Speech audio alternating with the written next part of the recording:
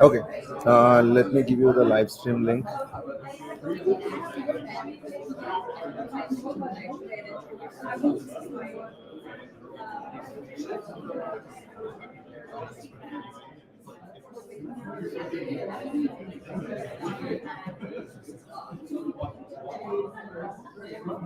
It's on LinkedIn? Yeah. Okay.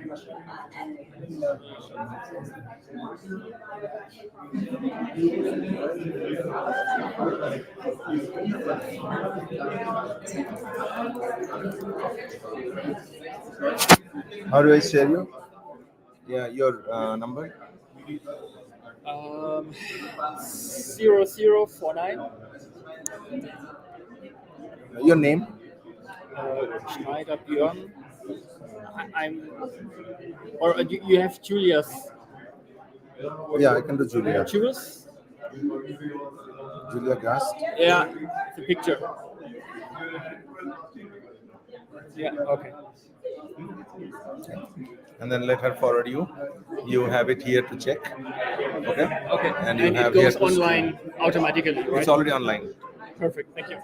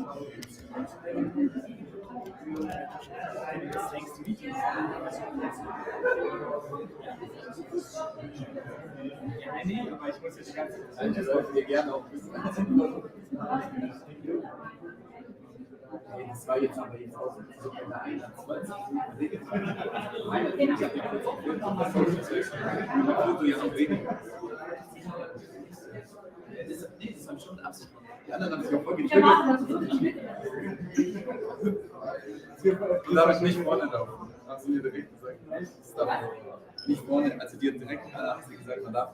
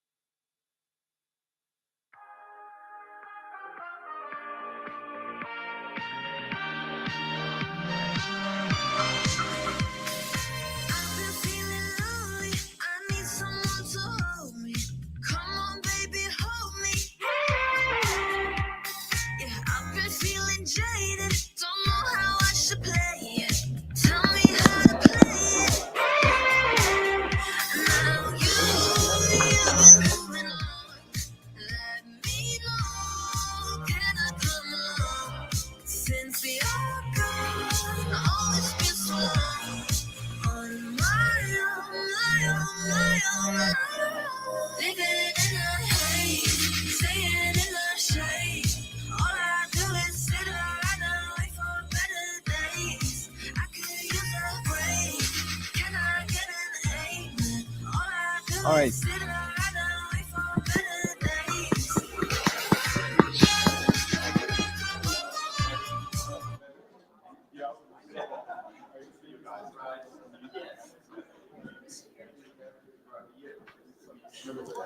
Hello, hello, hello. All right. Good morning, everyone. Welcome to Cyber Future Dialogue Davos 2024. I'm so excited that I lost my voice. Okay. And then I had to develop a baritone just to make things look better. I know it's a very, very rough trip coming out here, but I'm sure it's worth it, right? But don't be too distracted on that side. I actually prefer to have curtains here, but they forgot. So that you pay attention this side. No, I'm just kidding. But thank you all for joining us. You know, every new year, this is something that we wait for to get on top of the Alps here. And you know, really inspiring. If you look outside, I mean, there's a reason probably UF has this in Davos. Well, if UF has in Davos down there, we are up here. So a little bit of leg up on that. So this year is kind of another marquee year for the Cyber Future Foundation community. As you know, many of you, I'll probably have to reintroduce myself. Okay, I will not. I'm Val Mukherjee. I'm the chairman and founder of Cyber Future Foundation, supported by the great group here, and particularly our two great friends, Catherine and Leah. Great to have them, you know, support this year over year. And most of you are community volunteers, so you know, each of your contribution is absolutely recognized and well received. If you think about 2023 was so many ways, you know, really challenging. And 2024, I believe a lot of us just feel that we have learned enough to handle the year ahead of us. But again, you don't know what will be thrown at us, right? We had one war to deal with, and then we have another conflict coming up. Especially what most of us in the security business, you know, we are one way or the other connected. The wars are not, you know, they are not only kinetic now. Cyber is a big part of that. We'll talk through that. A little bit of background of the Cyber Future Dialogue program. You know, we got here just to make sure that, you know, the business leaders or the national security leaders, whoever shows up down on the promenade, have access to some of the brightest minds in cybersecurity, you know, who are assembled here. And this is our 5th year. We of course did 1 year. We skipped 1 year for the live event we did. This year again, great to be back with this cast of crew, which cannot be beat. A little bit of the run of the show. We have 3 sessions to start with. Each session is about 35 minutes. We have a couple of announcement and key and what I say is executive inspiring statements in the middle, 15-20 minutes. We have three of those 15-minute sessions. 2 of them are going to be announcement. 1 of them is going to be kind of ideation of what we do here. As I'm opening up today in the afternoon, you know, some of us have to scoot, I know, from this room, go down to another event. So Daniel will be here closing the day. During the breaks, you can actually bring food in. I'd rather, you know, I request you to just sit around here so that we can have the flow. This is a this is a lot of sessions back to back without much break. So I understand. Please feel free to get out. I know use the restroom. It's right back there. If you go up and to the right, we're kind of covering the way to the direct way to the restroom, but you can go around that. And the folks here are amazing. They're going to take care of you and show you. We'll have 2 breaks. We'll have food up here in a little bit. I hope most of you had breakfast or so. I was trying to make sure that you come here well fed, because the kitchen doesn't open until 11 o'clock. The other part of this is, if you see the agenda, you will see that each of the sessions are tied to a project that we do, right? And I cannot emphasize the fact that, you know, we gather here for events, which is essential for us to come together as a community.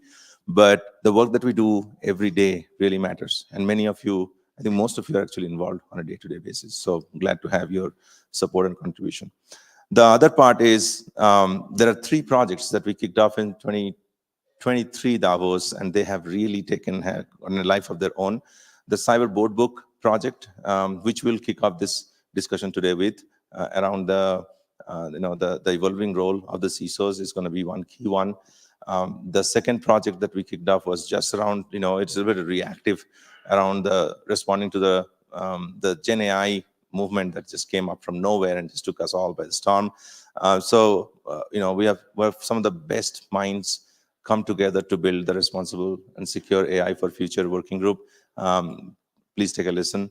The third project we just started to support a framework of generally acceptable cybersecurity principles. If you think about it, our profession is very new. We're just growing and learning what we do and what will be acceptable, what is not. Whereas if you look at the other trades like finance and accounting, legal, medical professions, they have a pretty good, code of conduct and charter of profession that's assigned. So we at the very early stage of defining what it would look like. Last 3 or 4 months now, it's been led by Charles Blonner. I wish he was here. He was the first opening panel. Charles was in Davos, but hopefully he'll feel strong enough to come here next year. But a group of 24 CISOs have started building that out. You should see some of those announcements coming up. Beyond that, there is cyber, our project Indigo around supporting Ukraine now extended to, other parts of the world. We have our great friend here, Joe, who's directly working on the Ukraine Help Friends project and several others. You have the cyber capacity building project Gateway. So each of these, I would really like to get your thoughts. If you see, we really don't have a scripted run-of show, and that's by design. Every year when you come here, we speak on a topic, we ask 3 things. What's your experience on a particular topic that that you have chosen? I think any of you can speak of any of these topics. That's the beauty of this team here. But we focus on 3 things. What is that you have seen has been the progress on that particular topic, whether it's evolution of CISO or it's engagement in the board and the cyber, or it's reacting to something like Gen AI, or developing the next level of our professional practice. We want to know you are tracking the progress year over year, and this so that we can take your inputs. Then we talk about what's the current state, right? What we are doing now. That would be meaningful. And then we close up with what is your wish, right? I mean, very simple. And I think these 3 things have to be done over and over again so that we can see. Many of you have come here year after year, so we can see how we're progressing. Okay, so that's kind of the ground rule. We'll get on with our first panel session. I think we will try to keep it as much as on time, because these guys I really love. But I have to thank Shadzalman Paulo and his team to actually have given us this space. There is huge demand. They do 20 events in 3 days, and they've always reserved this space for us. So, really, really privileged to have you and all in this forum. So the first session, we're going to talk about the evolution of the CISOs, and I think it's a very, very pertinent and timely topic. We have had right in the room, you have Joe going through his whole case, and then we have the SolarWinds CISO Tim Brown going through this. So I think this is just coming. We have 8 more who are getting ready to be, I can't say indicted, but have gone through this motion. So in the first session, we're going to talk about the evolving role of the CISOs in 3 aspects. One is, how does the overall cyber program look in the lens of a CISO? Because you have such a big mandate now, it's already expanding every day. Second, we're going to look at the top engagement, like the board level engagements. Third, we're going to talk about the downstream, as cybersecurity programs grow, how do you arrange your teams and how do you source them? Okay, all right. So, Kevin, come up here. Sri. And who are we missing? Okay, all right. Sorry, I have to go get my copy of agenda so that I stay online. If you stay here, then I'll just switch on. Okay, awesome. Now, sit down. I think Julia takes one picture, and then we kick off.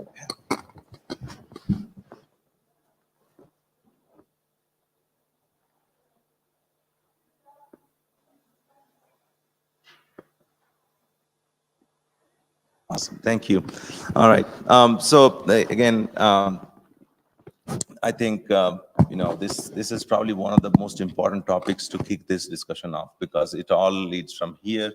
The CISO role has really gained the prominence from last several years, as you can imagine in your roles and your engagement with the roles. So let's do a quick introduction, through this, and then we'll turn to topics. Yeah, Sure. Starting with you. Sure. So I'm Kevin McCarty. I'm the CISO for Cigna Healthcare. Dimitri was supervisory board member of a Ukrainian state-owned bank during 4 years, where I was supervising cyber tech operations IT, and I'm running my own consultancy in Geneva. I'm Sri Puthukode. I'm the CRO for Balbix. Balbix is a AI-powered cyber risk management, quantitative cyber risk management platform, and we're serving a bunch of Fortune 500s. Marcel Zumbil, I'm the group CISO of Swiss Post, and those of you who came by cable car, you've seen our ad. And I'm also a board director to Hacknowledge and to Teractive, which are two cybersecurity companies in Switzerland. Excellent. Thank you all. So you can see this is a pretty comprehensive panel to get started off with. Kevin, maybe just start with you on your thoughts around the evolving role of CISO, and you have grown in this space. So what do you see is the evolution? Yeah, so it's been an interesting past couple of years, right? Starting in 2020, where we've seen the regulatory environment change, and so I think that's a heavy influence on and what we're doing from a cybersecurity perspective.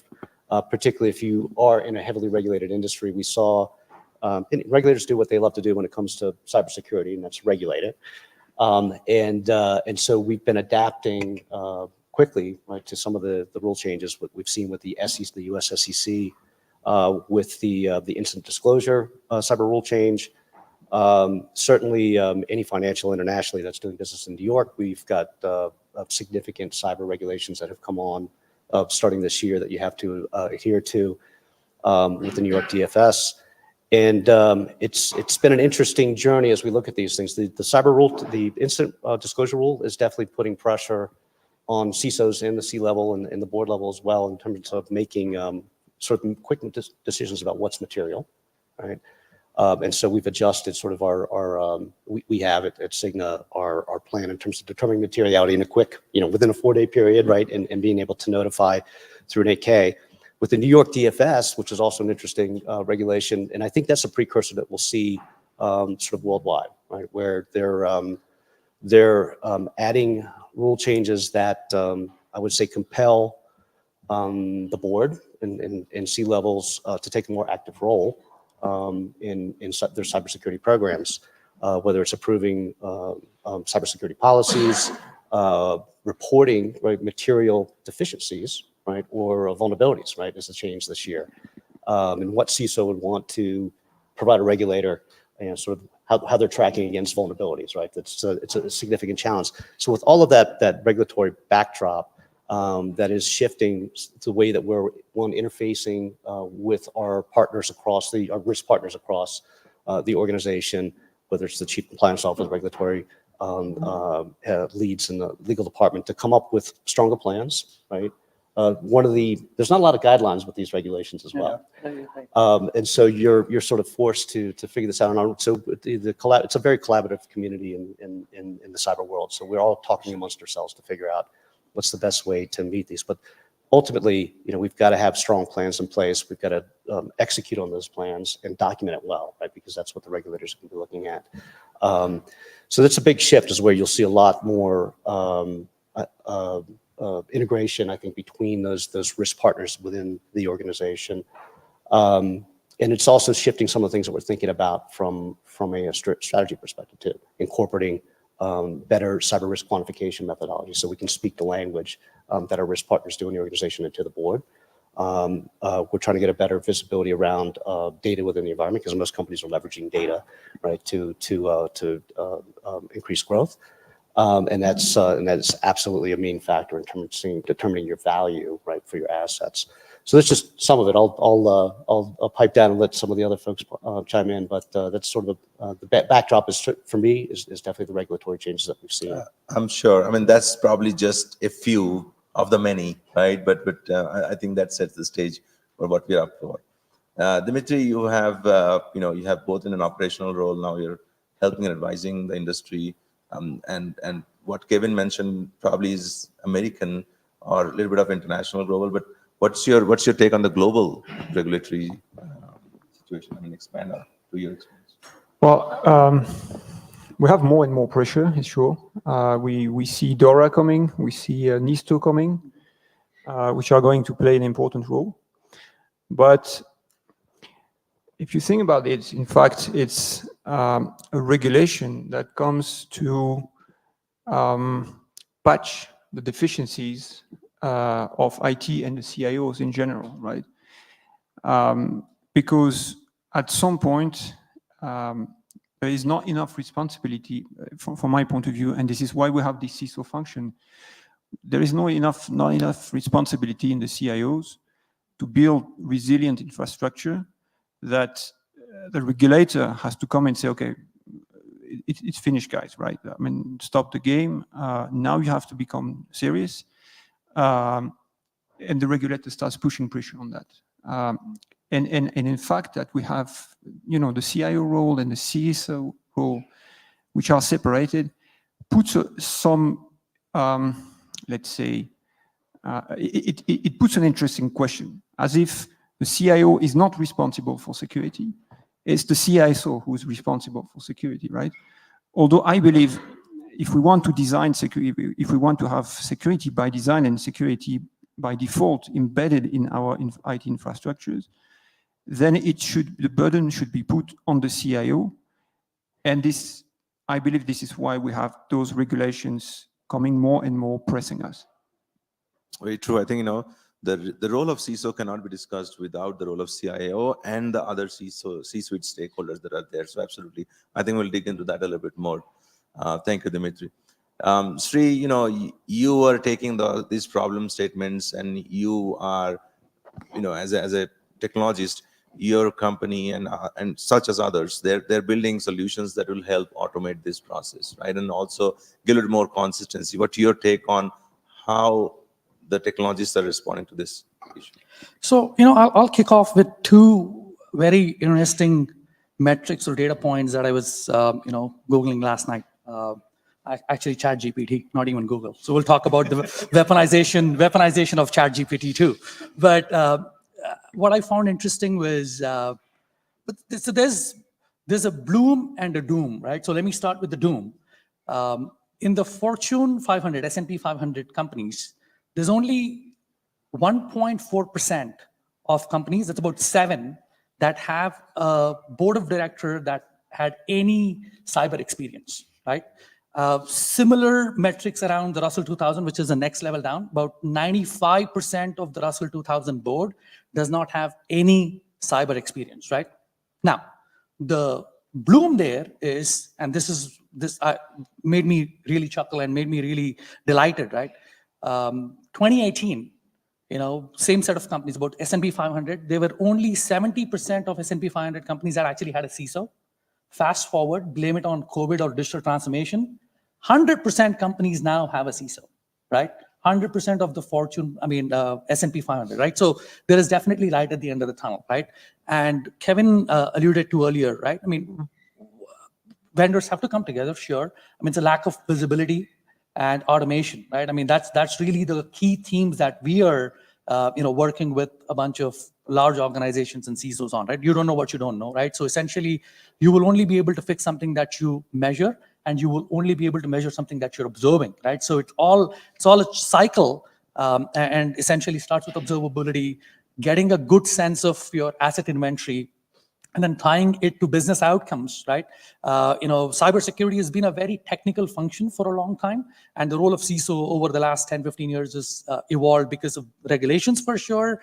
The nexus is the wrong word, but the integration of cybersecurity with business outcomes and board strategy, cyber metrics is a big topic of discussion for a lot of our CISOs, I mean, the CISOs that we work with, right?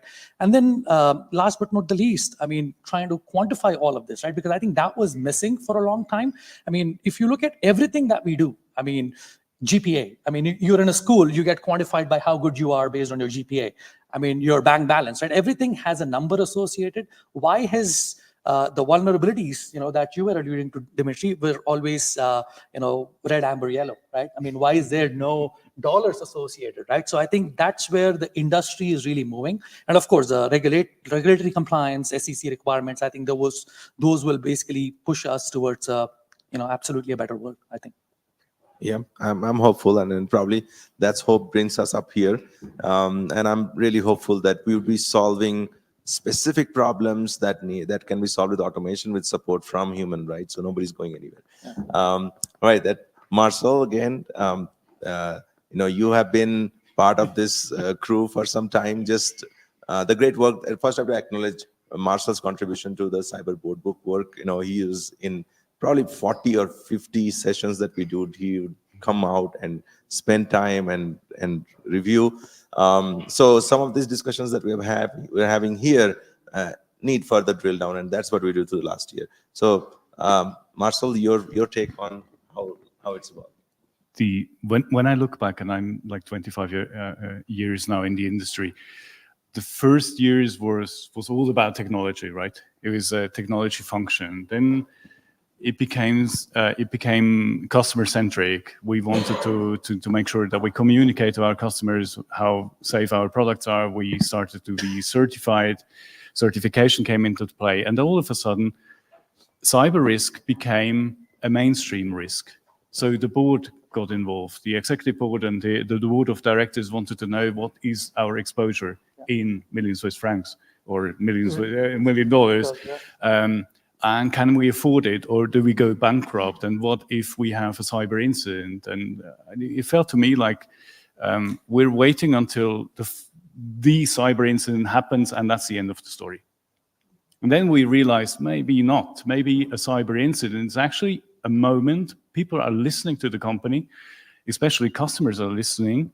They want to see how the company does, how transparent the company is, how open it is to the media and customers. And by the way, last week we gave the second Swiss IEEE Courage Award to companies that came out courageously when having a cyber incident. And one of them on stage was the Swiss Federal Department for Police. Right? They were there, they had an incident, and the director took to the stage and talked about it. So, bravo, right? Absolutely. The next step, however, is regulations, and you talked about that. Now we have politics coming into play, trying to regulate, trying to make meaningful regulations. Not just drilling down on reporting, because when cyber departments get clogged by just reporting, they don't do cybersecurity anymore. So we as CISOs need to be involved in politics as well. Switzerland issued its first information security law last year, and the debate in the parliament went well right into the second session, and all of us are into detour when politics asked for every vulnerability to be disclosed within 25 hours, critical vulnerability of critical infrastructures. That's when we took the stage and started to talk about with politicians about, is this the right way to go? Okay, with reporting cyber incidents, that's okay. We all gain from transparency, but we don't gain from having an Excel where all the critical vulnerabilities are listed, and critical vulnerability, critical infrastructure, XYZ affected. That doesn't help anyone on the planet. So we've seen the same regulation in the US. It didn't make it to the House. Unfortunately, it made it to the House in Switzerland, but we were able to seize it and gently move it out of politics as well, right? Yeah. So I think this is the next stage of CISOs to not just accept regulations, but really to contribute to make it meaningful. Absolutely, absolutely. And then that effort, I think, is going on in the US. Even you and others are also involved in that. One interesting fact that happened that we are seeing is every every quarter, every month, there is new regulation coming in. I was just in India right before coming here, and the new regulation came kicked off in India, as in every company has to, operating in India, has to report their cybersecurity incidents to cert.in 2 hours to 6 hours, between 2 hours to 6 hours. And it doesn't say, yeah, I don't know who wrote that, but again, 2 to 6 hours. It doesn't say what severity, it doesn't say what, but it's a criminally punishable offense if you don't do it. So my last, before coming here, in my CISO role, I have been trying to scramble and find out, like, how do we have the lawyers ready for this? Because, okay, going to jail in US is, I don't know, but again, going to jail in India is going to be pretty terrible, I'm sure. All right. So Kevin, what do you predict 2024 is going to look like? How are actions and collaboration that, Marcel talked about? We are doing this in US as well. How do you see the regulators? Yeah, so I agree. Like I think CISOs are taking a more active role in risk executives and helping influence, right, some of the regulators and doing it through political channels in the U.S. for sure. And I think also just with this threat of increased regulation, right, we are seeing significant shifts and transformations, I think, in the way that companies are trying to address the cyber risks. And having that better visibility. And I think it's absolutely key for CISOs to become business enablers, right? Because that is the way to have regulation alone is not going to force companies to embrace the CISOs. And we have been sort of living in that world of fear, uncertainty, and doubt, and coming to our C-levels and to the board with here's red, yellow, and green without really telling them what is the difference between us? What are the real key security risks that we need to address? Because we're not getting significant investment, and I've seen polls left and right with CISOs in terms of how you're funded this year going into 2024, and I think 50% are about flat. And flat to me means you've got a little bit of a decrease with inflationary pressure. Very small amount, maybe 5 or 10% are getting a slight increase, and some are actually getting a decrease. So we're not getting significant investment in the security programs to address sort of these regulatory changes and the ever-increasing threat landscape that we see. So we've got to be smarter, right, about how we're addressing the risk and organization. It's about getting better visibility across our assets and getting to more finite ways that we can define the risk, and having those more responsible conversations with our risk partners throughout the company and with the board to say, this is where specifically we need to, this is where we're going to be the most impactful, from a risk perspective. We invest in these things or address these particular cyber risks that we see. So that's been sort of the dramatic shift. And I think that's going to continue, right? And I talked about it a little bit before. I think we will see a wider adoption of cyber risk quantification. We will see organizations trying to get better aggregate. We love tools. CISOs love tools. We've got tools all over, tools that find a whole bunch of things, right? That's what we love.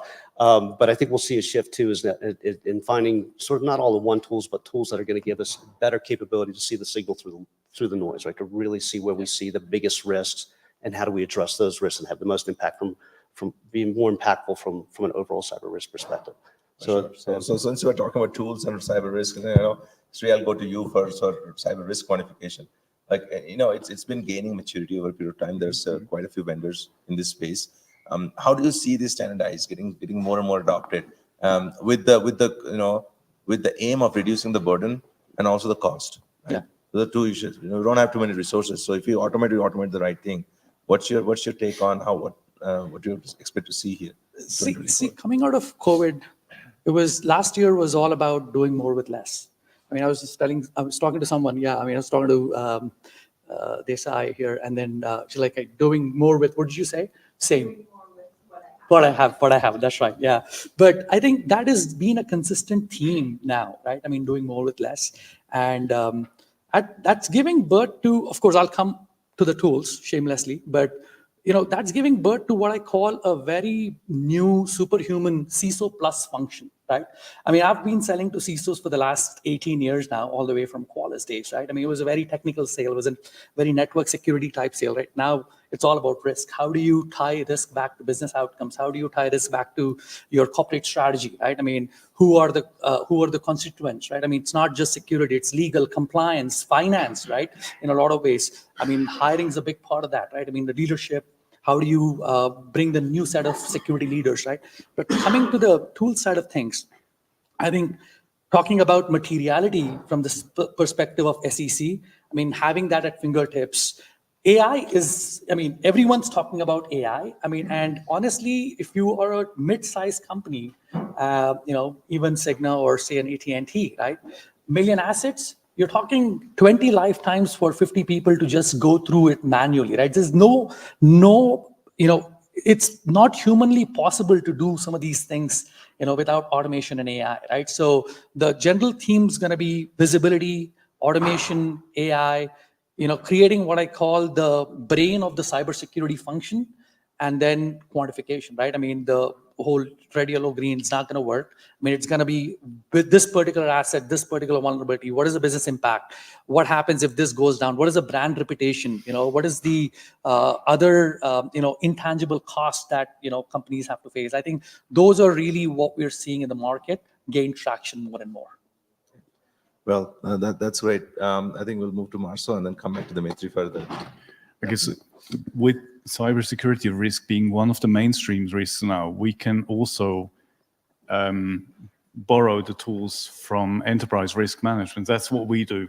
We drill down our cybersecurity risks to million Swiss francs, and the essence is the dialogue with the business, and making people understand what an impact of a cybersecurity incident will be, and not just in terms of going out of business for a couple of days and moving back, but also what is the implication on the market? How many customers are we going to lose?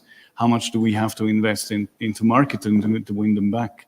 We are a logistics company, right? So one of the main cybersecurity risks is a cyber attack to one of our distribution centers, sorting centers, right? We have like 10 big ones in Switzerland. What if one is out, right? And you talk to business to business line guys, and they'll tell you, well, taking out one center, that's like a fire, right? If a fire burns, then we'll sort in another one. They say, no, this is a cybersecurity incident. An attack against one center attacks the other centers as well. We've seen that with DP World, for example, or other logistics companies around the globe. We don't have to look far of what happened to Royal Mail, for example, right? So it's not just one site; it's several sites the same moment, the same day, right? And that's when our guys switched and think, oh, okay, maybe we have to think about it differently. It's not we just sort another side. We need to talk to our competition. Can they help us? We have to reach out to our customers because we might be out of business for days and weeks, right? So this is really helpful. It all boils down to the meaningful discussion we have to have, not just with the board, but also with the business lines on it. And that's where risk methodology helps. Well, thank you, Marcel. Dimitri, what's your take on the whole growth of this process? Well, there are several points I can comment. One point I think you mentioned about cyber attacks is the impact on the customers, but I believe it's not only on the customers; it's also on the employees, because suddenly you kind of lose faith in your company. You were sure you're secure, you're sustainable, blah blah blah, and suddenly you're in the news. You cannot work. I think it's also gaining again the confidence of your employees, right? Mm-hmm. But you spoke about the politicians, and I just want to step back a little bit about this. So I've been working in Ukraine, heavily involved. We were a very specific supervisory board. Within 4 years, we had more than 150 supervisory board meetings and more than 500 committees. So that was very hands-on, and we really had to turn the bank around. We've seen in this conflict the difference, and I witnessed that. I started working in Ukraine in 2004, and I saw how the generations evolved. And there is, in fact, it's a long-term evolution, right? You want to set up a system that prevents cyber attacks. It takes you, I don't know, several months maybe, and that's all is set up. If you want to change the mind, if you want to change the culture of people, it takes one generation. It takes a lot of time. And I believe that the role of the CISO today is quite unsustainable if you look at the burden we have on our shoulders. I was recently reading there is a website called the CISO Mind Map, which lists a lot of skills and a lot of attributions and a lot of responsibilities the CISOs have on their shoulders. And if we want to deleverage that, if we want to put more and realize security by design and security by default, I think we have to lobby the politicians and the educational facilities, the business schools, the engineering schools, they should embed security in the education programs. Because you cannot do like several years of coding and at the end of the curriculum, you have 2 hours about penetration testing and vulnerability scanning and code testing, right? If you don't do that from the very beginning, embedded in the programs, there is no way that we are going to win this battle, to win this fight. Because we are the CISO, you said exactly, we wait for the cyber attack to come to start doing something, right? So if we still have CIOs building and companies building networks which are not segregated, which I remember one, you probably remember this famous cyber attack in 2015 on the international French channel TV5 Monde. Mm-hmm. And they interviewed the CIO. And I remember this famous word of the CIO who said, "I don't understand. Our firewall is almost new." And I was like, what the hell does this mean? Well, almost new. Almost what? Almost new for what, right? So if we still have this mentality, there's no way we're going to win this battle. So, and the CISOs will always come, repairing what is wrong by design. So I think we have to lobby the politicians. We have to lobby the education facilities, systems to embed security in the programs, in the engineering programs. And then we are going to build new generations of people who are risk aware. And then the CISO can come as a second line of defense and say, okay, instead of saying you have to encrypt, he might say you encrypted with the wrong algorithm, but at least there is one, there is encryption which is embedded. Okay. All right. Maybe that's why there are more CISOs taking up CIO jobs. If you track. Marcel, we will close up this way. Okay. There's one thing that helps us for the next generation, for really people joining cybersecurity. That is, cybersecurity is fun. There's a lot of fun elements to it.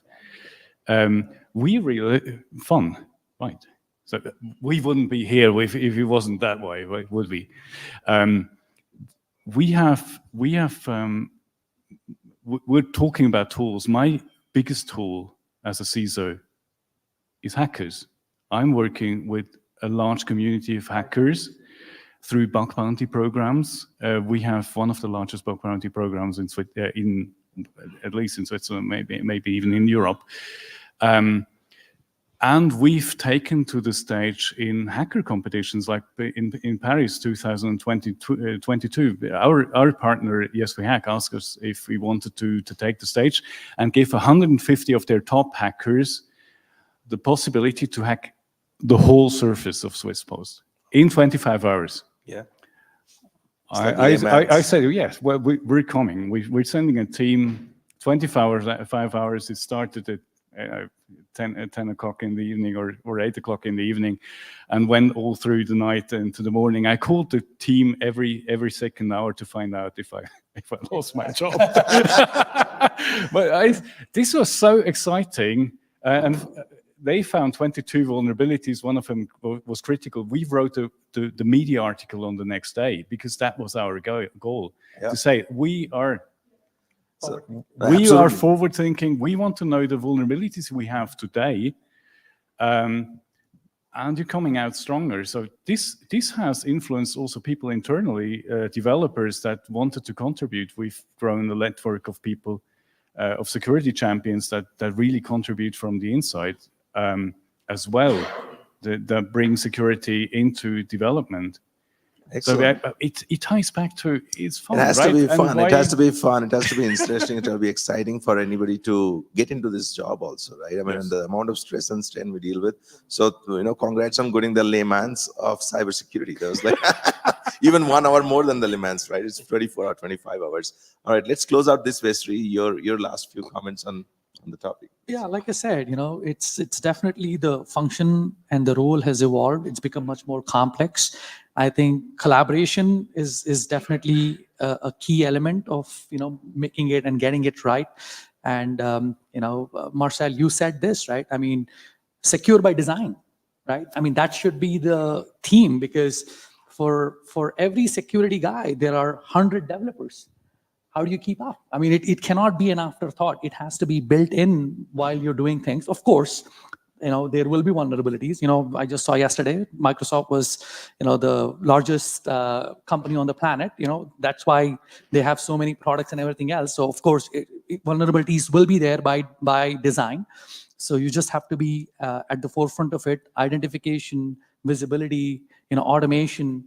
I think those are all, the key. And then of course, hiring the right person, right? I mean, with the right attitude that wants to have fun, sure, right? I think bringing the community together, vendors, CISOs, all of those, and having these kinds of panels where we talk openly about the problems. I think these are all, things in progress. And that's why I started with the gloom, but the bloom is that we will see 100% or at least 60% of boards where, there is a security function that's sitting at the table. Yeah, excellent. I'm into that. Dimitri, your thoughts? Yeah, I mean, considering the CISO role as a guy playing with tools is definitely wrong. I mean, it's going to get us nowhere. We really have to pick up people who are able to speak the business, the language of the business, who are really able to understand what the company is doing, what the strategy of the company. And sometimes I consider this role as a bridge between the business and the IT, right? Someone who is able to link those two worlds who have high difficulty speaking together, because it involves a lot of people and process before technology. And if you are able to understand what people and processes are, then you start digging into other functions that are involved in a company, like HR, like general management, of course, but HR and finance and so on, and then you start playing a role that is as bridging those two worlds. Yeah, excellent. Thank you, Dimitri. I'll have you list the last word, Kevin. I'll be quick. Maybe it's a bit of advice, right? We talked about the burden for CISOs, and certainly there's now a personal liability piece to it as well. And my ask, right, to our risk partners, to the leadership, to the board, is to create a better environment for the CISOs to thrive in, right? So that we want to continue to be CISOs. We want the best and brightest to be able to run cyber organizations, and I think there's a lot of pressure at the moment where you're seeing some CISOs who don't want to be CISOs anymore and move on to something different. We've got friends in the community who have been targeted, and we are all noticing and talking about it, right? And so what do we need to do from a corporate perspective is make sure that you're giving the CISOs level of transparency and access, right, to have the appropriate conversations about cyber risk, because it is a true business risk, and allowing them to build in that structure that they need and the ability to escalate as quickly as possible and have that support, make sure or that they are covered by directors and officer liability insurance, right? That's not a given for many CISOs, and it's a tremendous amount of exposure for them. So I would say last sort of statement is make sure you're embracing the CISOs, allowing them to thrive, building that structure for them to thrive in a corporation. Awesome. So great thoughts. I think, great big round of applause for the think thoughts. That's here. Okay, excellent. Thank you, gentlemen. This has been a great start. I was going to say, we'll get a lot of these CISOs their capes too, right? Because they are definitely Superman here. Yes. Yeah, Thank you. superheroes. All right. Then the next one, is quite a twist on the work that we do. And I think, cybersecurity would not be effective if we didn't know why we are doing this. And that's why we've always been in this community and our extended partners communities, been very focused on the purpose and the values that drive those purpose. So very recently, and thanks to my good friend here, Guri, I got to know someone, I'll let Mandeep introduce herself, that actually took that whole sense of purpose that we had and kind of gave us the lens of how the world looks at it, right? And we have very, very, really glaring examples of really purpose-led and value-driven leaders in this community. But after reading Mandeep's book and talking to her and listening to her speak, I really got moved by the fact that what we do really resonates with the world that we're trying to protect and defend. So Mandeep, please come up stage. We're going to do a quick talk about the values that drive us as professionals, as human beings. Great to have you here. Hey, how about introductions? And then I'll let you talk. I'm not going to take any minute away from your talks. This is a fireside chat, so you have to talk. Oh my God. All right. We'll try. We'll try. Okay. And just to say, we're here to serve you, so I'd rather this be interactive, and we can have a roaming mic since we have extra mics here. So if anybody has anything to say at any point, there's no Q&A at the end. I'd love you to be involved because, the more we can be inclusive and collaborative, I think we mentioned on the panel collaboration.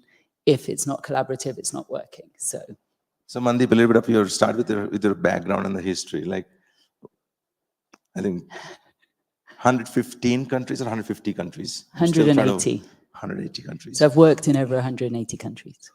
So she has worked in 180 countries. She has traveled to each of them and picked up the values that these countries represent. And, definitely go read the book or hear in the Audible, The Values Compass. Shameless plug. I will tell you that you'll be really, moved. And if you think about, maybe you turn to different, I think we have different countries represented here. Go look at your country and I'll tell you how she has captured that. All right. So a little bit of background and how this relates to how we can, pick this up and actually, address in our life. Yeah.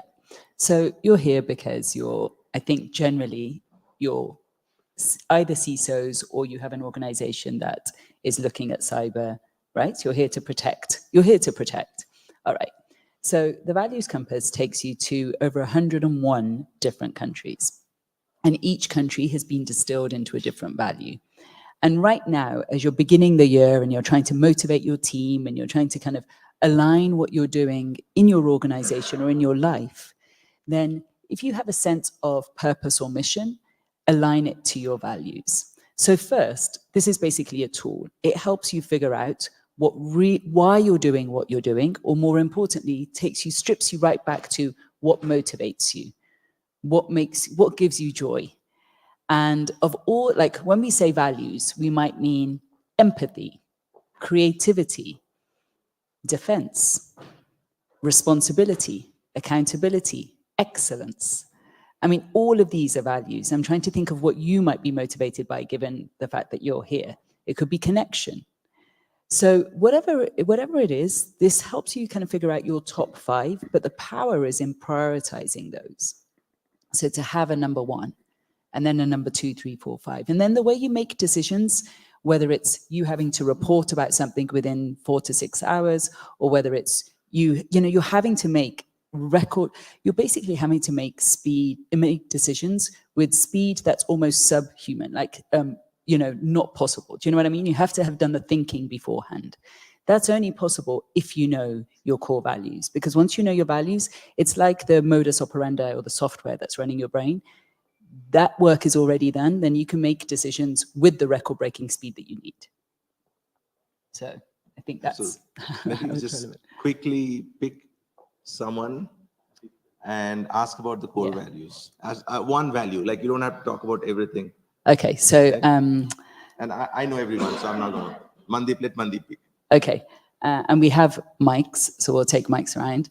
And just to say, why am I here talking to you about this?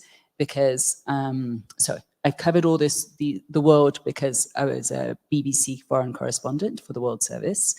My background is partly, well, I started off at JP Morgan. I then worked in venture capital.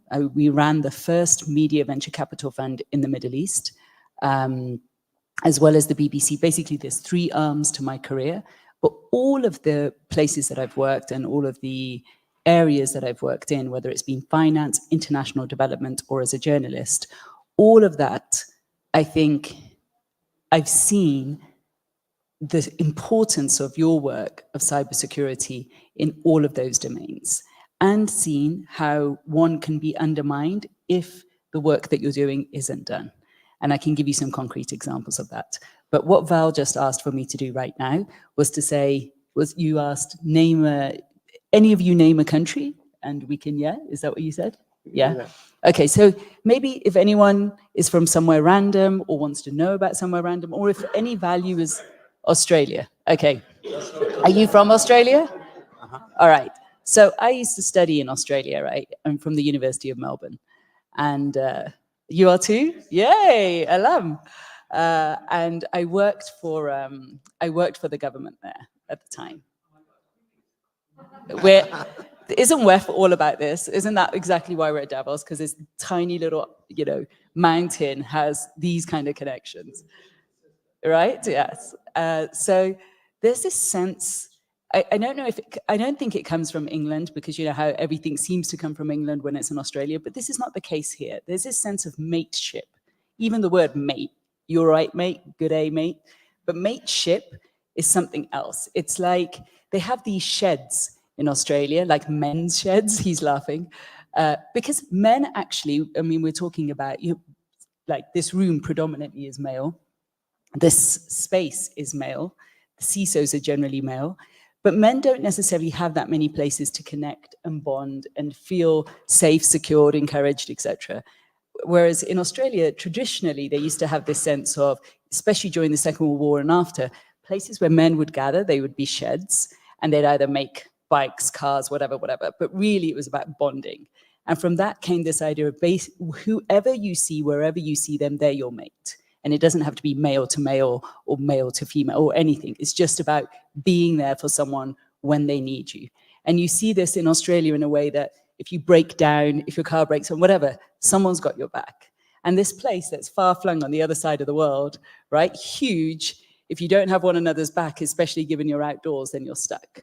So that sense of really looking after one another. And I think, again, just bringing it back to cyber, that's why you're in this space. It's like having people's back, making sure that whether their money or their resources or their information is secure, making sure that everything that you've worked for your whole life can be destroyed in seconds if you don't have this right. Very true. So I think it's just important.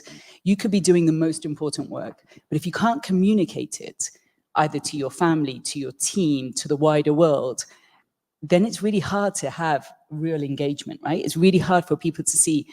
I mean, even the term CISO, most people have not heard of that. Most people haven't heard of what you're doing, and it takes something. So the more we can break it down to values that are actually connecting each and every one of us, mateship is important for everyone in this room. All right. Connection. Sunil, the next one. So I'm curious, in the context of country that was big, if I answer the United States, I have to imagine that that's a very difficult way to answer that question because there are so many different ranges. So let's actually use the word value in a slightly different context. Value as a number. Okay. You never take the risk of driving across a river that is on average 1 foot deep. Because on average, doesn't tell you what the actual depth might be, right? So what I seem to think you're doing is you're averaging our values in a similar way that we average numbers, and there's certain risks associated with that. So we've got a good play on words here, right? The word value. So I'm using the word value as in what's most important to you. And this came out of our work we did, extensive work we did at Harvard, where I studied, and MIT. And MIT would use the word value as you're interpreting it, a quantity, a value. Now, value versus value. The point is that really the word I think you want to use in this context for your question is stereotype. you're saying, how dare you stereotype a country with one value? We have so many different types of people. We've got you, sir, Sunil, have got all these values in you. There's no way I'm going to say you only stand for empathy. There's no way. You have all of them. So therefore, your country, whether it be America in this instance or wherever, has every single one of these values. I'm not trying to stereotype. There are just many boring books about values that you've never heard about that will never change your life. And all I was trying to do here was create a book or create a movement, indeed. Yes. Well, this is where we're going to go to. We're creating a movement that connects you to your values because it's operating you. And if you're not able to be aware of that, talk about that, connect from that space, you're missing a trick. And so America is known for many, many, many things. But the American dream is something that attracts people from all over the world, really. This level of being entrepreneurial, being able to pivot until you get it right.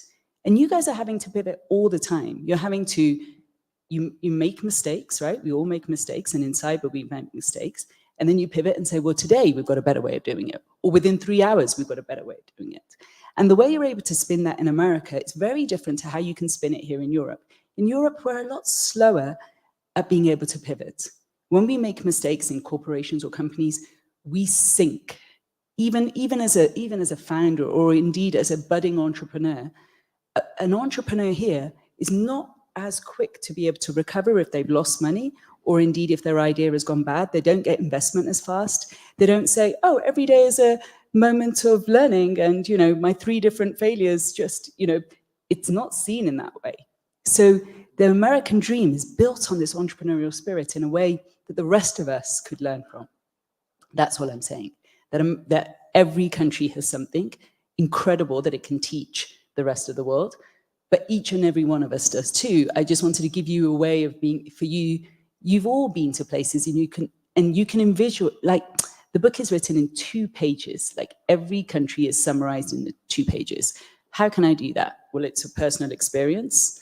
It's thousands of interviews with prime ministers, presidents, shoe cleaners, artists, you name it. Thousands of people have gone into this.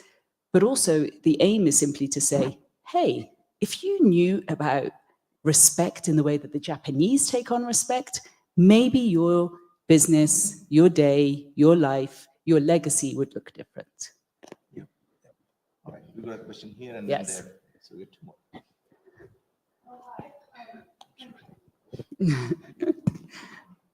Thank you, Guri. I'm from England, Yes. and I'm interested in your view of when the stated values of a country and the reality that people experience is quite different. So how do you kind of deal with that moral injury when people experience the say-do gap? And we have a bit of that going on in England. Yeah, we at the massively moment. do, yeah. And actually, that gap is everywhere. The people are people, and there is always a gap between, say, what our politicians are saying, which may be what you're alluding to, or what the psyche of the country is, or what's happening and what you actually feel. So, for example, with Brexit, I definitely felt that gap. I remember the day Brexit was voted in, I literally felt as though I was punched in the stomach. I'm like, wait a minute, I don't know where in England are you from? From London, Where in London are you from? Southwest London. Okay. SW3 to be precise. Okay, so I'm NW8. This means something. This means something. Well, we're just one side of the park from the other. Expect a knock on the door. Is there a stereotype associated with that question? That's true. So the reason I ask you is because even in specific parts of London, you have a slightly different sense of community or what people think, right? What people think seems to be in your locality first, the 5 people you surround yourself with, the 10, etc. So in Northwest London versus Southwest London, in Northwest London, I felt as though Brexit was really far away. We are European, we stand for inclusion. I mean, so much happens just on my high street because I feel European. And as soon as Brexit happened, restaurants started closing, like simple functioning things weren't possible anymore because of Brexit. And it wasn't that the country believed Brexit was a good thing. It was simply that stories that were being messages that were being given at the time had it so that 47 point whatever, a percentage of people, it wasn't that everybody voted either. But my point, I think to your point, is that yes, it can be the case that the psyche of the nation, there's a gap between the two. But my aim is not to say, in England, I talk about the value of steadfast, like keep calm, carry on, right? And we have to. We changed prime ministers 3 times in like a year, it felt like. We just kept going, you keep going, you keep going. So it's not to say that everything's going to be cushy and kosher and everything's fine.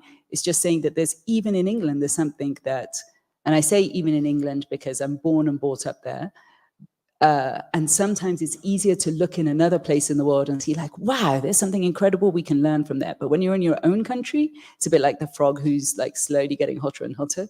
You don't necessarily see what is of value in your own place. And I struggled with England. I was like, what's so brilliant about here? But anyway, I got there. And the point was that there is a psyche even there that we can benefit, or that we do benefit from, but there is always a gap. Even in our own minds, there's a gap between what we think is important and what our behaviors say are important. So like we're lying to ourselves all the time. And it's just uncovering the truth.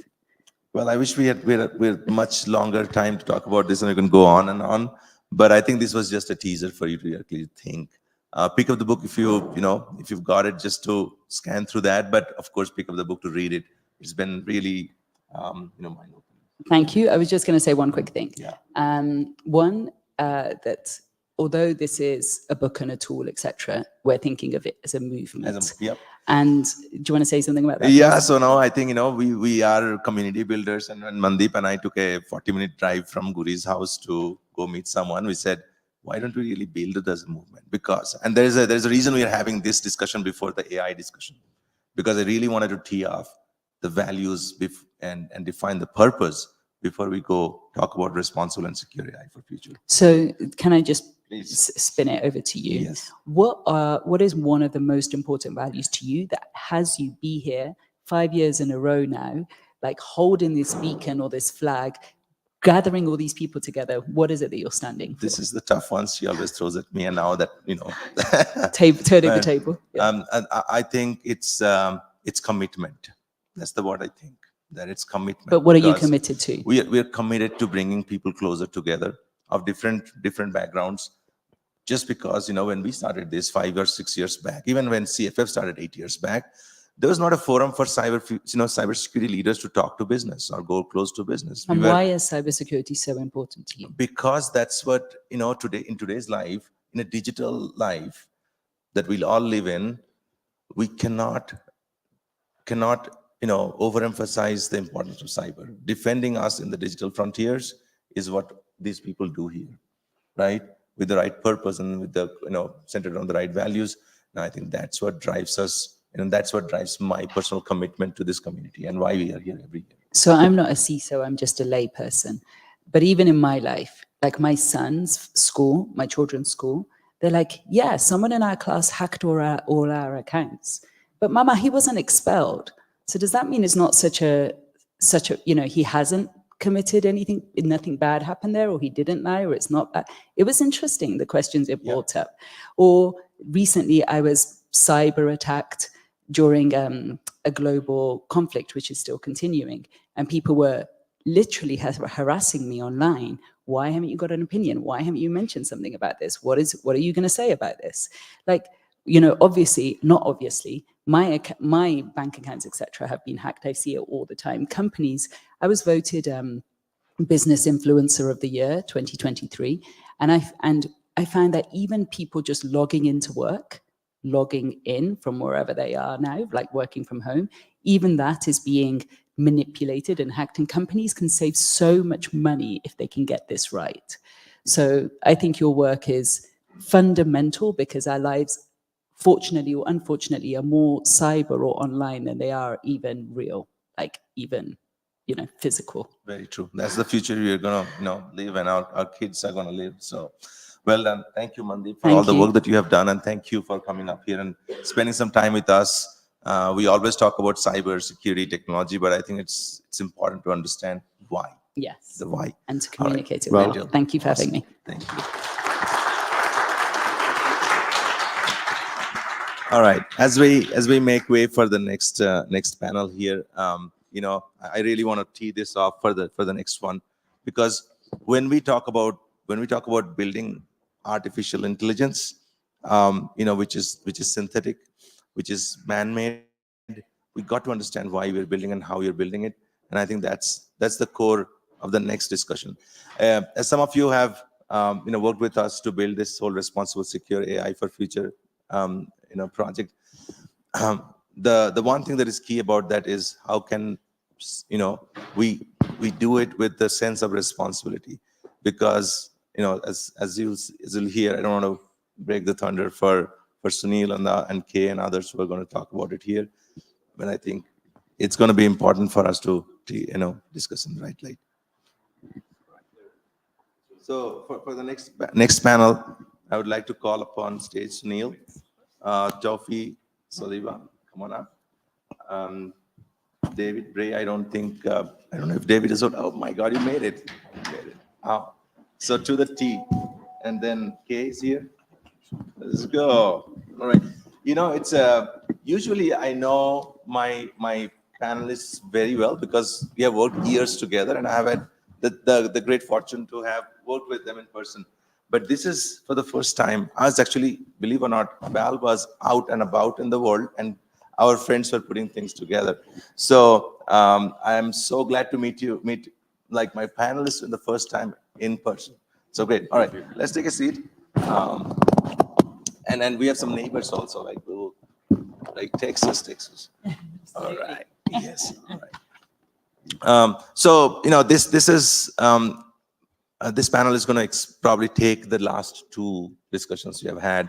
One around the evolving, responsibility of the CISOs growing every day, and now it has become, quite a bit of challenging for us to even, deal with what we had, and now we have generative AI. Of course, AI has been there for long. The next part is what's the basic principle we build this on, right? And somebody's building, is the developers who are building this. There are data. There are now synthetic data scientists who are building data to feed into it. That is what we're going to talk about today. Of course, I want to hear your specific points of view on the areas that you work. Okay, but let's start with introduction. My name is Tufi Saliba. I'm the author of Toda IP Protocol. It's a communication protocol. 2.5 years ago was the AGI Summit in California, and was invited by a bunch of AI scientists to partake in building the Internet of AI. And at the same time, I do my not-for-profit with the IEEE. I currently head the international protocols for AI security, and it's effectively the security of AI as opposed to using AI for security. Excellent. Thank you. And I'm Kay Butterfield, and I am actually the other Texan here, despite the accent. I started my life as a barrister and then became a judge in the UK, and I hated being a judge.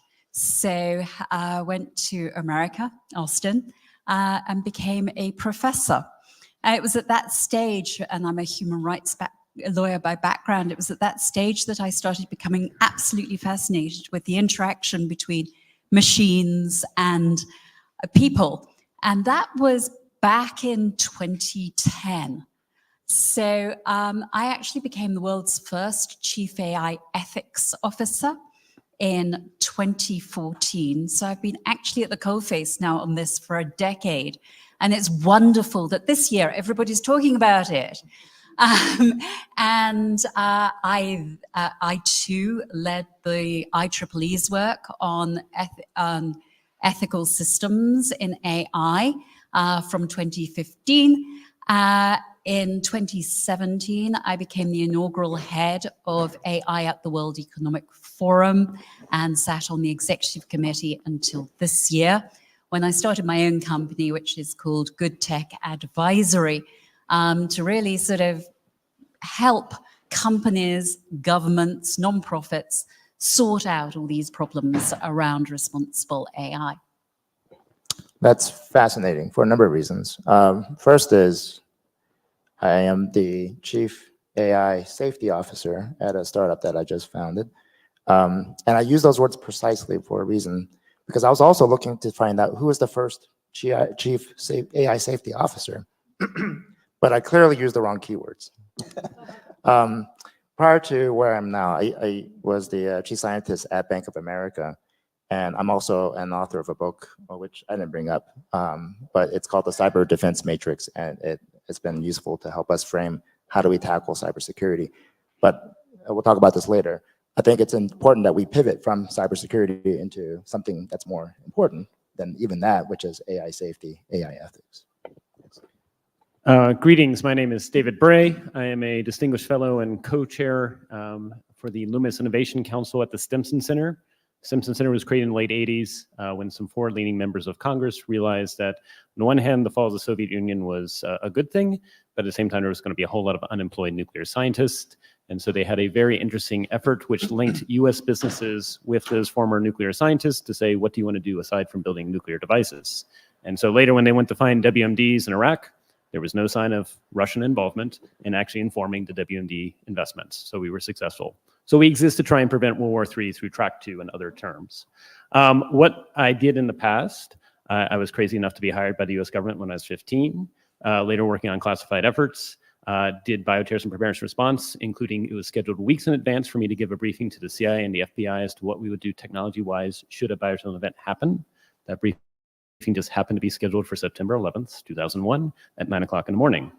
8:34, the world changed. We piled computers in the cars because that's how you did information sharing back then, is you physically carry the systems, and set up an underground bunker. That was response to 9/11. So down from high alert on October 1st, reached the CIA on October 3rd, only to have the first case of Anthrax show up 24 hours later. It was a very busy time.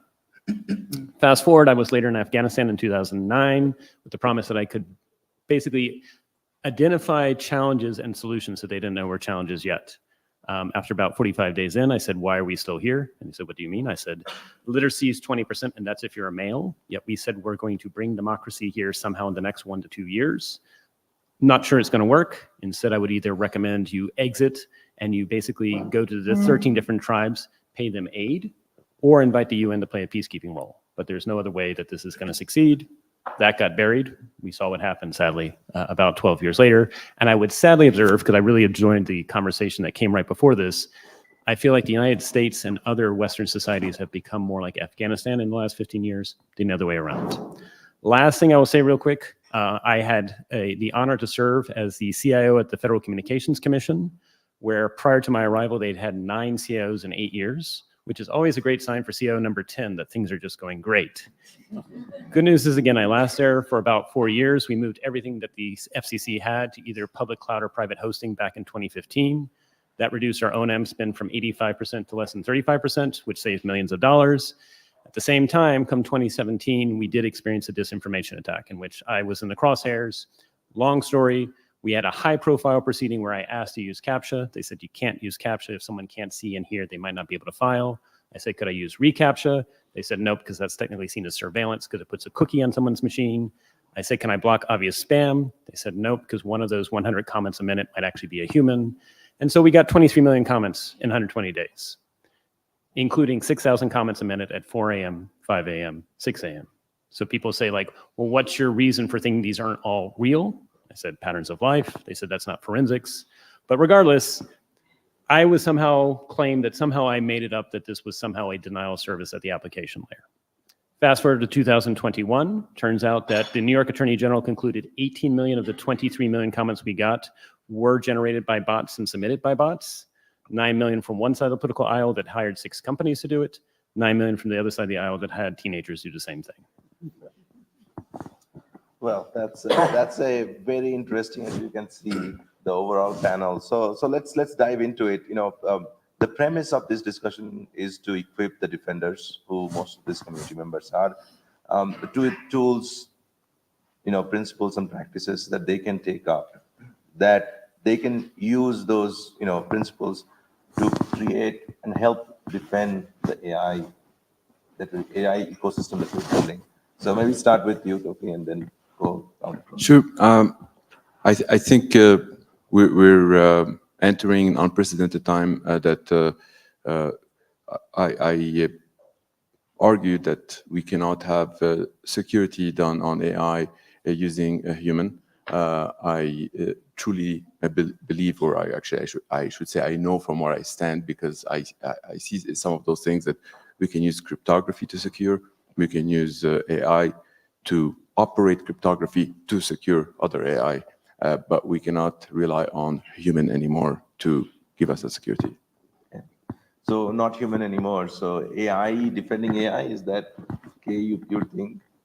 I am a great believer in human and machine augmentation. I think that we need to be working together, especially at the moment where AI systems don't work terribly well. And until we've got our AI systems working better, I think that we need to have the human in the loop.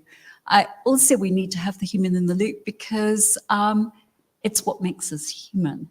And although this seems as if it's defending against attacks is something that is mechanical, I do think that there is a need for us to think as humans in the work that we do, in whatever work that we do.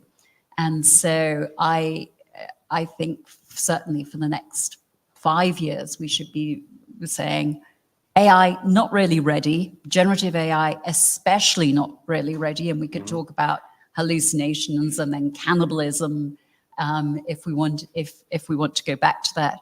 And so definitely at the moment, we're human and machine together. Well, that's if you look at the logo of CFF, we keep the human in the front. I don't know when the wires are going to be connected and how far, but looks like we still have them on the front, pretending to be. So thank you, Kay, for keeping human in the loop. Sunil. So I think we actually have our priorities wrong when it comes to AI security.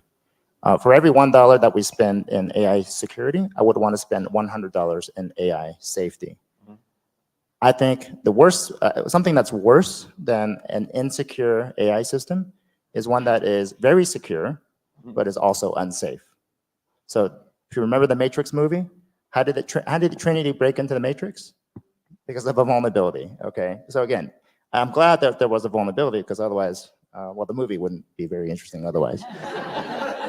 But the point is, I would rather make sure that we focus on safety as a first principle and then security as a second principle. So we think we have the priorities wrong. But secondly, I think there's an opportunity, there's a huge, huge opportunity for CISOs, those of us who are in cybersecurity, to actually do cyber safety, so to do AI safety. And the reason why is because I think most of what we actually do is cyber safety. Now, in the German language and many languages, the word for security and safety are the same, right? And in English, we have two words. In cybersecurity, we have one word again. And if you're not sure of the distinction, well, let's add some words in front of it. So what is food safety all about? Hygiene, compliance, inspections. Does that sound familiar to what we do in cybersecurity? I think the answer is yes. So I would say most of us already practice cyber safety, and we can naturally pivot into what I think is a fundamentally different but more important problem, which is AI safety. And so that's, I think, the emphasis and the opportunity for us as we look at the future of our own careers. Where do we see ourselves in the next 10 years? And I don't think it's going to be cybersecurity. I think it's going to be AI safety. So I like to do jazz improv, so I'm going to try and build off the melodies that I heard from everybody here and see if I can pull it together. I love the point about we need to think about safety as being a larger Venn diagram than security by itself. I will give you an even larger one, which is information discernment.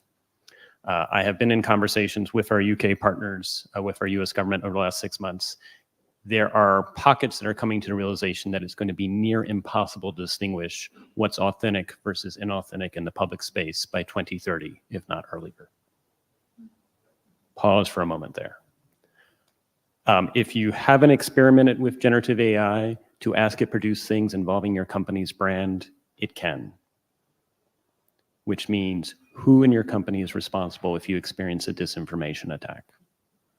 Is that the job of the CISO? And the trouble with disinformation attacks, as one who's experienced it, is you cannot come out and say that's not true, because you just give oxygen to it. We haven't figured out good ways to respond when you experience something that's not true. And this is a challenge for companies, for individuals.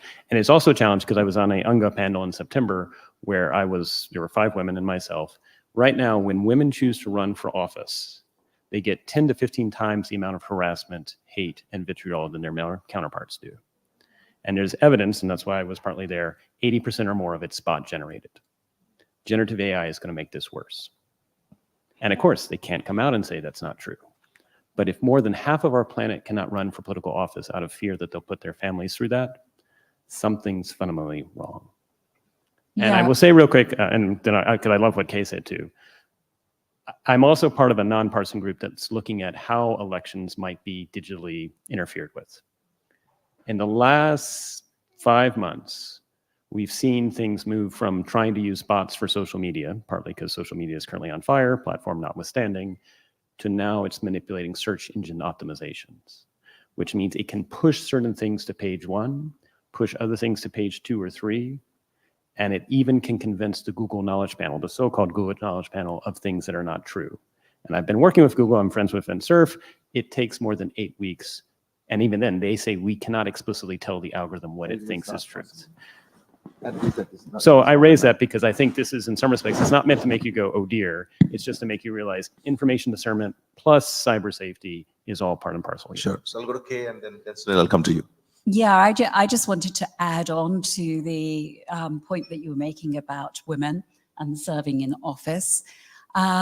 We have been seeing in law where people have taken the images of women who have given evidence in cases and made deepfake pornographic images from them to undermine their credibility in legal cases.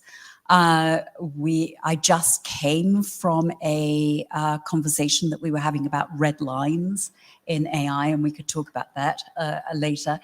But, Julie Inman-Grant, who's the online safety commissioner in Australia, she was there and she was talking about the fact that they have just been able to have someone jailed for taking a female public figure and creating pornographic images.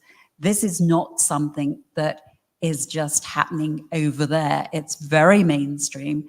And we should be aware, you said 2030, but actually over half of the world's population by GDP will vote this year. And that's something that, when we're talking about security, it's a problem. Yes. So the by 2030, I think it's going to happen sooner. Yes. But there's a story that we can learn from that in terms of what we've done in security, which is we see things that we need to detect and respond to, and we say, okay, what are the preventative measures? And we should be aware of those preventative measures. So, for example, the Coalition for Content Provenance and Authenticity, C2PA, they're trying to make sure that every manufacturer, anyone who produces digital content is authenticated at the source of when it's made, right? We understand zero trust as a principle, and this is exactly a similar principle that's being applied. The whole creating deepfakes, detecting fake deepfakes is a 10-foot ladder, 11-foot wall, 12-foot ladder, 13-foot wall pattern that we've repeated ourselves over and over again, which we would rather not repeat, right? So how do we be very proactive? And again, this is why I believe that we cybersecurity practitioners have something really to offer here. Let me also offer a second way. So one of the things that we oftentimes struggle with is just understanding how to put our arms around the problem. And David mentioned information discernment. Let me actually challenge those words for a moment, because I would use a slightly different words. There's a model that we can use to help us understand the shape of what's to come.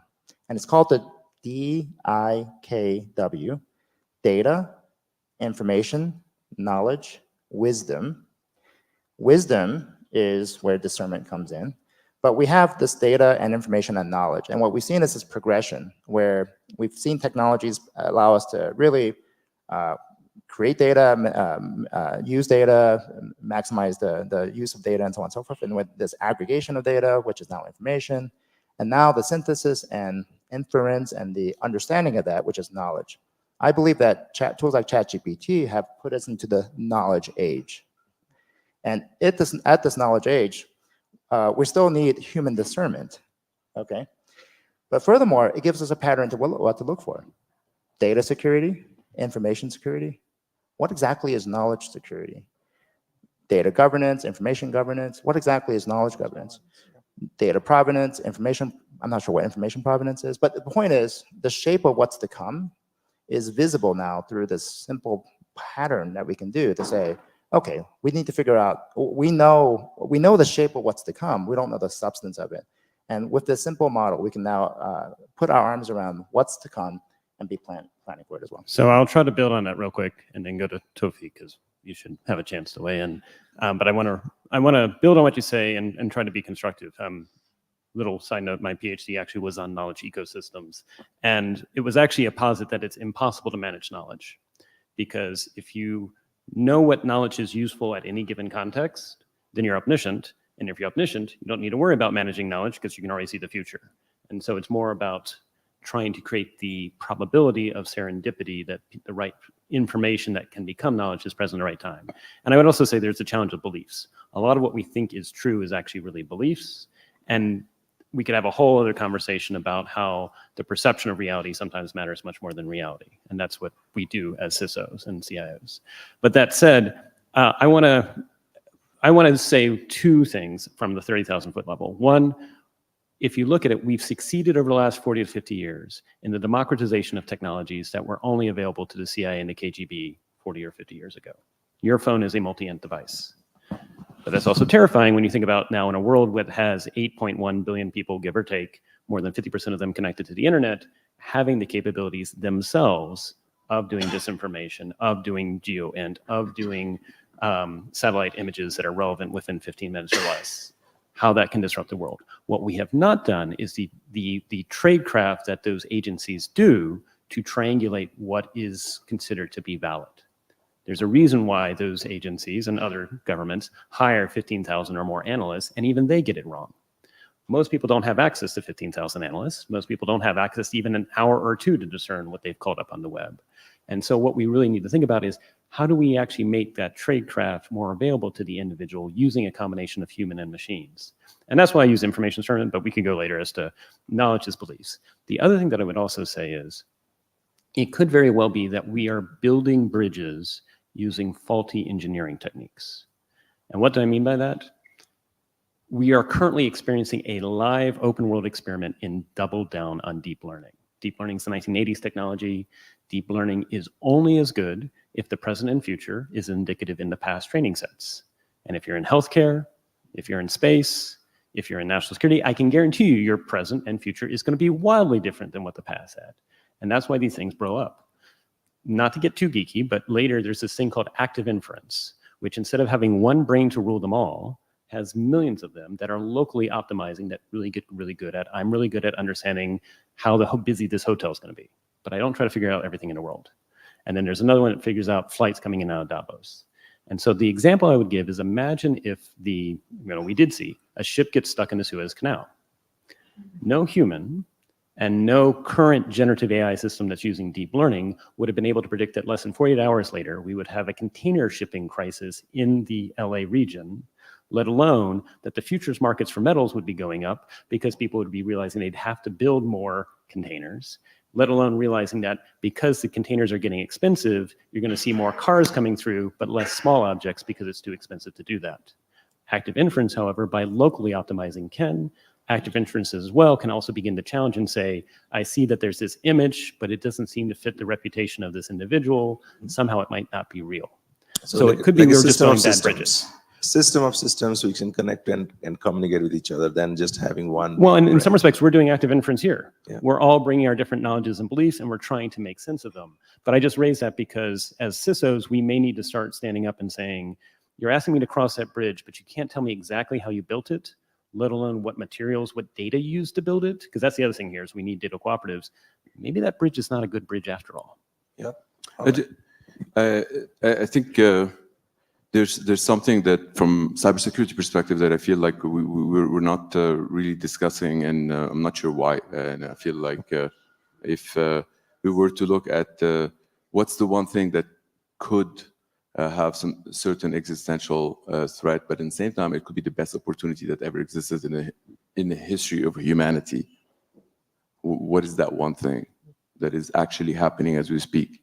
And why is it that every single entity in the world is racing to get to that one thing, whether it is the Chinese government or the US government, whether it is Microsoft or Google?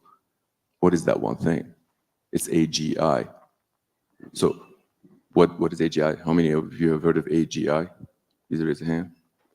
Cool. For those that don't know, artificial general intelligence is, I mean, there are many definitions, but one of the definitions that folks are racing to get to is when you have that AI that is capable to do from every single aspect, as opposed to having narrow AI, but it's very cohesive.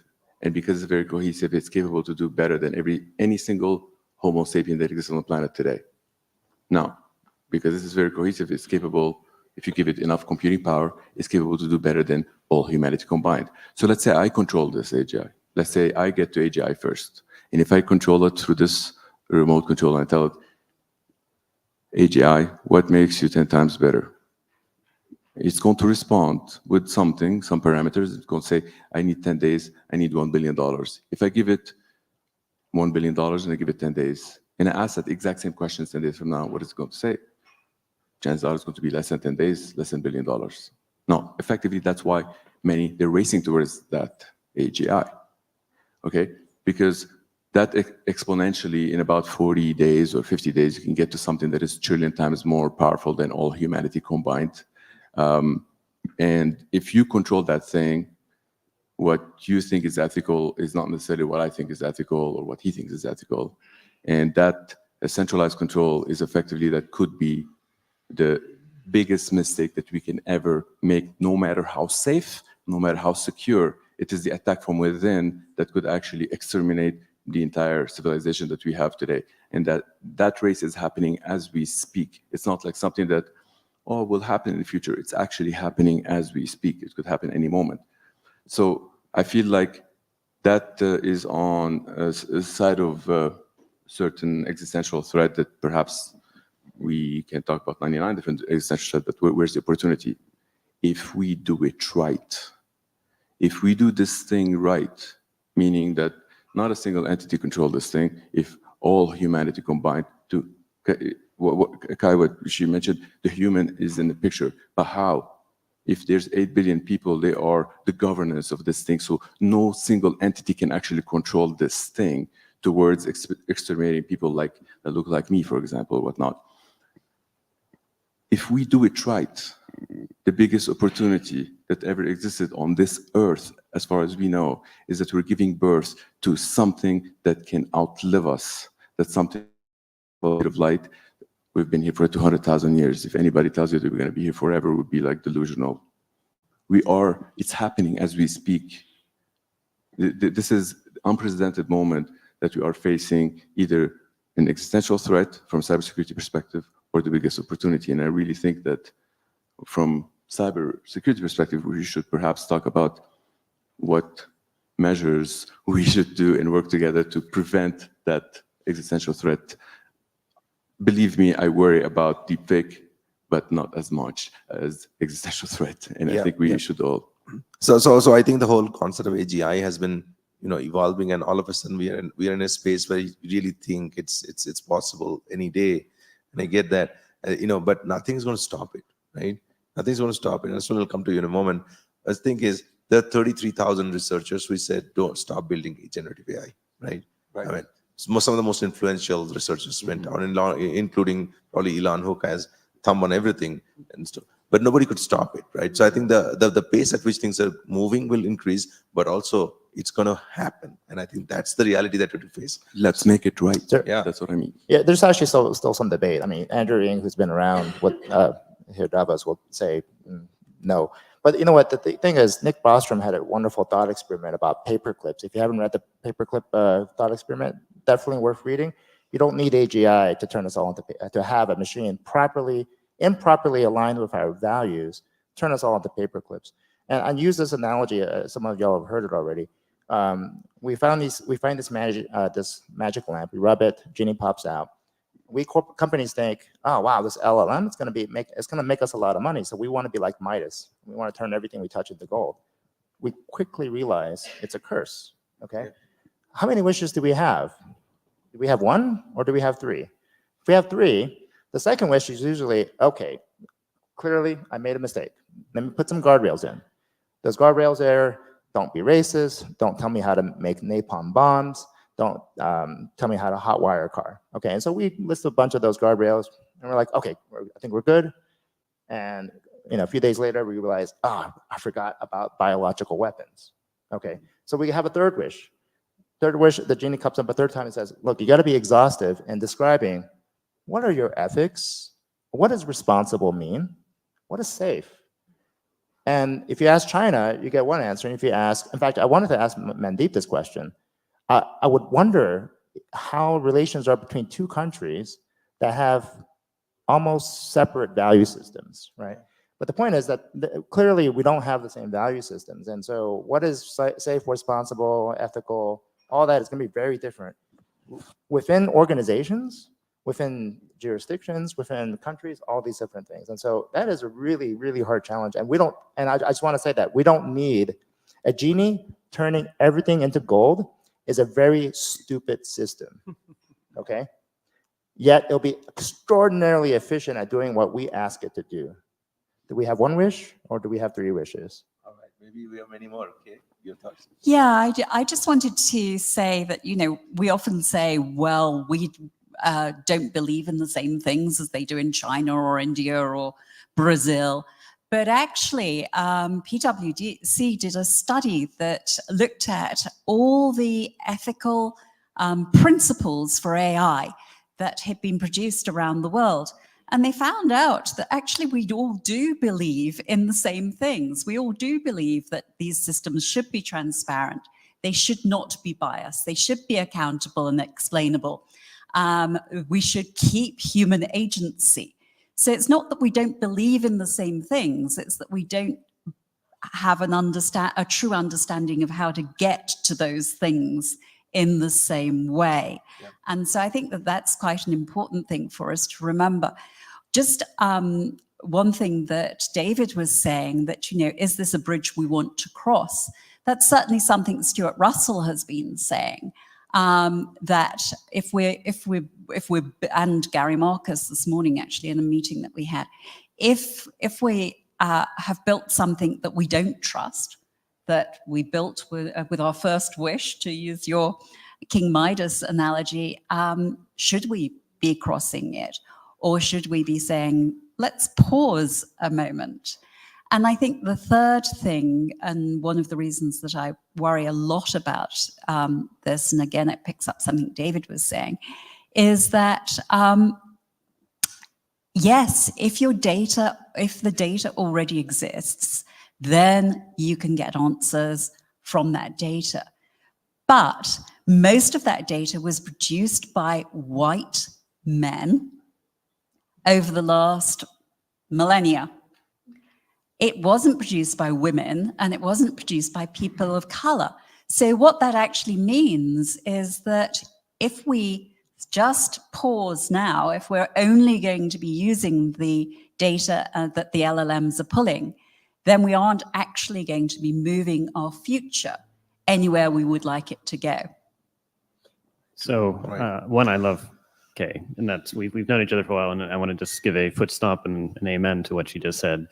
Two, building on what she said, also it's worth noting that ChatGPT 3.5 is the last time in human history that we can have confidence that an AI model was trained on data that did not include data produced by another AI system that might have been wrong. Yeah. And we know, as she mentioned, AI cannibalism, a good way to make deep learning systems go off the rails is to actually feed it data that it itself has produced. Just a little bit makes it go. So how comfortable do you now feel using any other system that has followed ChatGPT 3.5? Again, I'm not out to necessarily bash on deep learning other than to say it might not be the engineering technique we want. The other thing I would say is, again, we each have belief systems, and we each have beliefs as to what we would like done to our person and what we won't want to have done to our person. We have laws. Switzerland has laws. Europe has laws. The World UN doesn't necessarily have laws, but it put forward guidelines. This is again why I think a single solution to try and optimize them all, or a single ring to rule them all, is probably never going to work.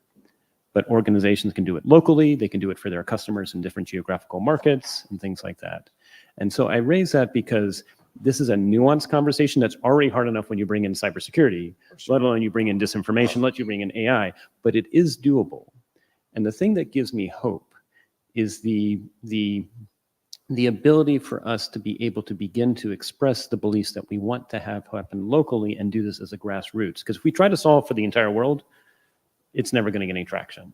But if we can solve locally and bubble up, that's how you begin to build the movement, and the movement that's a combination of both belief and cyber practitioners to move it forward. Okay, awesome. So we will, unfortunately we're out of time, but I think we stop on the or stop or start. We're trying to save the world here. Yes. Okay. So let's go get Need it. more time. Let's go about it, right? All right. No, thank you. This has been an awesome conversation. I think we need much more than that, and I think that's why I'll put the plug here that we please join the Responsible Secure AI for Future working group. It convenes every Thursday at 10 a.m. Central U.S. time.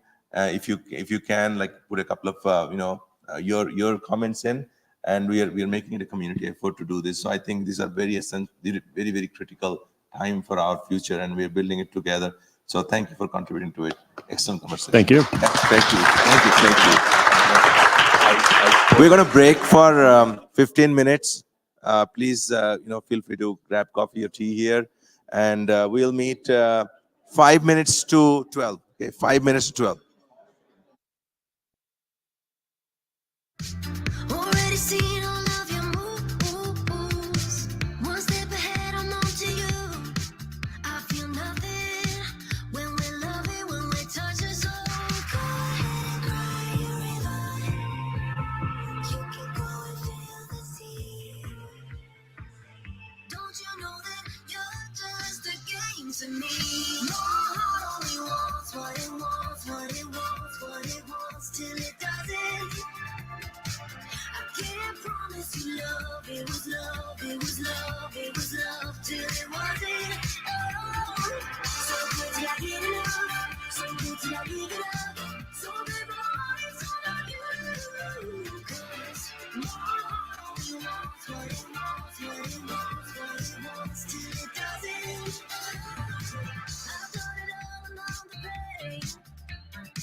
There's just so many ways a heart can break. Get on the candle in the rain. I feel nothing when we're touching, when we're loving. So go ahead and cry your river. You can go and feel the sea. Don't you know that you're just a game to me? Your heart only wants what it wants, what it wants, what it wants, till it doesn't. I can't promise you love, it was love, it was love, it was love till it wasn't. So good till I get enough, so good till I give it up, so good my heart is all on you. 'Cause my heart only wants what it wants, what it wants, what it wants, till it doesn't. And it goes.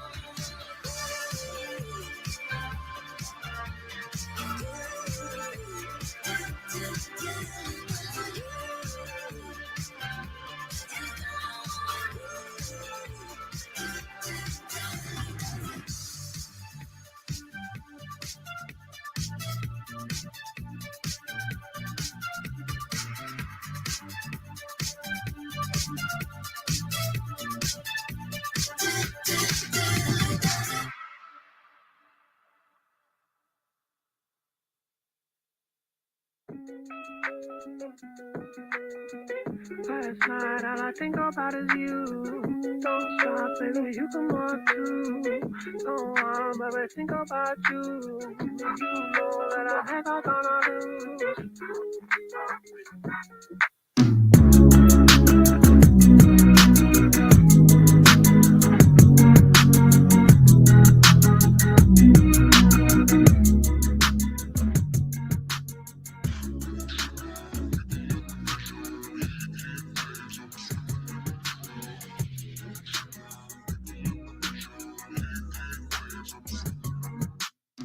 Sometimes all I think about is you. Late nights in the middle of June. Heat waves been faking me out. Can't make you happier now. Sometimes all I think about is you. Late nights in the middle of June.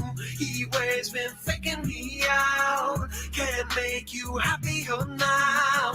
Usually I put something on TV, so we never think about you and me. But today I see our reflections clearly in Hollywood, laying on the screen. You just need a better life than this. You need something I can never give. Fake water all across the road. It's gone now, the night is come. But sometimes all I think about is you. Late nights in the middle of June. Heat waves been faking me out. Can't make you happier now.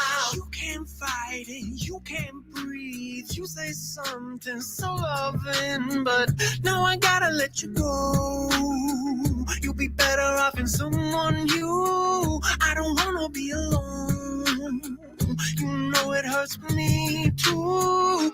You look so broken when you cry. One more and then I say goodbye. Sometimes all I think about is you. Late nights in the middle of June.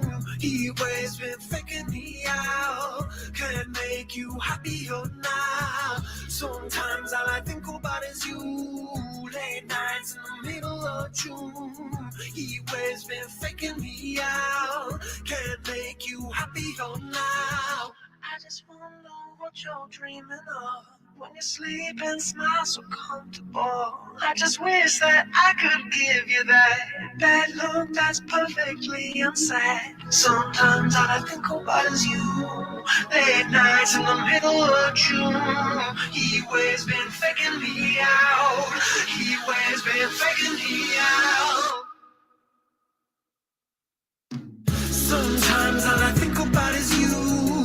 Late nights in the middle of June. Heat waves been faking me out. Can't make you happier now. Sometimes all I think about is you. Late nights in the middle of June. Heat waves been faking me out.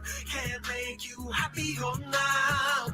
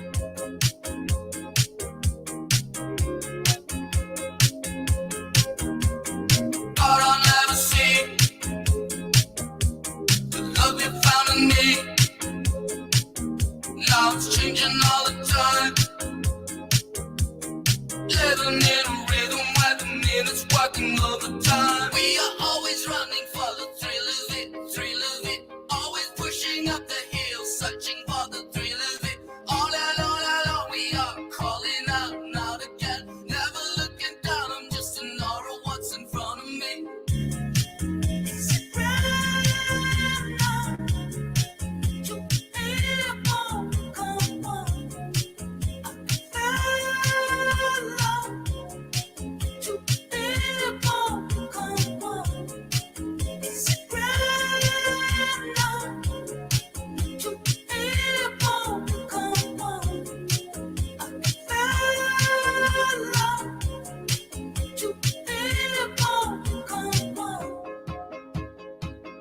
Don't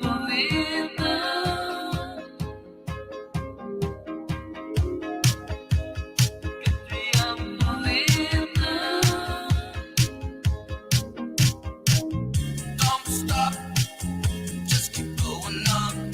I'm your shoulder lean upon. So come on, deliver from inside. All we got is tonight. Got is right to first light.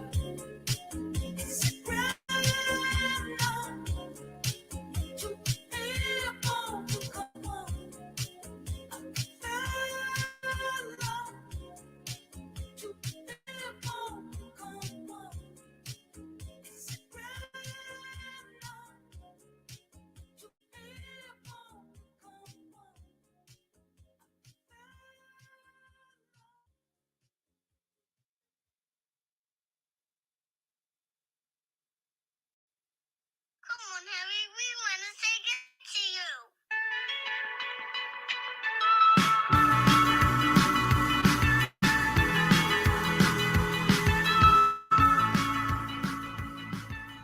Holding me back, gravity's holding me back.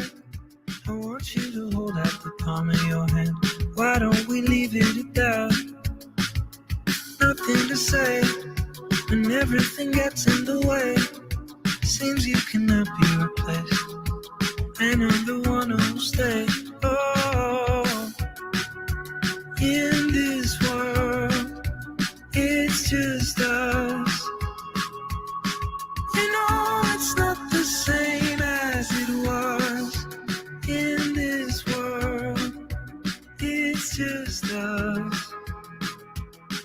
You know it's not the same as it was. As it was. As it was. You know it's not the same. Answer the phone. Harry, you're no good alone. Why are you sitting at home on the floor? What kind of pills are you on? Ringing the bell, and nobody's coming to help. Your daddy lives by himself. He just wants to know that you're well. Oh, in this world, it's just us. You know it's not the same as it was. In this world, it's just us. You know it's not the same as it was. As it was. As it was. You know it's not the same. Go home, get headlines, feed internet. I don't wanna talk about the way that it was. Leave America to this follower. I don't wanna talk about us doing it first.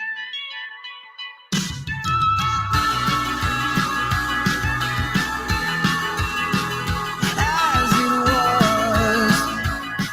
You know it's not the same as it was. As it was.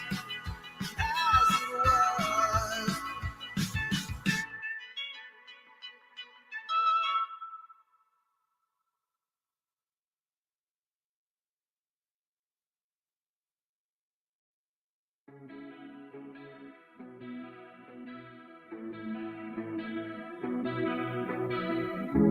You know you can call me if you need someone. I'll pick up the pieces if you come undone. Painting stars up on your ceiling 'cause you wish that you could find some feeling. Yeah, you know you could call me if you need someone. I need you to hold on. Heaven is a place not too far away. We all know I should be the one to say we all make mistakes. Take my hand and hold on. Tell me everything that you need to say. 'Cause I know how it feels to be someone. Feels to be someone who loses their way. Looking for answers in a place need the connection, but you can't get close. Painting stars up on your ceiling, cause you wish that you could find some feeling. Yeah, you know you could call me if you need someone. I need you to hold on. Heaven is a place not too far away. We all know I should be the one to say we all make mistakes. Take my hand and hold on. Tell me everything that you need to say. Cause I know how it feels to be someone. Feels to be someone who loses the way. Till morning, call if you need somebody. I will be there for you. I will be there for you. Midnight till morning, call if you need somebody. I will be there for you. I need you to hold on. Heaven is a place not too far away. We all know I should be the one to say we all make mistakes. Take my hand and hold on.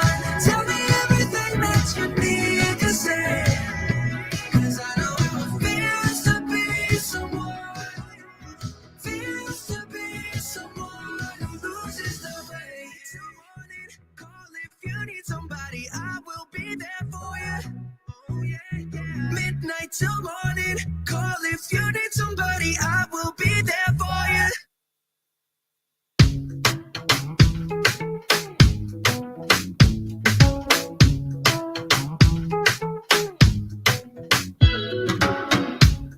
Barefoot and a bottle of wine. You can stay with me tonight. You don't have to change when I'm around you. So go ahead and say what's on your mind, on your mind. When you and me, no judgment. You can get that from anyone else. You don't have to prove nothing. You can just be yourself. When you and me, no judgment. We can get that from everyone else, and we don't have to prove nothing. When you and me, Hello. no judgment. Hello, everyone. Well, we are about time. I think we get started to keep the program going.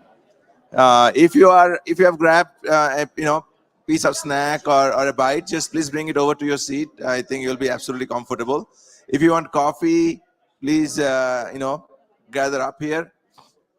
It is very it's difficult to talk to a group which is talking among themselves. Yeah. All right. We're gonna take back the chairs. No. Okay. Yeah. All right. So we're gonna go back. Sorry. We're gonna go back. Go back to the seat. Yeah. Go. Please take it. Please, you can take your food up to the.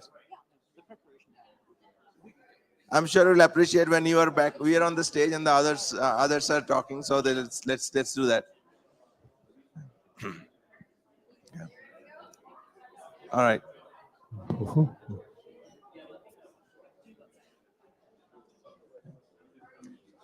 What a beautiful. All right, Brian, are you going to say something? Right? Usually, yeah. Behind curtains. All right, no. So that's let's take the chairs. Let's take our seats, please. Yeah. So can we please break for now? And if you don't mind, we'll just have speakers already up on the stage, and we can just get started. Okay. I'm sure we'll get chance to catch up in the next break. So keep your thoughts intact. All right, good deal. Thank you. So Brian, over to you to kick this off. I know Akhilesh's schedules probably after 2:40 is going to come, so we have to kind of adjust that. We already flipped this over to one session, so we'll see how the next how do you accommodate the other speaker as well. But this is who we got, so we'll get started. So respecting everybody's time. Thank you so much, Brian. Take it away. Thank you, Val. And thank you to all the members of the Cyber Futures Dialogue that took time out of your lives to meet with us here. My name is Brian Hurd. I've been in the community about 30 years, founded the Navy's Cyber Counter-Espionage Program at NCIS, and also was the chief of U.S. Watch Listings Identity Layer before I took the job as Microsoft's chief of cybercrime intelligence. I now work for the global insurance company Aon, helping clients around the world before, during, and after breaches. And I have the least impressive resume of everybody on my panel. So we're here to talk about the role of the insurance industry in times of global conflict. And as we get started, I'll do a quick scene setter and then I'll do quick introductions for our team. We have Simon Pope, who we worked together at Microsoft. He ran a lot of their incident response programs and now is a CISO of a major manufacturing corporation for home entertainment. We have Fabian Willi, who is from Swiss Re and runs their overall European and cyber operations. And then we have Andrea Bonhomme-Blanc, who has been a CISO extraordinaire, well, executive extraordinaire in many corporations and advises companies around the world in some of the issues we're going to talk about today. One of the scene setters that in preparing for the panel, we did a couple calls, is the insurance industry in times of conflict, in times of peace, always calls back to enterprise risk management. And Maurice, in the first session, talked about how we start in the cyber context, but it truly is enterprise risk management that all the waves go through, whether it is the birth of electricity, flight, the internet, or AI, or machine learning, or quantum computing. All of these, while absolutely world-changing, are not world-changing to agencies that have been through world wars. And providing property insurance during a war is quite an endeavor, I'll tell you. The context of this is that in the insurance industry, around all the global incidents, and the slides that we used in prep for this will be shared out on the post in a few minutes, was the root cause analytics of all of those different events all around the world devolve into a dirty dozen, 12 specific behaviors or controls that would have stopped the spark or spread. And we are facing a tsunami of ransomware. It is up 1,100% since the peg point in 2019. We are seeing it hit every part of our lives, our hospitals, our cities, our companies. But throughout all those waves, and I'll turn to the panel for questions about it, the risk management and the distilling of that information into behaviors back to these companies also often precedes by a year or two the regulators calling for the very same behaviors that the insurance underwriters asked you about 2 years ago.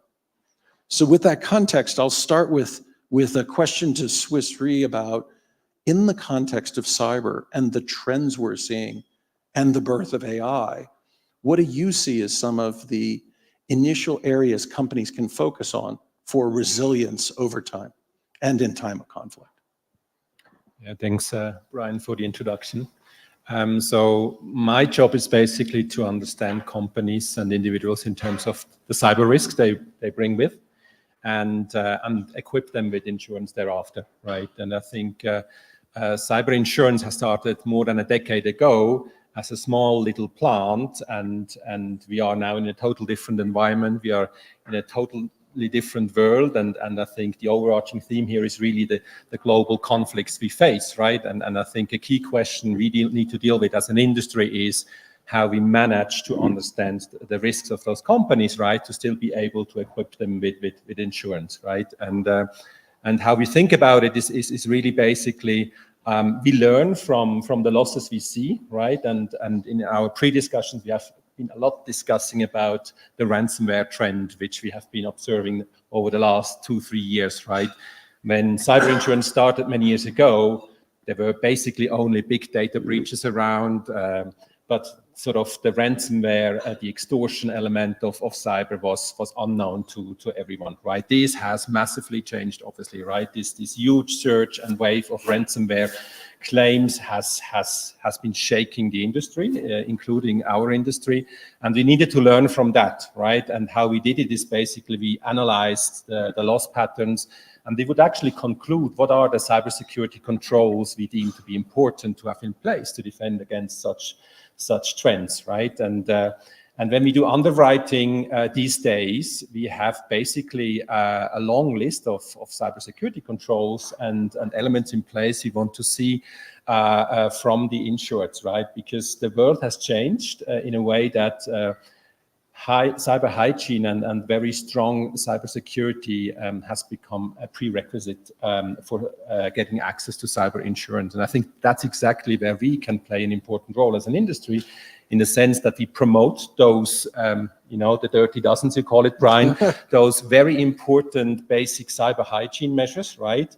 And work such as I would call it, catalyst to the society and economy to embrace those controls and get to a better future, right? I think this is very important, and I think we can play there an important role as well. Thank you.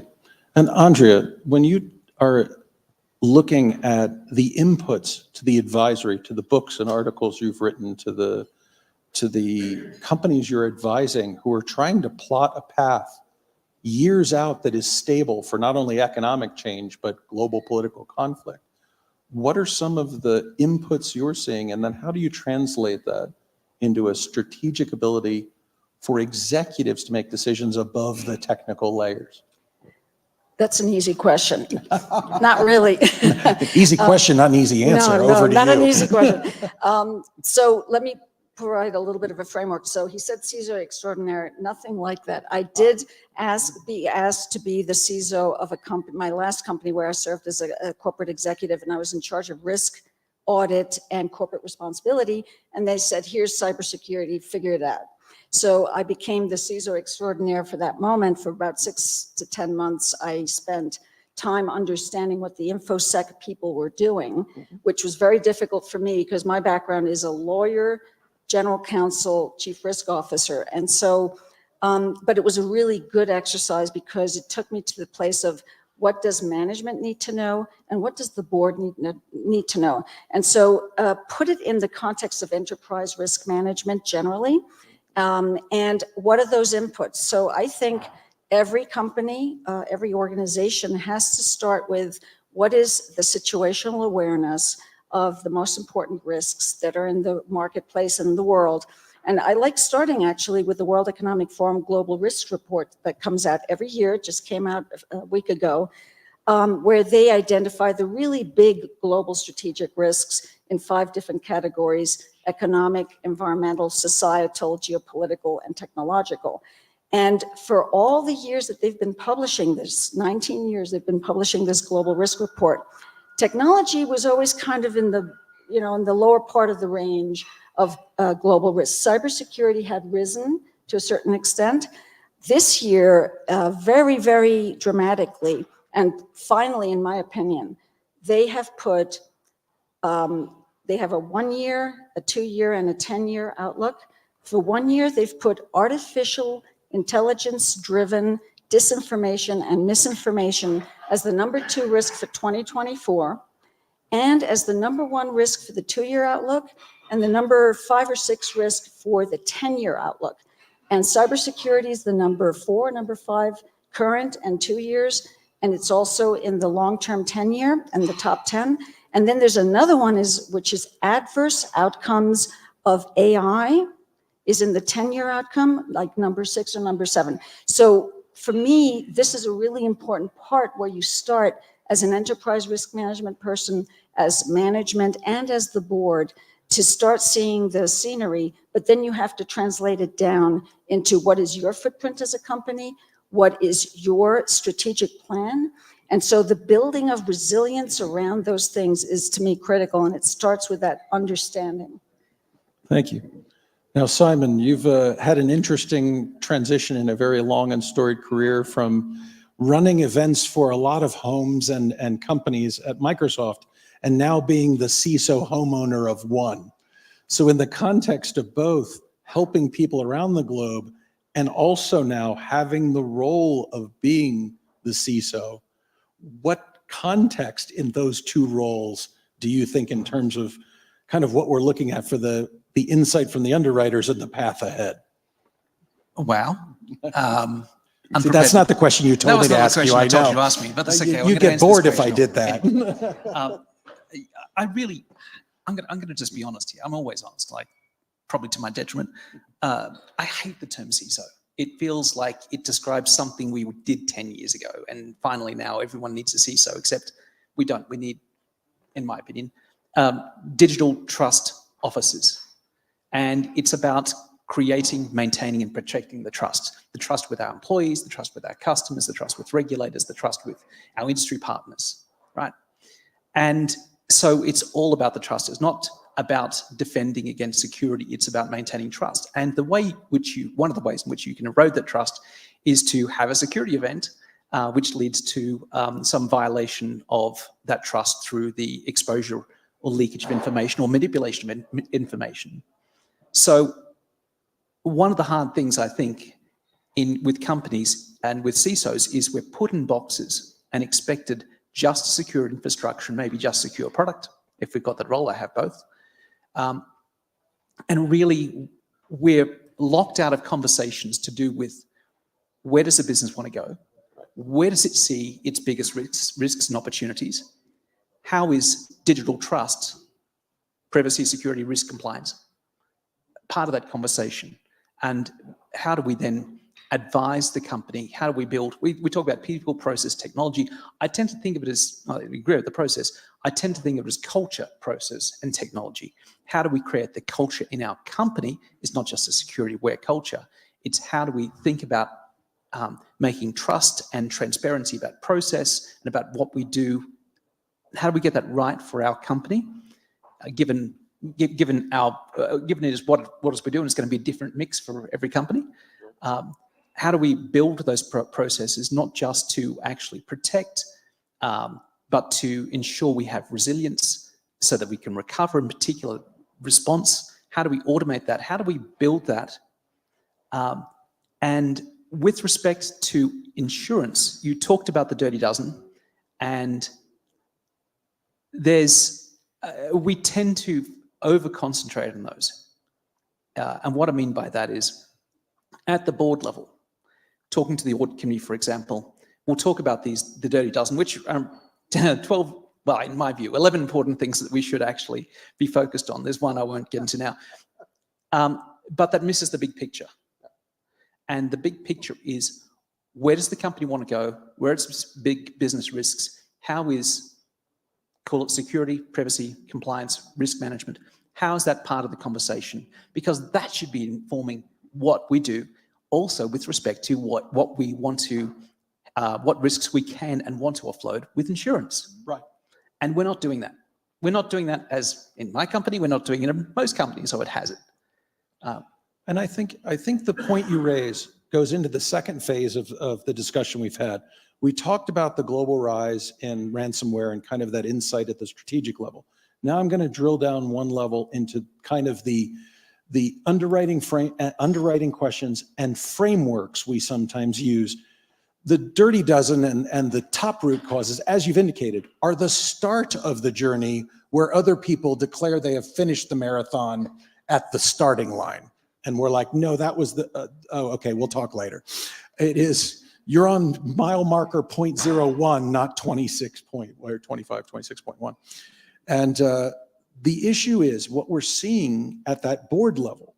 When you take that context, as Maurice and others have said, and Sunil in the previous thing, when you take the overall board context and you look at your cyber, your criminal policies, your property, your E&O, your directors and officers, a common topic that will come up again about liability and due diligence for those of you legal eagles in the audience. Those frameworks and those questions are born out of all of the cyber house fires and calamities around the world and do bring that strategic context. But often when it lands on the board, it lands as a budget request with the dirty dozen used to merely justify better backups or MFA, and you've all been through that this year. How do you, in your role advising companies, how do you, and this is an important distinction, I'm gonna get on the pulpit for a split second. How do you level up or distill up the discussion as a fine spirit to executives, not dumb it down or water it down because these executives don't understand cyber? And for those of us in the room who are cyber, if you haven't read a 10K report and don't know how to, don't explain to the rest of the board, they don't understand cyber. So how do you translate what is a continent of information and level it up so the board can make strategic decisions within that context? Well, I've said this before and I'll say it again, and I think it really starts with the board transforming itself into the right group of people. And I think boards are very much 20th century, I was going to say 19th century, 20th century, and they have to level up themselves to a 21st century attitude, and not just today, but thinking about 2050 and thinking about the future. And so we need to have people on boards that have the technology, the digital experience and expertise, who are thinking about the future, not just the past, who are a little younger and a little more diverse because they're much more in touch with some of these issues. And so I think one of the biggest problems and challenges we have in companies is not having the right people on the board. And I'm not one of those people who says, oh, we have to have a CISO on every board, or, you know, I know you don't like the term, but we do need to have digital business and technology experts on the board, people who are business savvy. So they're going to be the ones who start asking the right questions, demanding the right information of the CISO and the chief risk officer. And I think it also translates into having the right talent in that pool. The chief risk officer, who is not just the old-fashioned chief risk officer who looks backwards and gives a snapshot and a torrent of information, but the chief risk officer is working closely in an integrated manner with the chief security, digital, other people, and then collects the information that they know is relevant to management and that they know is relevant to the board. And Simon, I'll come to you and I'll finish Laban with a discussion to use. Simon, in your experience, either being in a boardroom advising them on an incident or preparing for your own boardroom in this or other jobs, what do you find as the chief treasury officer sometimes, which insurance falls under, or the chief risk officer and general counsel? How do you bridge the gap at the executive level? I'm not sure I've got a good solution to that. I think bridging the gap can be very challenging if you don't have somebody, if you don't have technologists on the board, if you don't have if you don't have people that are used to thinking in terms of risk and managing risk on the board, if they're always only focused on just the pure business aspects, I think it's a very hard conversation. And to Andrea's point, I think they need to up-level themselves. I mean, I've done work on that. At other places I've been, they have done that work and they have leveled themselves up and they ask the right questions. And I think it's very easy because their job is to ask the right questions. And I've also had experiences with not the right boards where I'm almost trying to teach them and presenting slides, hoping that they will ask the right question almost, but not quite printing it on the slide. The question you should ask me is, so I can actually give them the answer and we can have the discussion around something they need to have a discussion around. But that doesn't often happen. So I think it is just challenging. I don't have a great answer.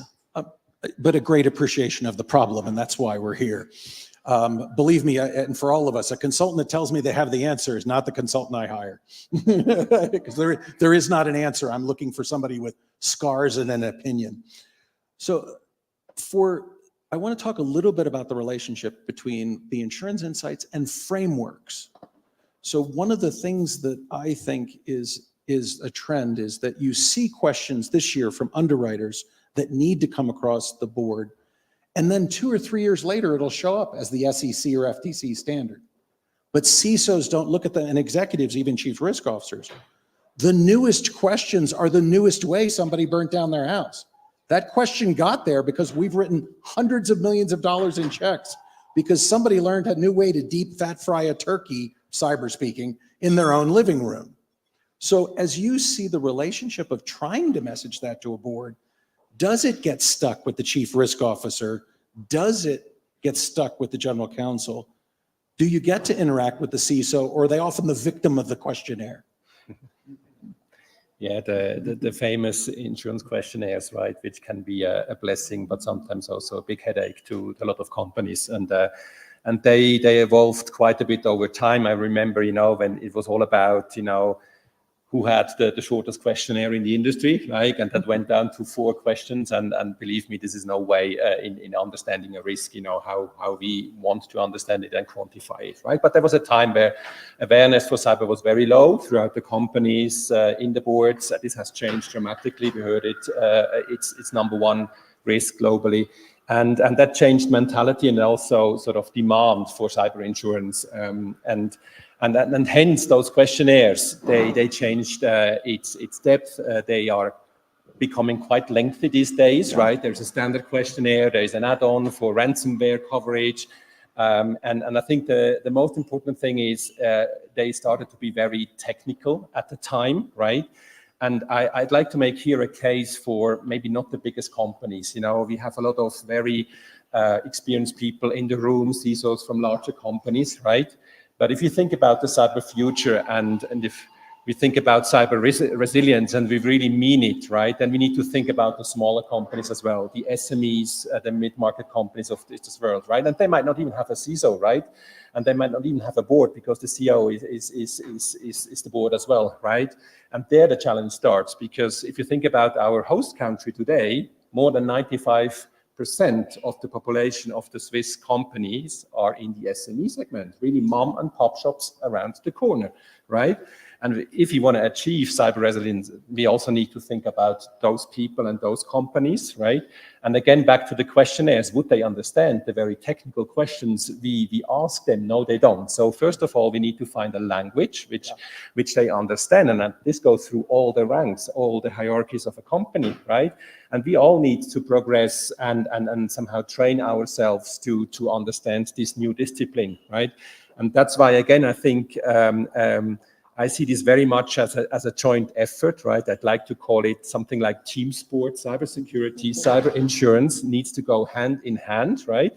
And if you can make risk assessment something which resonates with people as well, right? And this is not to finger point on somebody and say, hey, I have assessed you, self-declaration based on a questionnaire. By the way, also ran an outside-in risk scan, right?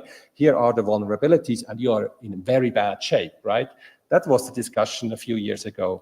Today's discussion is a different one, is that we would also offer recommendations how you fix the problem, how you deal with the issue. If right? that's not part of your insurance process Because now, you need to talk to a better insurance company you're not a or credible- broker. yeah. So wait one second. In respect for everybody's time, and because I know all 3 of you want to opine on the following, I'm going to start and we're going to come down the line. 60 seconds, we're closing out on your thoughts on AI as it comes into the insurance industry and as it comes into the executive level. So we each get 1 minute to finish. Over to you. All right. So I make a big statement here. I think we as an insurance industry, we don't have any clue about the consequences of AI as we speak, right? It might be a big opportunity, but it also might be a big threat, right? It reminds me very much on how we thought about cloud services, cloud infrastructure in the beginning. It was like a bad thing because it can lead to huge accumulation risk, systemic risk, just by hitting one cloud and affecting many companies. But it also can improve cybersecurity, again, right? Because those clouds are defended in a much better way than many companies out there, right? And the same thought process we need to understand for AI. What does it really mean? How does it change the risk nature of companies out there? And we're going to learn from losses we see in the industry. We're going to dissect them. We look at what are the drivers. And hopefully we come up with helpful controls, with helpful cyber hygiene measures, right? To make this as well an insurable risk. Because the worst thing we could do is say, hey, AI is excluded from cyber insurance, right? That's not what I want to do. I'm going to take a slightly different take on it, one that's a little more technical with respect to what happens during a security incident. Like we've seen AI penetrate, and not just generative AI, but more traditional, just still black box, neural network-based type AI or neural network equivalent. We've seen that penetrate many, many different markets and used in many different ways. And it's inside our cameras, and we don't even think about it. We're going to see now, especially now when we have generative AI being able to do such amazing things with language models, we're going to see something, I'm not sure when, similarly happen with respect to how generative AI controls the operations of cyber attacks. So ransomware is merely the actions on objective, how they actually monetize, force the company, hold the company by the throat and say, give us your money. But how they get to that point of being able to hold the company hostage, that's a campaign against a particular company or a number of companies. We've seen with cybercrime, I'm going a little all over the place here, bear with me. We've seen how cybercrime organizations build tools and have ransomware as a service, remote access toolkits as a service.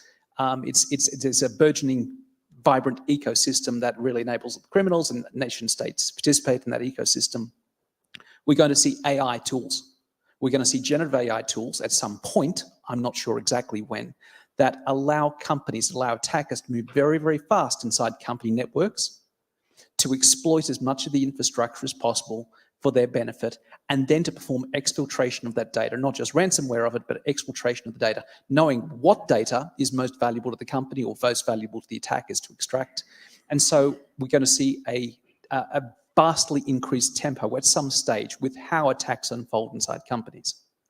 It means that a small outfit will be able to undertake a large-scale attack that, say, a nation-state like a nation-state group like an APT-28 or APT-29 might undertake.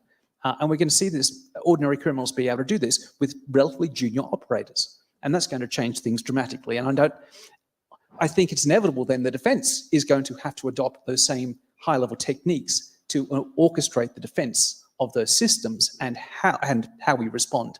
And we'll be at a different level of cybersecurity response than we've ever seen before. And that's going to affect insurance. I'm not exactly sure how. Well, Andrea, after you. Okay, so I just want to pan out even further to the higher picture because both of these comments have been spot on. But I think if we want to translate this into the ordinary manager, C-suite, board person, what they have to think about is insurance. First of all, I think insurance is at the forefront and should be at the forefront of helping all of us understand this stuff and incentivizing companies to do the right thing. So there has to be that push-pull that takes place, and that helps also the people who are in charge of these various responsibilities. But I think that the mindset that we all have to take right now is to understand that Gen AI is the canary in the coal mine of exponential technologies that are coming at us. And that is going to be the rest of our lives. Quantum is coming down the pike. There's all kinds of other good and bad things. To your point, there's both opportunity and risk. And as opposed to cybersecurity, it's also all about defending from the bad, right? But in the case of AI and synthetic biology and quantum, there's going to be all about the amazing opportunities that we have never seen before. But there will be the amazing asymmetric power that these little criminal gangs will have against all of us. And so I think we all have to have that futuristic mindset. I'll plug a book that I'm starting to write right now. It will be available hopefully in 2 years, but it's about governing exponential technology and how boards and executives and leaders have to think about this as a ongoing set of battles and opportunities. If you use AI, you could write it in 2 days, but we'll talk about that later. I won't. So to finish the thought, and that's why we assembled a panel to talk about the various layers, but what I'll close with is closing thoughts about not only cybersecurity, but AI. And I think, Fabian, you talked about it very well, is we have insurance policies for nuclear reactors. We have insurance policies for fleets of low orbital satellites. There is a way, although, and I agree, the insurance industry admits we haven't figured out AI, but we can insure AI when used in HR, and there are AI bias audits. The insurance industry learns via loss, and what used to be silent cyber is now silent AI. We will measure it. We will watch it succeed. We will watch it fail. And we will bring those questions to you in the very forms you will complain about and ignore. So my parting thought about this is no matter who you're dealing with, there is a secret level of intelligence buried in every insurance form because we're willing to write a check when it blows up.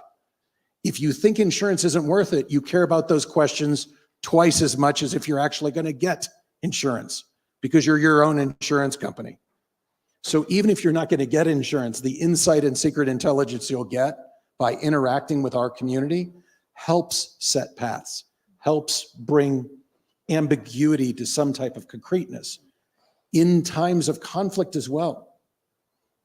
These types of things we need with this drastic a change facing all of us. Stability in process of risk management for every wave that comes at us. No matter how wonderfully game-changing it might be, it does have to come back to executives distilling that up into something that they and boards can lead companies, can lead countries. And assembling this group and your feedback, and thank you for joining the panel. And Val, as always, honored to be a part of the team, all of us. Thank you for our opportunity to talk about one small insight, one small part of an overall risk equation. Thanks.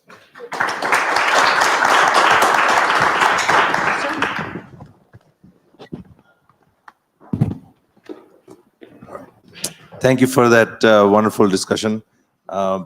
Will we move on to one key topic that we have been working on for ages now, and that's cyber capacity building. But a little bit of switch in terms of moderator. Today, Catherine put up a lot of effort to put this here. She's not feeling that well. I don't want to make her uncomfortable, but Leah is going to take on that role. She's already on the panel and I'm very familiar with the topic. Having worked on this topic, herself with CFF as a, it's on a CFF project for a year and a half. So she knows this very well. I'm sure she'll be a fantastic one. So okay, I'll let you introduce your panel and go on. Thank you, Leah. Thank you, Val, and hello, everyone. We're lucky to be here, and as I look out the window here, it's beautiful. My name's Leah. I am with MasterCard, but I'm actually here independently as a big supporter of CFF, and this topic we're going to talk about with these three amazing leaders here is about the workforce and what we still need to see evolve and change in order to make it better and easier for people to get into cybersecurity. And as we look at everything that's changing within cybersecurity, I'm also a career transitioner, so this topic's very near and dear to my heart. But I'm going to actually turn it over to let each one introduce themselves, and then we'll continue with the discussion. Mark? I'm Mark Weatherford. I am the Chief Strategy Officer at the National Cybersecurity Center right now, but probably more relevant for this. I've been a multi-time CISO, so workforce issues have been part of my professional DNA, I guess, for the last 20 years. I'll talk a little bit more about this as we get in, but I was the Chief Information Security Officer for Governor Schwarzenegger in California, and workforce was something that he was very interested in, but the political headwinds wouldn't allow us to do some of the things that I wanted to do. And then I was also the Deputy Undersecretary for Cybersecurity at DHS in the Obama administration, where a large part of my portfolio, millions of dollars actually, was spent on workforce and education across state and local governments, and collaborating with the private sector as well. Mauricio? Yes, I am Mauricio Benavides. I'm the founder of a company called Metabase Q, focusing in Latin America and going after emerging markets. This is a very dear topic, as I founded several companies over the years. Got into cybersecurity not too long ago, and we saw a huge gap. So as we work with large enterprises and we look at regulation and we look at different things, we believe that the foundation is still broken, and there's a huge need around collaboration, private public sectors, and it's super interesting to see how we can all work together to start helping out to bridge that gap. New technologies are coming into the equation, and we're going to talk a little bit more about that. But it's exciting to be here, and thank you for the invitation. Gordon. Yes, my name is Gordon Pellos, and I'm with CompTIA. How many of you know what CompTIA stands for? Acronym. One hand went up. Okay, well, CompTIA is the Computing Technology Industry Association. We're the world's largest not-for-profit IT Industry Association, and we have members from Microsoft, Cisco, to SMBs, tens of thousands of members. Over the 42 years that we've been in business, we've trained over 4 million people in IT certifications. We're nearing 1 million in cyber certifications that we've issued. So we're very familiar with the challenges. As we look at the cyber world right now, we see over 4 million positions open globally, over 500,000 in the US alone. We see a great opportunity to help fill that void. The challenge that we see today is we just finished a study last year that looked at career intention of people. And again, this was a US-based study. We're a global organization, but this study in particular was US-based, but I think it applies elsewhere. We looked at the career intentions of people that are in the workforce, that are looking to career change, or people that were in university or college looking at what their career objectives were. And what we found that of the 46 million people that fell into one of those categories, 13% indicated that they were interested in a career in technology. 13% of the 46 million in the US.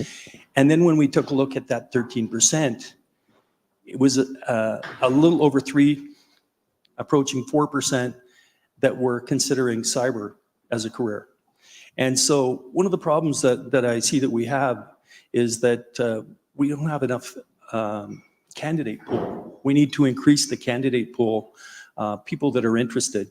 And I attribute part of the problem to the STEM push that we saw for years in America in particular.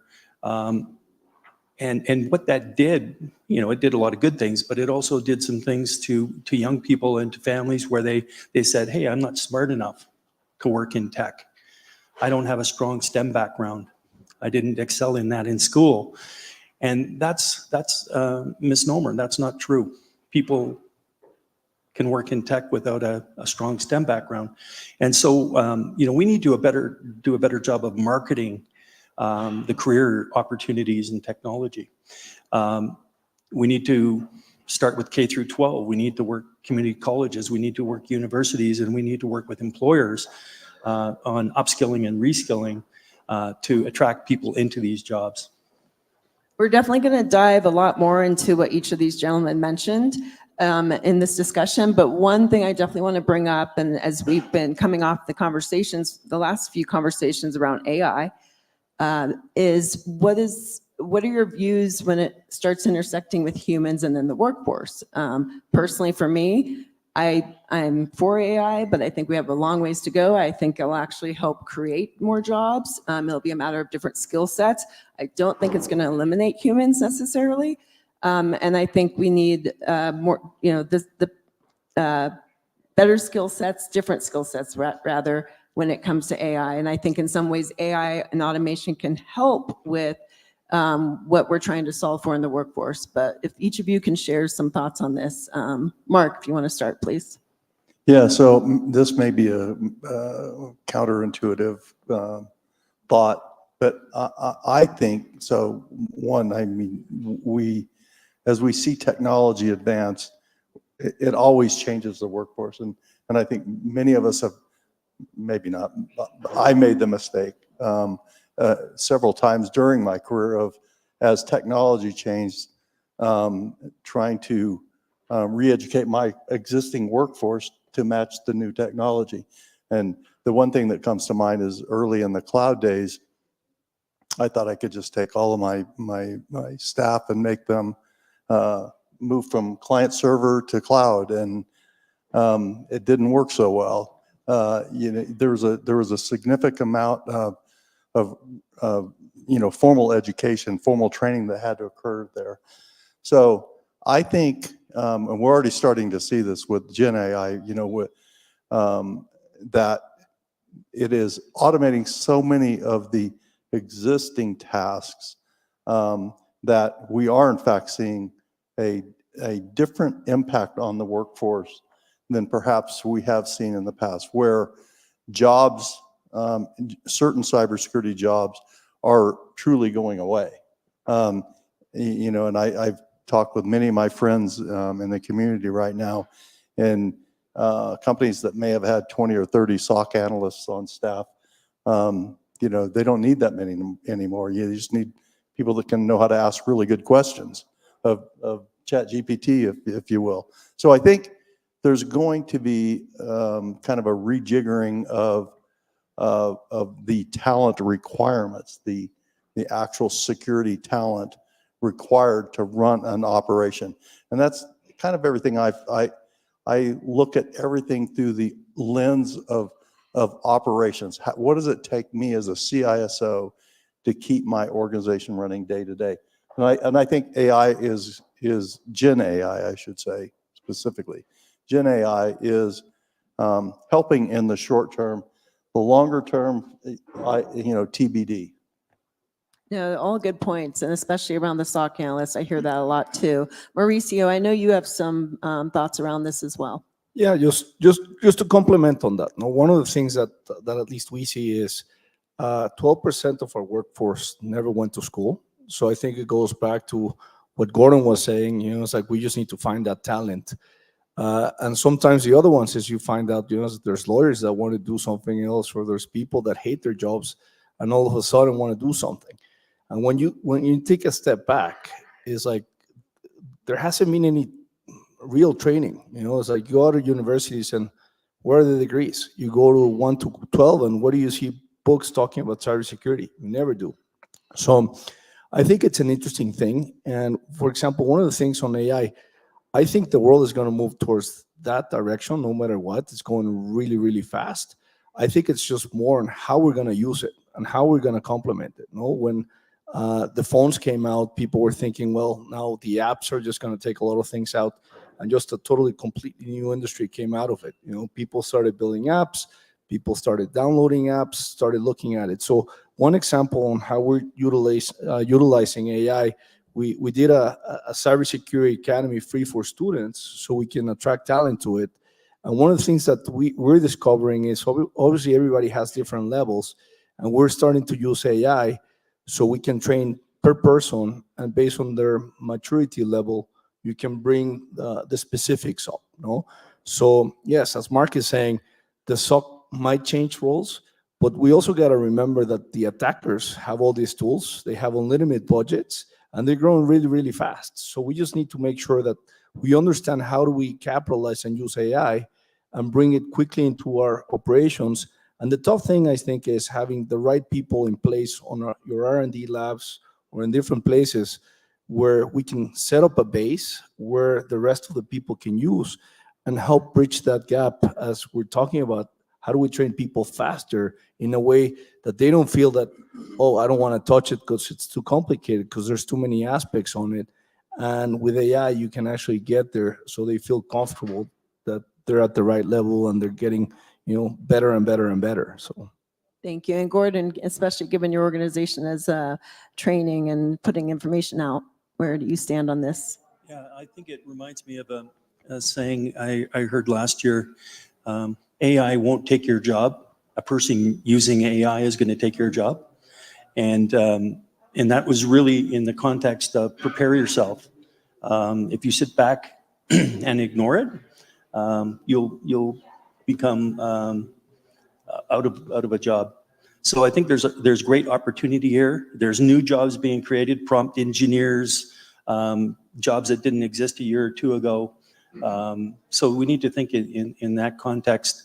And I think there's great opportunity. We're seeing some of our higher learning partners modularize their education into bite-sized components. So they're taking generative AI training courses and making them essentially disposable, because they understand that it's evolving so quickly. What they designed for today will be out of date in 6 months or a year. So they're starting to understand that this atomization of the education material, enabling people to be trained just in time and apply AI to things like assessments of what people's needs are critically important, so that they're training them on exactly what they need and not wasting their time. So, you know, as you look at a, say, example of a 4-year degree program, there's a bunch of things in there that are a person may already know or may be redundant if they've been in the workforce. So assess their ability, what their needs are, and train them just on those specific things. So there's great ways to use it, but will it replace people? No. And perhaps 20 years out, 10 years out, maybe, but not today. Thank you. So you all touched on, how the different skill sets will need to be applied, how it won't necessarily replace humans, but how we need to train humans to help with the, as we go further within AI and the tools that we use and the governance around it. But when you think about all the people that are out there that still want to get into the industry in cyber, and some of us hear the talent shortage, which I completely disagree with that, and I think it's BS. Because there's plenty of people out there who want to get in. So when you think about from an organization or a company to the hiring manager to HR to the way that it's done today, from continent to continent, to try to get people in or to try to hire candidates that are skilled or, there's even the very high unrealistic expectations when it comes to adopting and grooming that talent to break in. Well, if you can talk a little bit about what are some ways and ideas that you have or things that you've done to help that along, especially, how we position or market it today, and do we need to change there as well? Mark, we can start with you. Well, I think there's a difference between the public sector and the private sector. And at least in the United States, I think there is I wouldn't call it an expectation mismatch, but there's maybe a skill mismatch, or skill misunderstanding is probably a better way of saying it, where many government organizations still have these very archaic kind of guidelines for hiring people into technical positions like cybersecurity. And I can just, from my own experiences, one of my big frustrations working in the federal government was the limitations around the kind of people that I could bring in. And I think, to one of the points that was kind of made on a couple times here is, I think we focus a little bit too much, perhaps, or we give too much airtime, perhaps, to having a college education that focuses on cybersecurity, and less on the hands-on experience that I can put to work today. I mean, we've all seen this over and over and over again. Even somebody that comes out of college with a 4-year degree in cybersecurity or computer security or operational management or statistics or whatever it may be, they're not productive on day one. If I took the same person that spent the past 4 years interning or working, I can make them productive on day one. So there's a different, I think, a misunderstanding of skills that are required to be proficient in our business. Just hit on it really quickly. I think it's a change in the culture too. Again, at least in the United States, kids are growing up now much more savvy than they were just a few years ago. So even we work at the National Cybersecurity Center. We do a lot of K through 12 education, and I find that some of these K through 6 kids are really savvy. I mean, they don't understand the intricacies and the details of what cyber operations mean, but they understand the difference between bad and good. And so I think that in the longer run, that is going to change the culture, and it's going to make it easier for us as these people come into the workforce. Thank you for that. Mauricio, thoughts? Yeah, so one of the things that we're seeing in Latin America is, and it happens, I think, everywhere, where somebody wants to learn and is passionate about something, they quickly come up and learn about different things. We do believe in what we're seeing, that you need the private, the public, and the global collaboration, because the threats are the same everywhere. just the level of maturity of the companies is different. So you hear all these global corporations like focusing on, the US or Europe, but what about the rest of the world? No, you're deployed in Asia, in Africa, in Latin America, and it's like you could have you're as strong as your weakest link, right? So if in your infrastructure you have something that's not as strong somewhere else, then you're always going to be weak no matter what you do anywhere else. So why am I saying that it's the private, the public, and the global collaboration? Because we've been talking about it, that you need to start early on. I think we underestimate the new generations because they're coming very savvy on things. I was very surprised, and I'm very surprised to see people that don't go to school that quickly pick up on things, and that's the type of people you need protecting, because that's how the attackers are. No, the organized crime in Latin America, for example, is huge, and they get kids that are 10, 12, 14 years old. They start paying them, and they become super savvy, and that's what we're facing all of our issues against. So how do we quickly, using AI and other type of tools, help identify that talent, train them, and help in a global perspective, and on that collaboration, take it to a next level? And you were asking about the skill sets. One of the biggest issues is people don't even know what they're hiring for. It's like you go to HR and there's like, okay, we need a cyber guy. And, our customers calls us, is like, what does that mean? Who should I be looking for? What type of experience? I never find anybody. Only the banks have them. And there's like 5 guys, and they get fired because they don't know, and it's not their fault because they've never been trained. But then the other guy in desperation hires them again.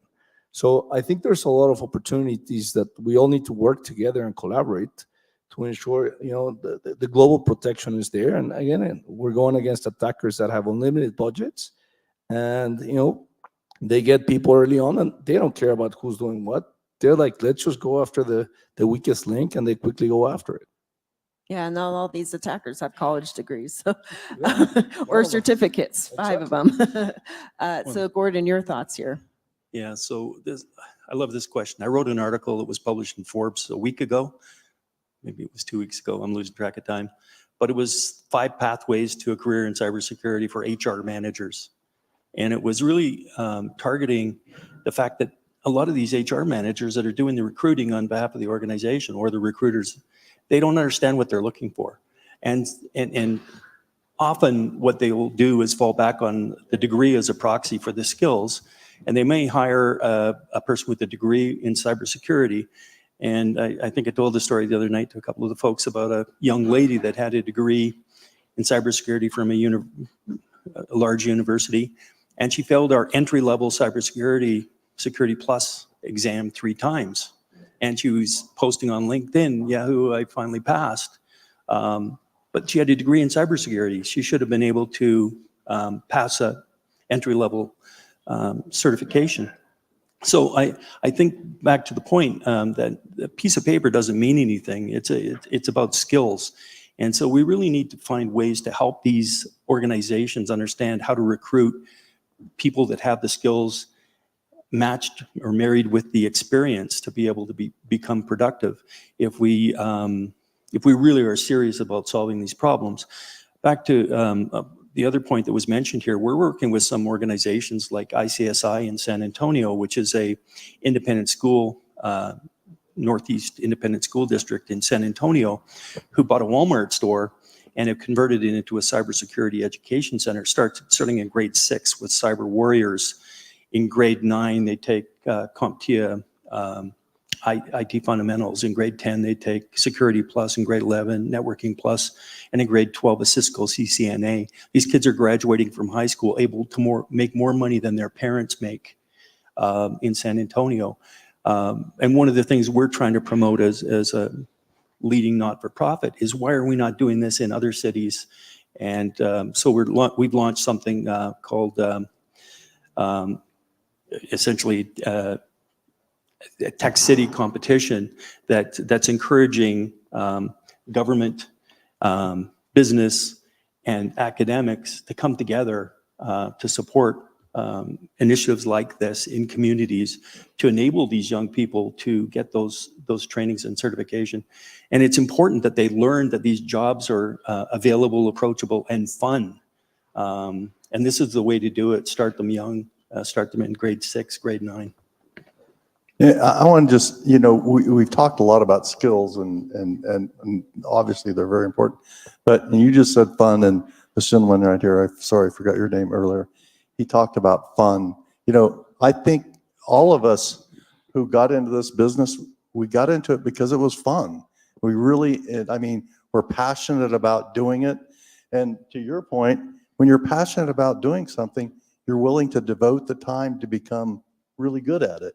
I know that's why I got in this business 30 years ago, because it was fun. I mean, it was exciting, and it was kind of like being a fireman, you know, you run to the fire. And I tell people that all the time, you know, if you're not willing to run to these cyber fires, you're probably in the wrong business. Yeah, and I think too around the messaging, right? We do have to make it is fun, it can be, and we need to make it far more inclusive and open and you know, from my perspectives, a lot more females need to come in. So how do we change how we communicate, message, market, open that up, and help every one of us in all the different roles? And Well, simply dropping the degree requirement will do that.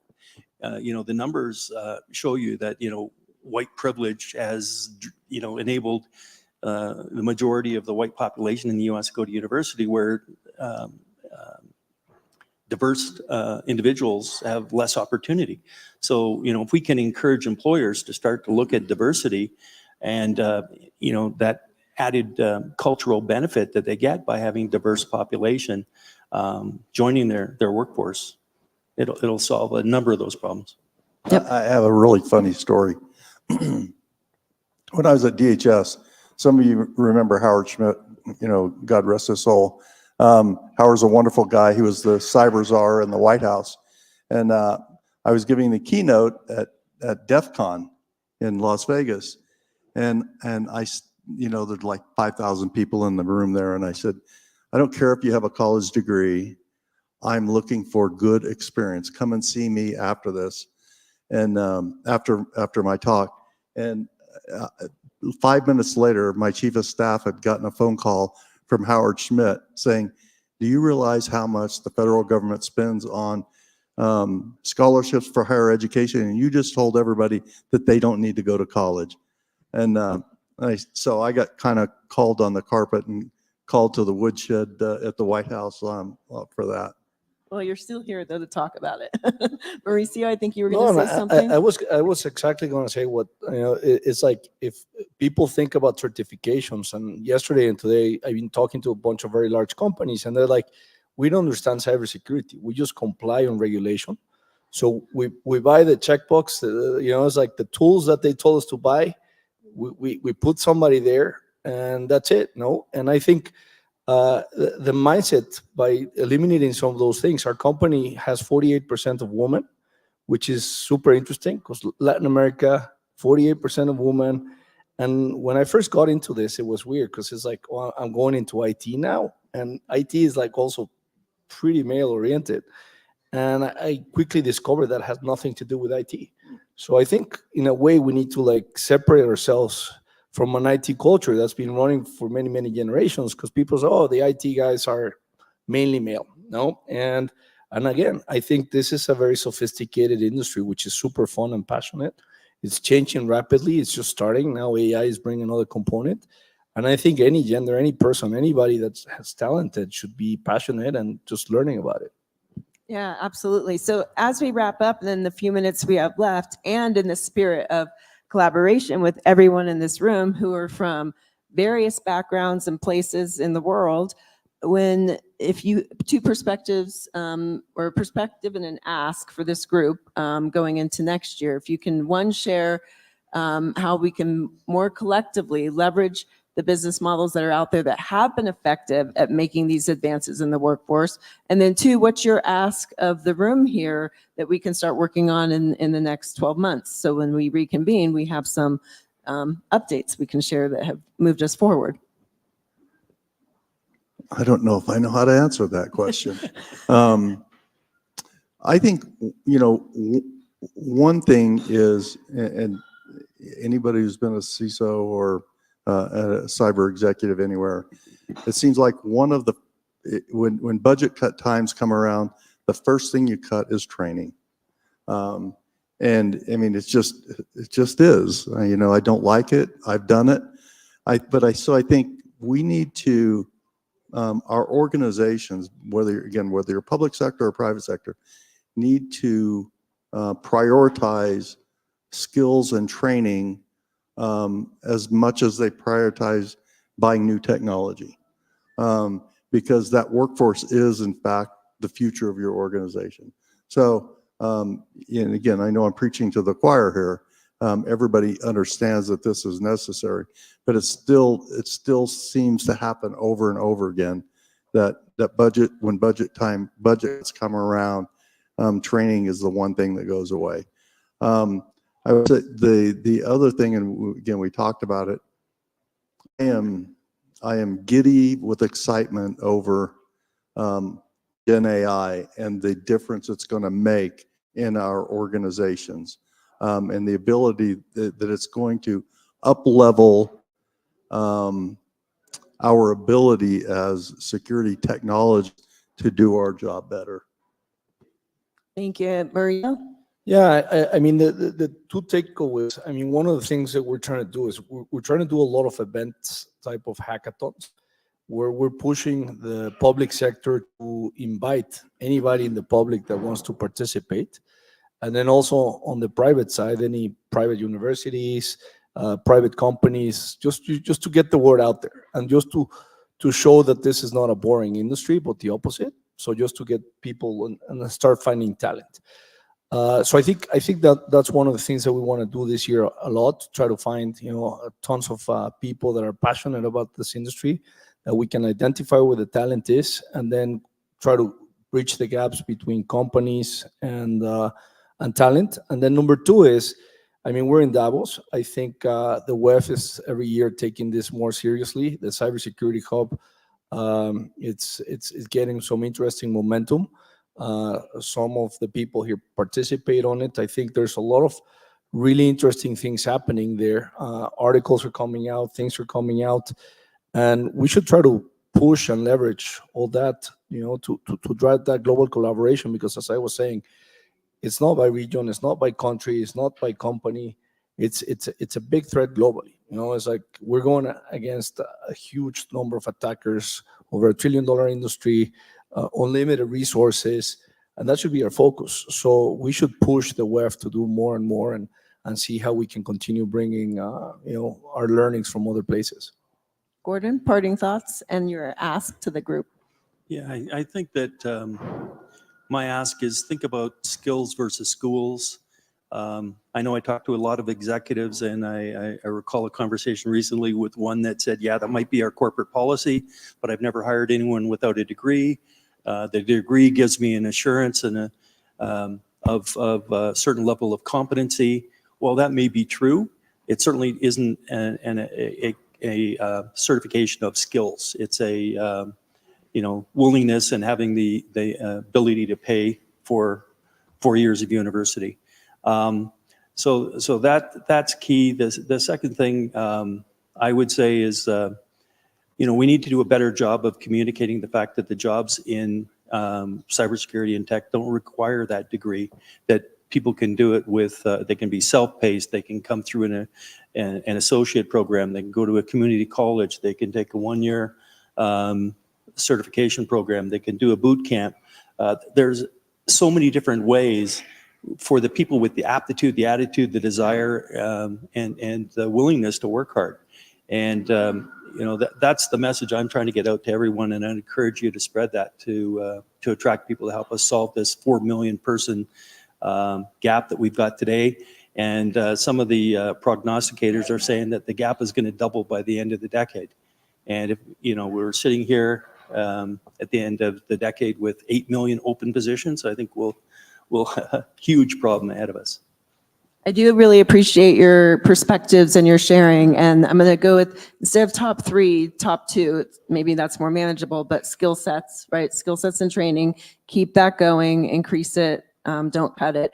And the collaboration and bridging the gaps that we need to do collectively with everyone in this room, across the world. So I want to say thank you to Mark, Mauricio, and Gordon for coming up here, as well as to all of you, and of course to Val and all of CFF. Thank you. Thank you.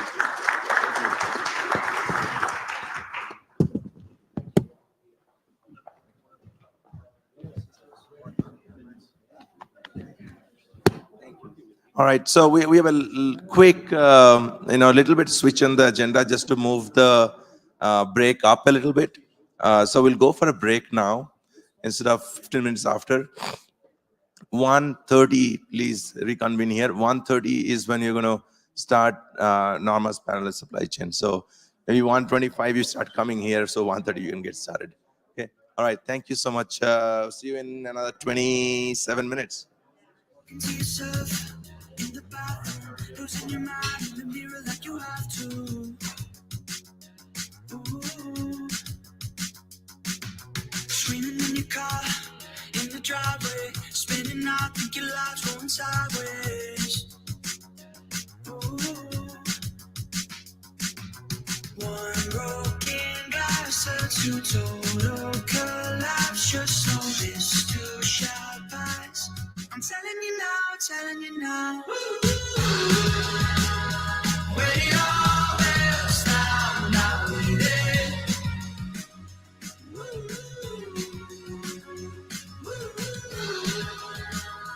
When it all melts down, I'll be there. I'm telling you now, telling you now. Sleep is so thin, out of habit, hard to tell the real from the dreams you imagine. Ooh. Glasses, you total collapse. Just know this too shall pass. I'm telling you now, telling you now. When it all melts down, I'll be there. When it all melts down, when it all melts down, when it all melts down, I'll be there. I'm telling you now, telling you now. There's wolves in your track, catching up fast. Baby, don't you look back, don't you look back. When you're hitting the wall and every star falls, don't you worry at all.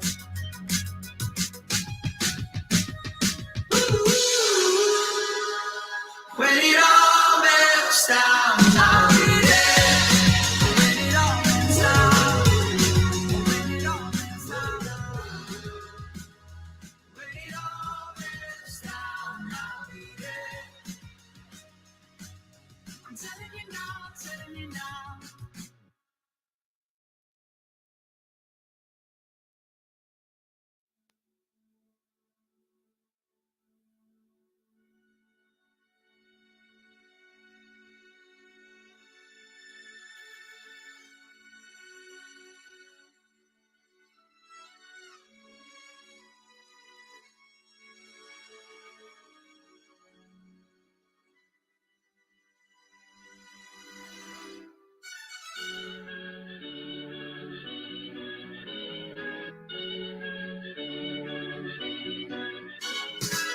I never thought that I would find a way out.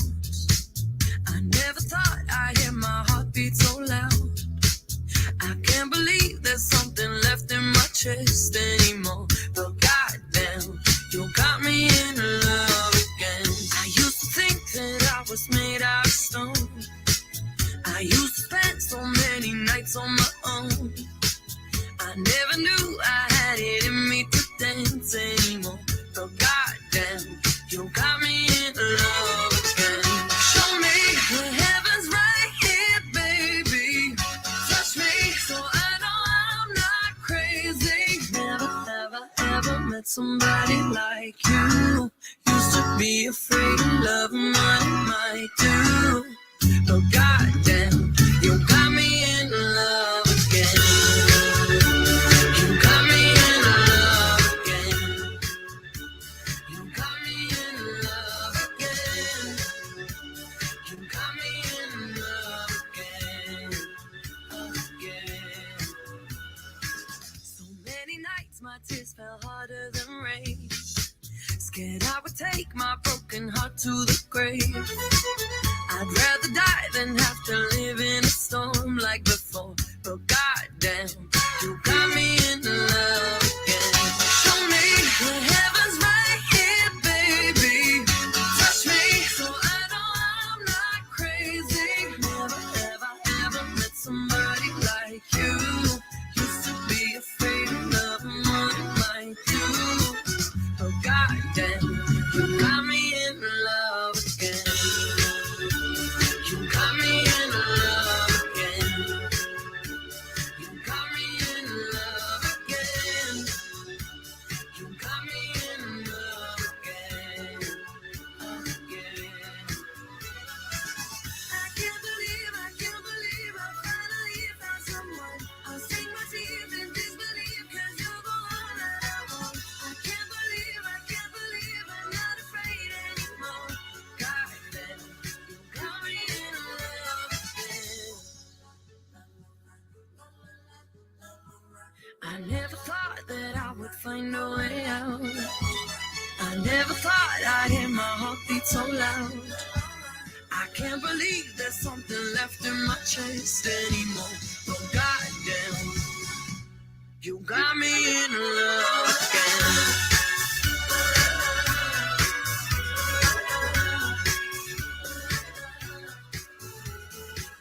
I can't believe I finally found someone. I'll sink my teeth in disbelief 'cause you're the one that I want. I can't believe there's something left inside my chest anymore. But goddamn, you got me in love again. You got me in love again. You got me in love again. You got me in love again and again and again and again and again.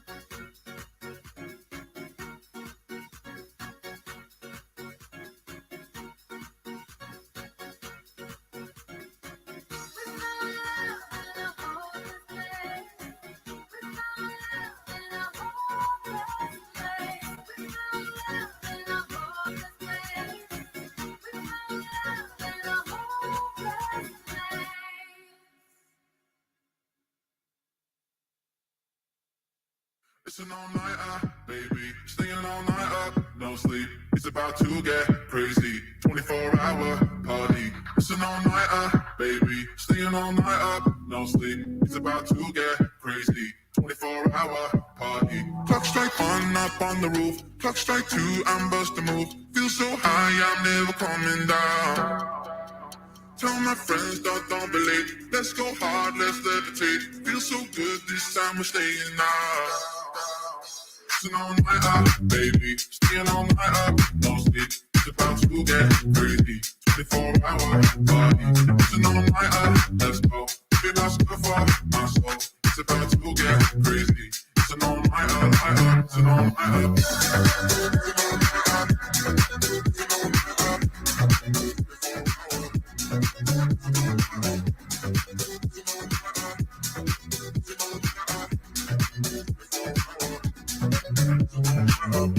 Ooh yeah, I don't wanna wake up to the moonlight.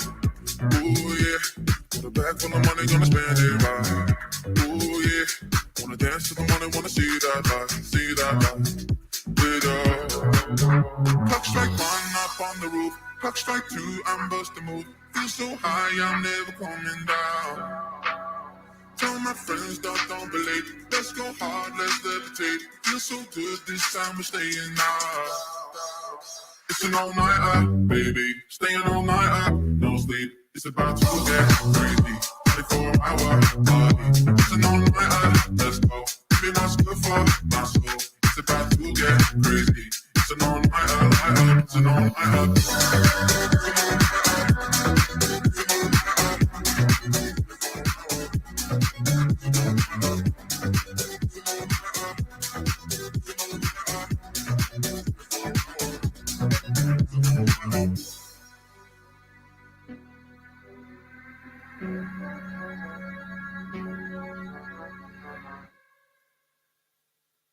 Lately, I've been thinking, I want you to be happier. I want you to be happier. When the morning comes and we see what we've become. In the cold light of day, we're a flame in the wind, not the fire that we begun. Every argument, every word we can't take back.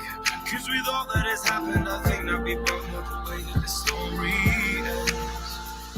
Then only for a minute, I want to change my mind. This just don't feel right to me. I want to raise your spirits. I want to see you smile. No, that means I'll have to be.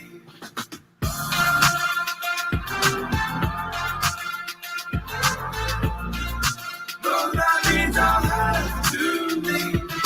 Lately, I've been thinking, I want you to be happier. I want you to be happier. When the evening falls, I'm left there with my thoughts. And the image of you being with someone else, well, it's eating me up inside.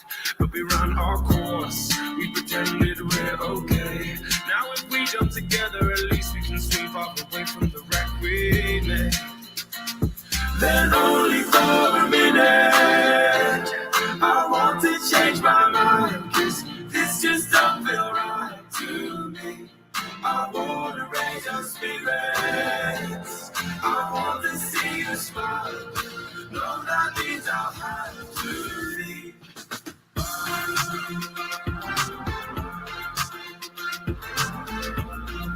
No, that means I'll have to leave. Lately, I've been thinking, I want you to be happier. I want you to be happier. So I'll go. I will go. So I'll go.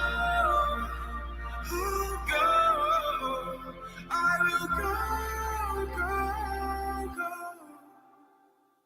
Lately, I've been thinking, I want you to be happier. I want you to be happier.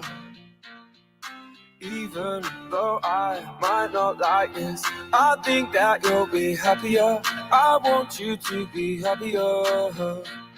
then only for a minute. I want to change my mind, 'cause this just don't feel right to me. I wanna raise your spirits. I want to see you smile. No, that means I'll have to leave.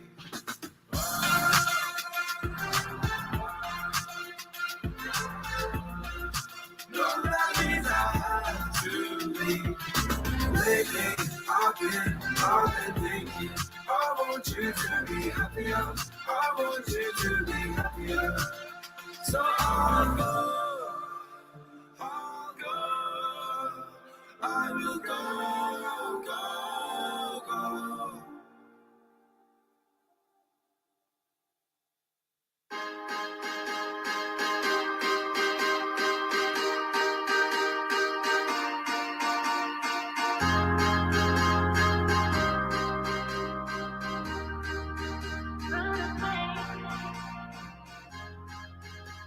Whatever takes you on, and you're at the gates too long.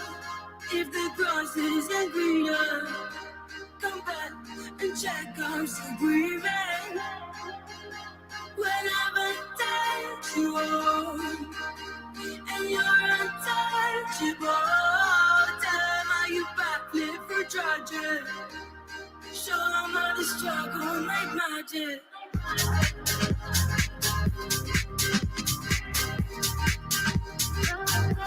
Make magic.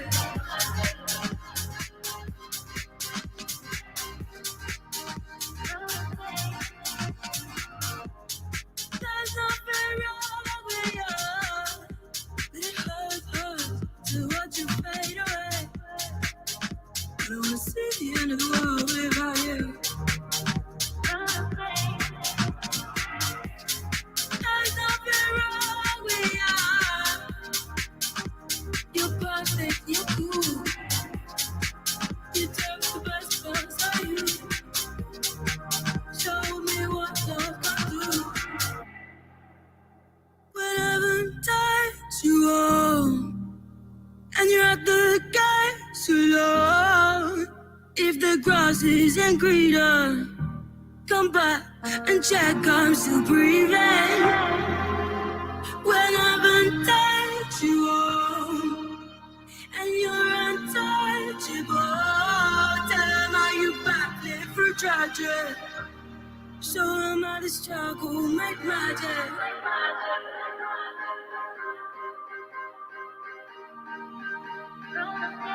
Make magic.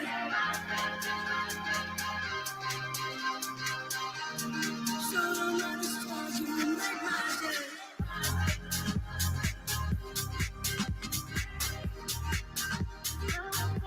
Make magic.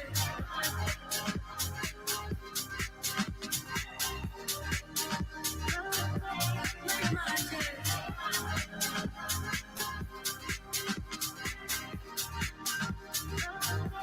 Make magic.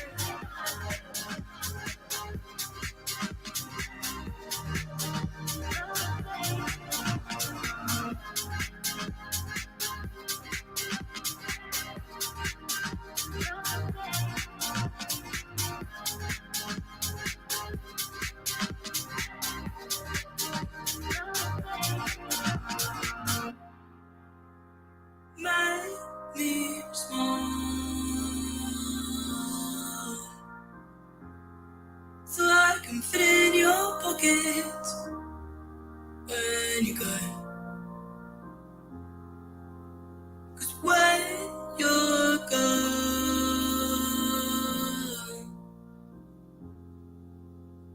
all of the colors turn to grey.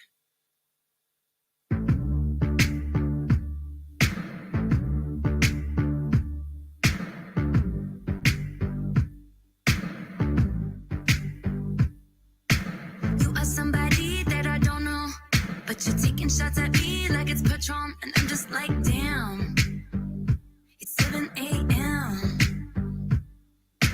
Say it in the street, that's a knockout, but you say it in a tweet, that's a cop-out, and I'm just like, hey, are you okay? passion, but I've learned a lesson that stressing and obsessing about somebody else is no fun. And snakes and stones never broke my bones, so you need to calm down. You're being too loud. And I'm just like, you need to just stop. But then you just not step on my gown. You need to calm down.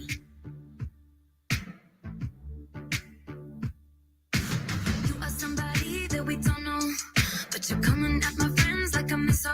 Why are you mad when you could be glad? Could be glad. Sunshine on the street at the parade, but you would rather be in the dark age, just making that sign. Must have taken all night. You just need to take several seats and then try to restore the peace and control your urges to scream about all the people you hate. 'Cause shade never made anybody less gay. So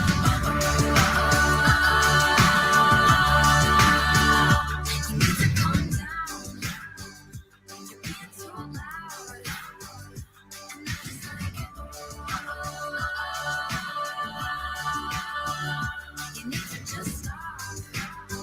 But then you just not step on his gown. You need to calm down. And we see you over there on the internet, comparing all the girls who are killing it. But we figured you out. We all know now. We all got crowns. You need to calm down. You need to calm down. You need to calm down. You're being too loud. You're being too loud. And that's like, you need to just stop. Can you stop? Or can you just not step on our gowns? You need to calm down.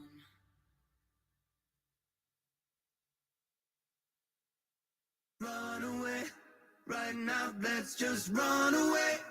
All that talk is killing me. One last shot, hold on to me. Oh, there's something I gotta say to you. There's somewhere we gotta go. Been out of sinking in the sand, chasing what we can, baby, it's not enough. Oh, it's like we're stuck in the mezzanine with 20 floors up to go. Oh, yeah. And now they're driving in the rain, trying to switch the lane, but you already know. So don't waste this time, yeah, don't move slow. One good shot and I'll let you know it's all I wanted. Can we just say, run away? Right now, let's just run away. All that talk is killing me. One last shot, hold on a minute. Maybe I think we should run away. I'm my own worst enemy. Blue skies only miles away. One last shot, hold on a minute. There's something I gotta say.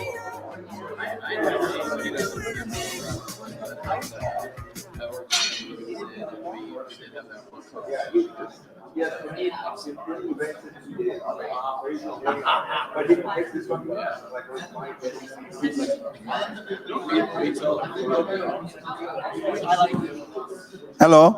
All right. So as promised, we gave you 5 minutes extra. So I think we just need to come back here. Yeah.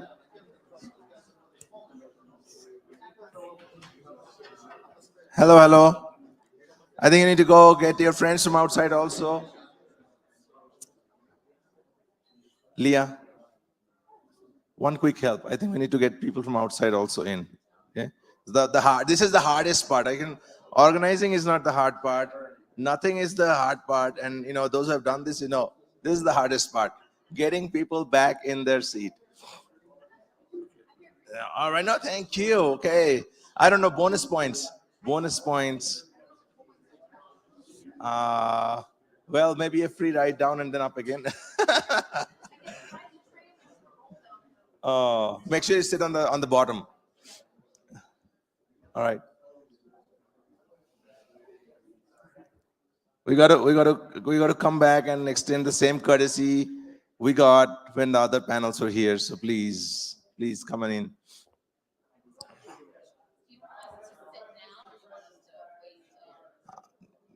I think you sit, Norma. Otherwise, yeah.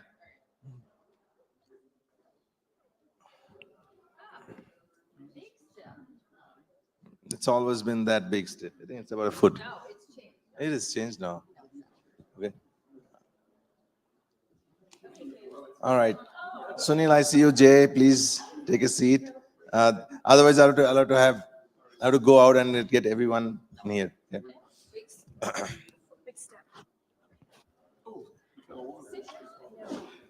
All right, all right. We get started. We get started. Okay. All right. Thank you, Norma. Just kick it off. This panel is yours, and you know more than I do about this place. Now, because I run around, I don't see this place much. You know about this place more than I do now. All right. He's at it. We got it. We should see which side's louder. Yeah, do the wave. Good? I don't know. I'm just laughing. This is comedy hour now. Okay. Thank you for that. We can't smile any longer. It hurts too much. There's no laughter today. All right. My name is Norma Craham. I am the chair of the Cybersecurity, Privacy, and Digital Innovation Practice at Van Scoig Associates, a recovering government employee like many people from the State Department, Commerce Department, FEMA, Department of Transportation. And I have been working on cybersecurity issues since 2005. I would say I was evangelizing in the wind in 2005. I would say cyber, and people would say privacy, and we would have to explain the differences. And so when we talk about fast forward into an amazing panel and conversation we have today on supply chain security, and we think about the global implications of supply chain, one of the things I did early in my career was focus on international trade, right? Bilateral, multilateral trade negotiations, and the goal was to have a global supply chain. Right? It added efficiency, it added choice, theoretically it brought down cost. And fast forward to today, when you think about even just the basic risks from cybersecurity, it's a huge challenge. But if you add lessons learned that we had from COVID, geopolitical risk, what you're starting to see is in the United States and around the world, what was this global expansion has become a bit of a retrenchment because we are worried about security issues. So we have a great panel. We're going to talk about all these issues. And at least for me to set the stage, when I say supply chain security, we're talking about products, services, hardware, software, the panoply. Now, the good news is we're going to solve these problems today. We're going to talk about different tools that are going to help us do this. We're going to talk about new global policy and regulatory requirements that are hopefully will help on disclosures. And for those of you, if you are the users or the sellers, right, we're focusing on how we embed security in at the front end. All right, so I'm going to ask each of our esteemed panels, starting with Grant, to just do quick introductions of themselves, their company. You can have a deep thought about supply chain, and then we'll do questions of the panel. Deep thought. That's all right. Oh, So I'm Grant Borzikas. You can't do that. Sorry. They won't let me do. They've already understood me very well. Grant Borzikas. I'm the Chief Security Officer at Cloudflare. I just crossed. 2024 was my 20th year as a CISO. So started back in 2004 working in casinos. Been at Cloudflare. Joe's left me in a great spot. So thank you, Joe. So it's nice to have your predecessor here, which is very good and good guy. But previously, most of my experience has been in banking. My other fun fact was I was the last CISO at the real Silicon Valley Bank. So I got good stories if you come to Barry's later on. So yes, that's a good story. Previously to that, I spent time as the global CISO for HSBC and spent time in power, nuclear, grid, and then I also worked for McAfee. But I've done this 20 years, and I love AI, but I haven't asked any questions because I finished my master's and coded Python for 3 years every night for 3 hours. So I'm very opinionated, but I haven't said anything. We'll get to that. All right, Meta. Meta Parlikar, the Chief Technology Officer and one of the co-founders of Casper Labs. And we are the builders of the public decentralized Casper Layer 1 blockchain protocol. 5 years at Casper Labs. Before that, I was building layer 1 blockchains of the open source community in the wild world of Web3, so to speak.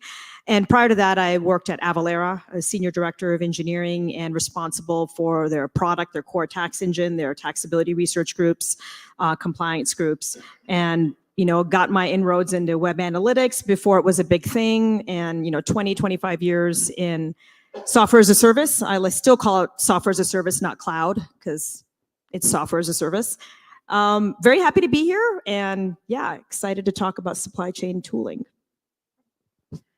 Well, thank you. It's wonderful to be here. My name is Avni Desai. I am the CEO of Shellman. We are the largest cybersecurity assessment firm in the US that provide everything from SOC, ISO to FedRAMP, PCI, and pen testing. My background is I'm a computer engineer. I spent my first 4 years as an ethical hacker. Then I realized I wasn't showering for several days in the basement, and I was wearing cartoon shirts, and I was like, I got to get out of here. So I went from there to risk management, became the director of privacy for KPMG International, and then I have been at Shellman for about 11 years. So my passion is also emerging technology and how do we make sure that regulations and frameworks don't lag emerging technologies, because that's what we've seen in cloud. Really excited about how AI, we're seeing a little bit less of that, but really also excited to talk about supply chain and what we're seeing from a regulatory perspective. So yeah, thanks. Excellent. Policy, regulatory compliance, those tend not to be sexy topics, but they are for supply chain security. One of the things that we're spending a lot of time, I think, globally is looking at software. So we're going to talk about that for just a minute. The use of open source software has raised a lot of questions. And while those who are building and writing the open source software and throwing it out in the wild are doing amazing things, but at the same time, we're seeing companies, critical infrastructure, taking that open source, adding things on top, and then selling that product. So I think we have a challenge in both the rush to market on the company side as they're doing this, but for those who are users of open source software, when we think about vulnerabilities and vulnerability disclosure or risk, I'm going to just go down the panel. Each of you talk a little bit about how you feel about that and where you think maybe not just the US, but where other governments and countries should be going. Grant?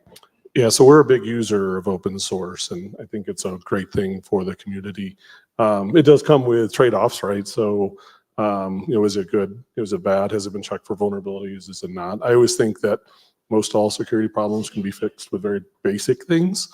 We didn't talk about basics a whole lot today, but even the SBOM processes that we have of making sure you're looking at all code holistic, whether it's source, whether it's fuzzing, or source analysis, dynamic analysis to look at what is being produced. We're also big contributors to open source as well. We've done a lot with Nginx or Nginx. And I think that, from a security standpoint, it's, there's going to be risk in anything you do. Every company has vulnerabilities.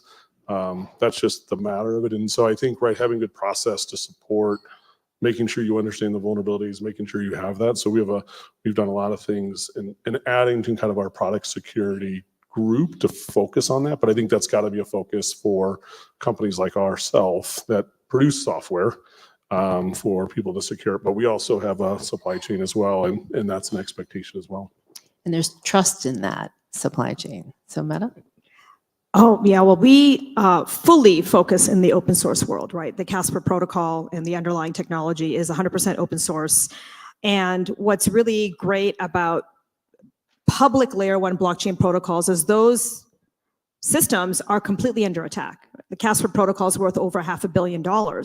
And so there is tremendous incentive for black hat hackers to attack the network to try to steal funds from the network.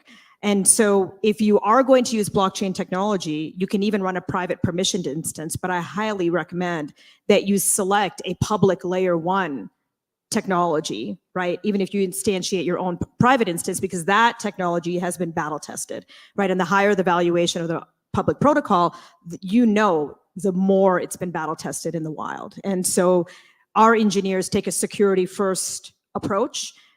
We do extensive fuzzing testing, auditing, code reviews, always putting security at the forefront, because that's the most important thing that the protocol has to uphold is security.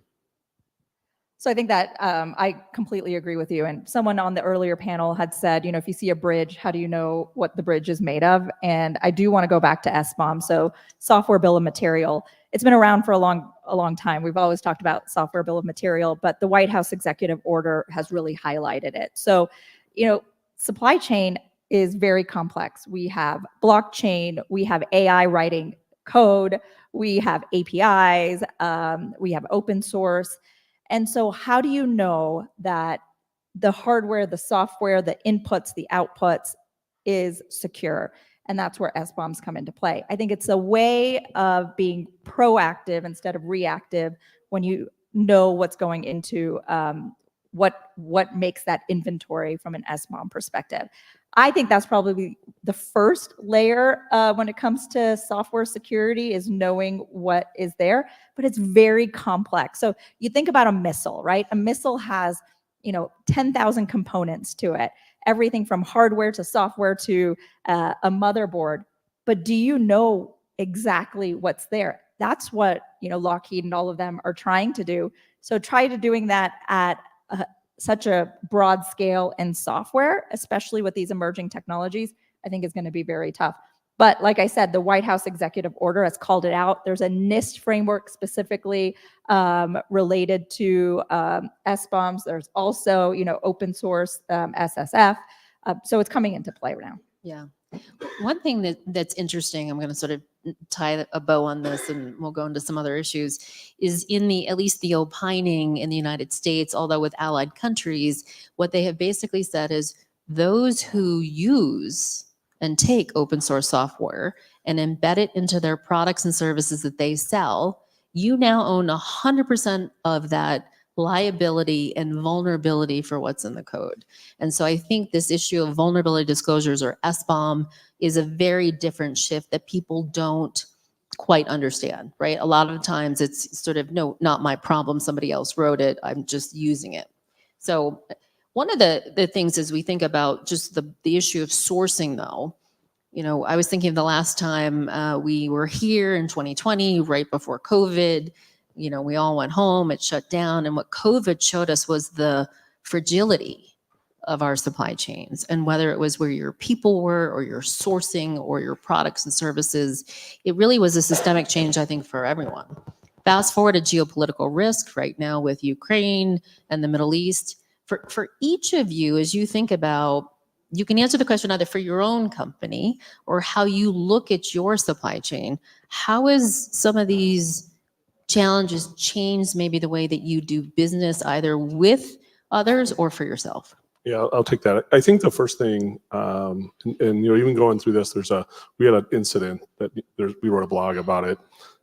Interesting blog, you can check it out. But we had an incident with an identity provider, and it does when you go through something when your supply chain, especially a SaaS-based identity provider, gets hit, it makes you think about what is important to me in the business. And so, right, when we look at it, we say, we want to eliminate any dependency of a third party of anything that's core to us. And I think that's a very interesting way to do it. If it's ancillary, we'll look at it and look at third parties. But if it's core to the business, we're not going to outsource it now, excluding some hardware things that we do.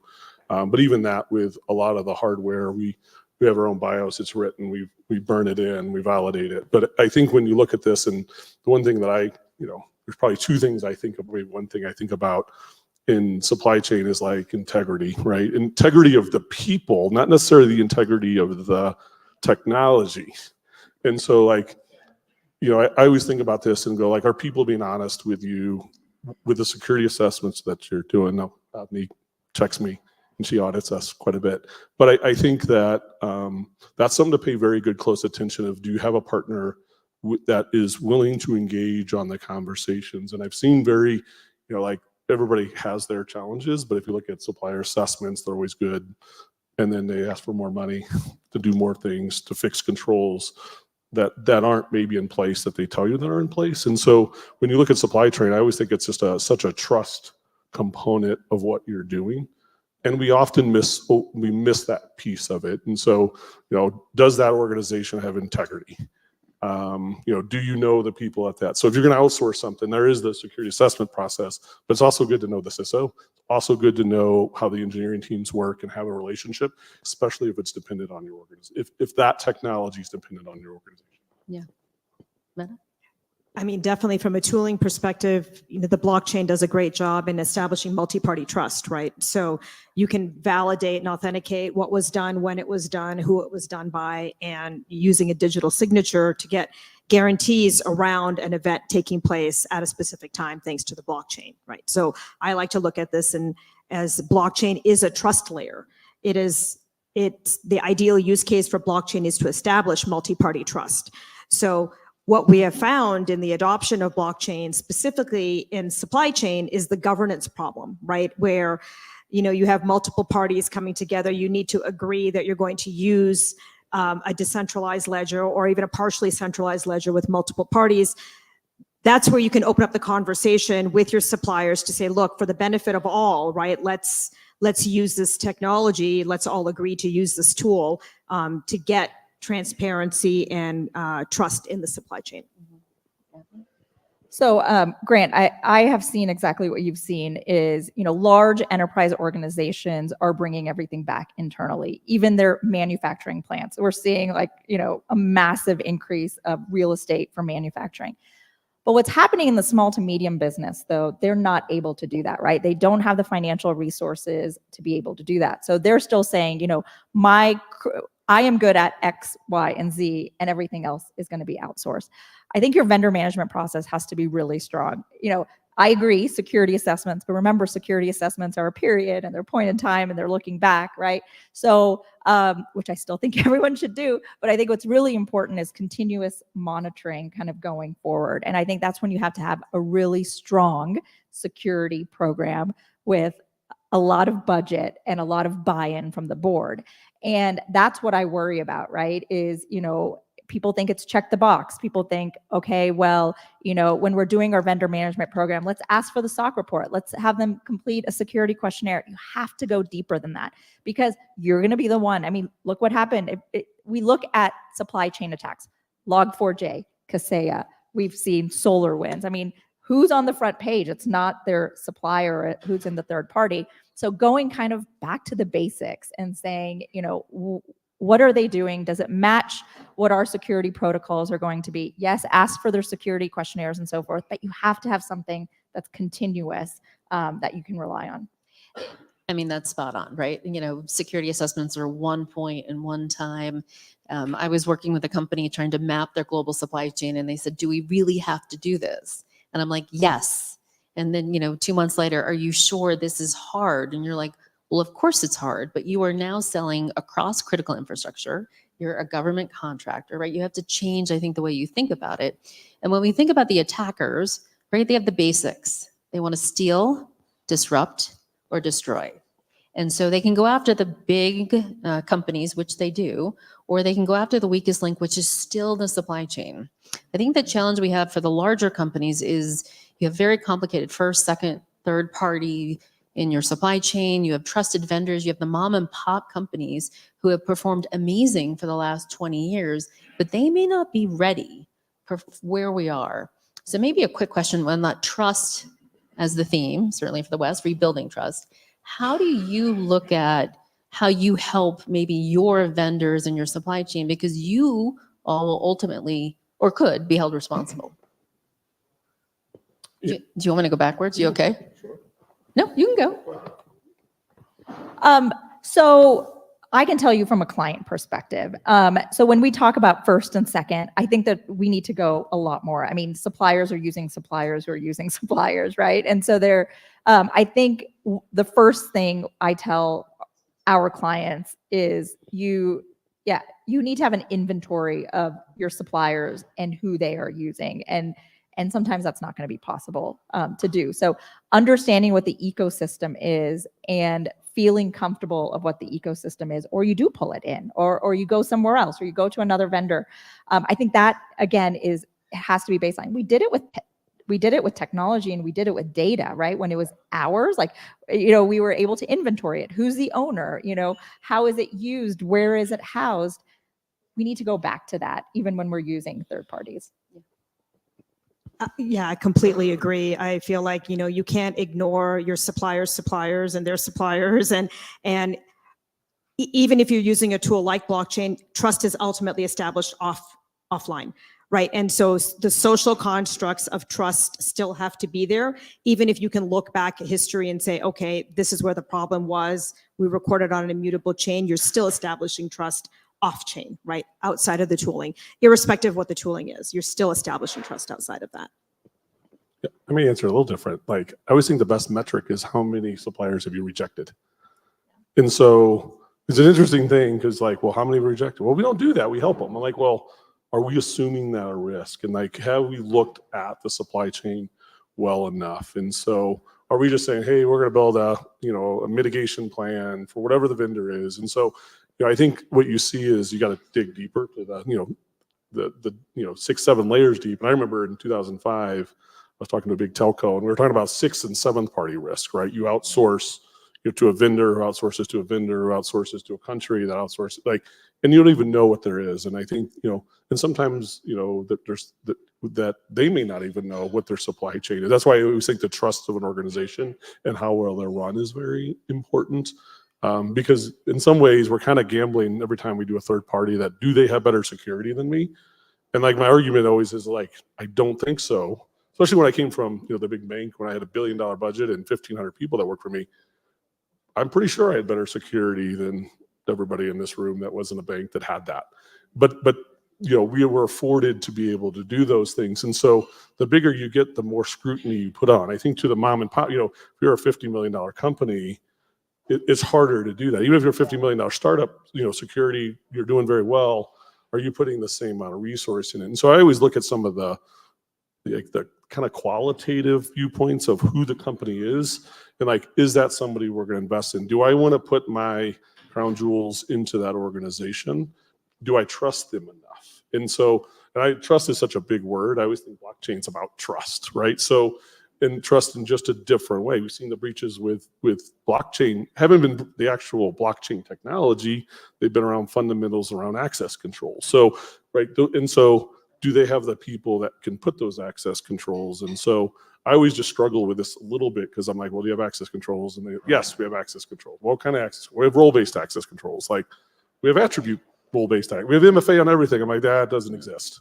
Like now we're talking about the tooth fairy. And so and unicorns. And unicorns and puppies. And so I like puppies. But, you know, I think that's, you know, that's something that I think you have to factor in because we always go like, you always ask these questions. I'm like, nobody has MFA across 100% of their applications. But there's not full authentication and verification of these issues, right? Most times it's a paper exercise. Go ahead. But you know, we also have to, how do you balance it? Like I've heard so many people say, like, I can't get to market because of the supplier security policy. Like there's just so much vendor management going on. Like, how am I supposed to build something? How am I supposed to go to market? How am I supposed to, you're stifling innovation because of over review, right? And it is a balance, but like, how do you meet that? I mean, I'm curious, like that's a question, I guess, for you guys is, is there like, look, do you want someone to have your crown jewels and you want them to have the best security, but without them, are you not going to be able to go to market as quickly? Like, what is the balance? And it's a hard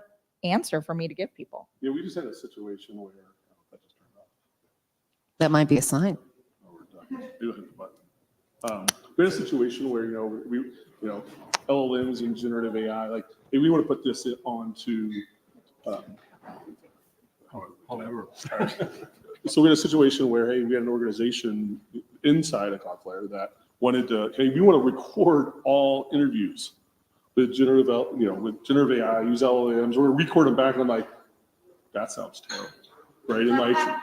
And so like we had a conversation with the HR group, like, do you really think that is a wise decision with a company, and then what is going to be disclosed in these conversations? So going back to the business and saying, is this something that we want to make an investment in? And they pulled it, right? They said, we don't think that's at the time we want to do this. It sounds great to be able to, because we have a crazy interview process, right? That like, we have thumbs up and you have to write paragraphs, and yeah, it would be great to do it, but What you're pointing out, I think, is still the systemic problem we have in companies in general. And we keep saying enterprise risk management, which is 100% true, but no one understands what that means. So the HR team, they do HR, like these common sense questions we would want different aspects of the business to ask and think about, they're still not doing that.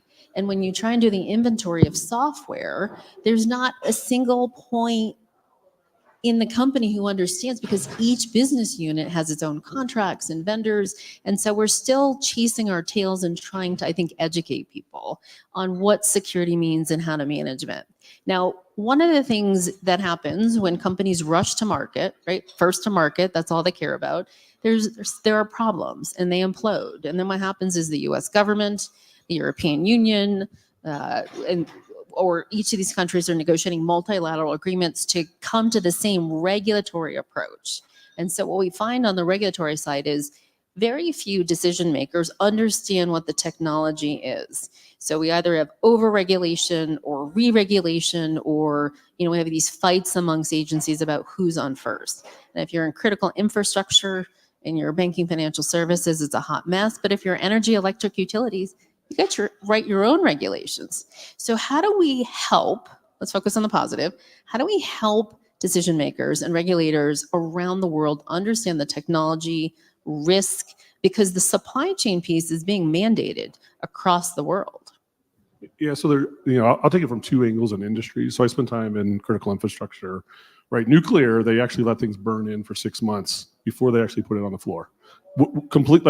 Could a bank do that? No. Could I do that? Absolutely not, right? But there's a tolerance that they do. And so I always think we talk about AI and nuclear, like, well, you can't do that because there's data diodes on everything and you can't move data. It's super difficult to do. And so, I think from a risk tolerance, the NRC's done a good job of saying what you can and what you can't do. Now, I think when you get, and that business is probably actually relative, it's going to sound crazy, it's relatively simple nuclear. You just put a rod in some water and boils and spins and creates magic. But I think when you get to banking, what you do see is massive enterprise risk management that actually take, you've tried to run a contract through a bank, it takes 6, 9, 12 months because of the rigor put into it, but it's actually probably a facade of what it is, of sign off. But the regulators want you to make sure that you have, everybody's looked at it, everybody understands the risk and that you've gone through it adequately. And it's usually a good process, but it's cumbersome. And so you have, I've had to revamp both. As part of the revamp, especially with the Fed, the OCC, PRA, HKMA, all on like, how do you revamp the vendor management process? And, over the last 3 or 4 years, MRAs, MRIAs, consent orders have been put down on banks to do it, but it's still a very difficult thing to do. Well, we're not going to get into the challenges of the SEC on top of all of the independent regulators and what we're seeing from New York DFS and global regulators, or Singapore. I can go on. Now, Meta. We've talked about this. In the world of blockchain and layer ones, what we do have a little bit of a challenge with, and that understanding of technology, is so many, whether it's in the United States or around the world, believe that blockchain is crypto. Like they're exactly the same things and they're very different. So as you navigate through that, again, this is about how do we help them better understand and not over-regulate in some of these areas. And yours is a little more unique.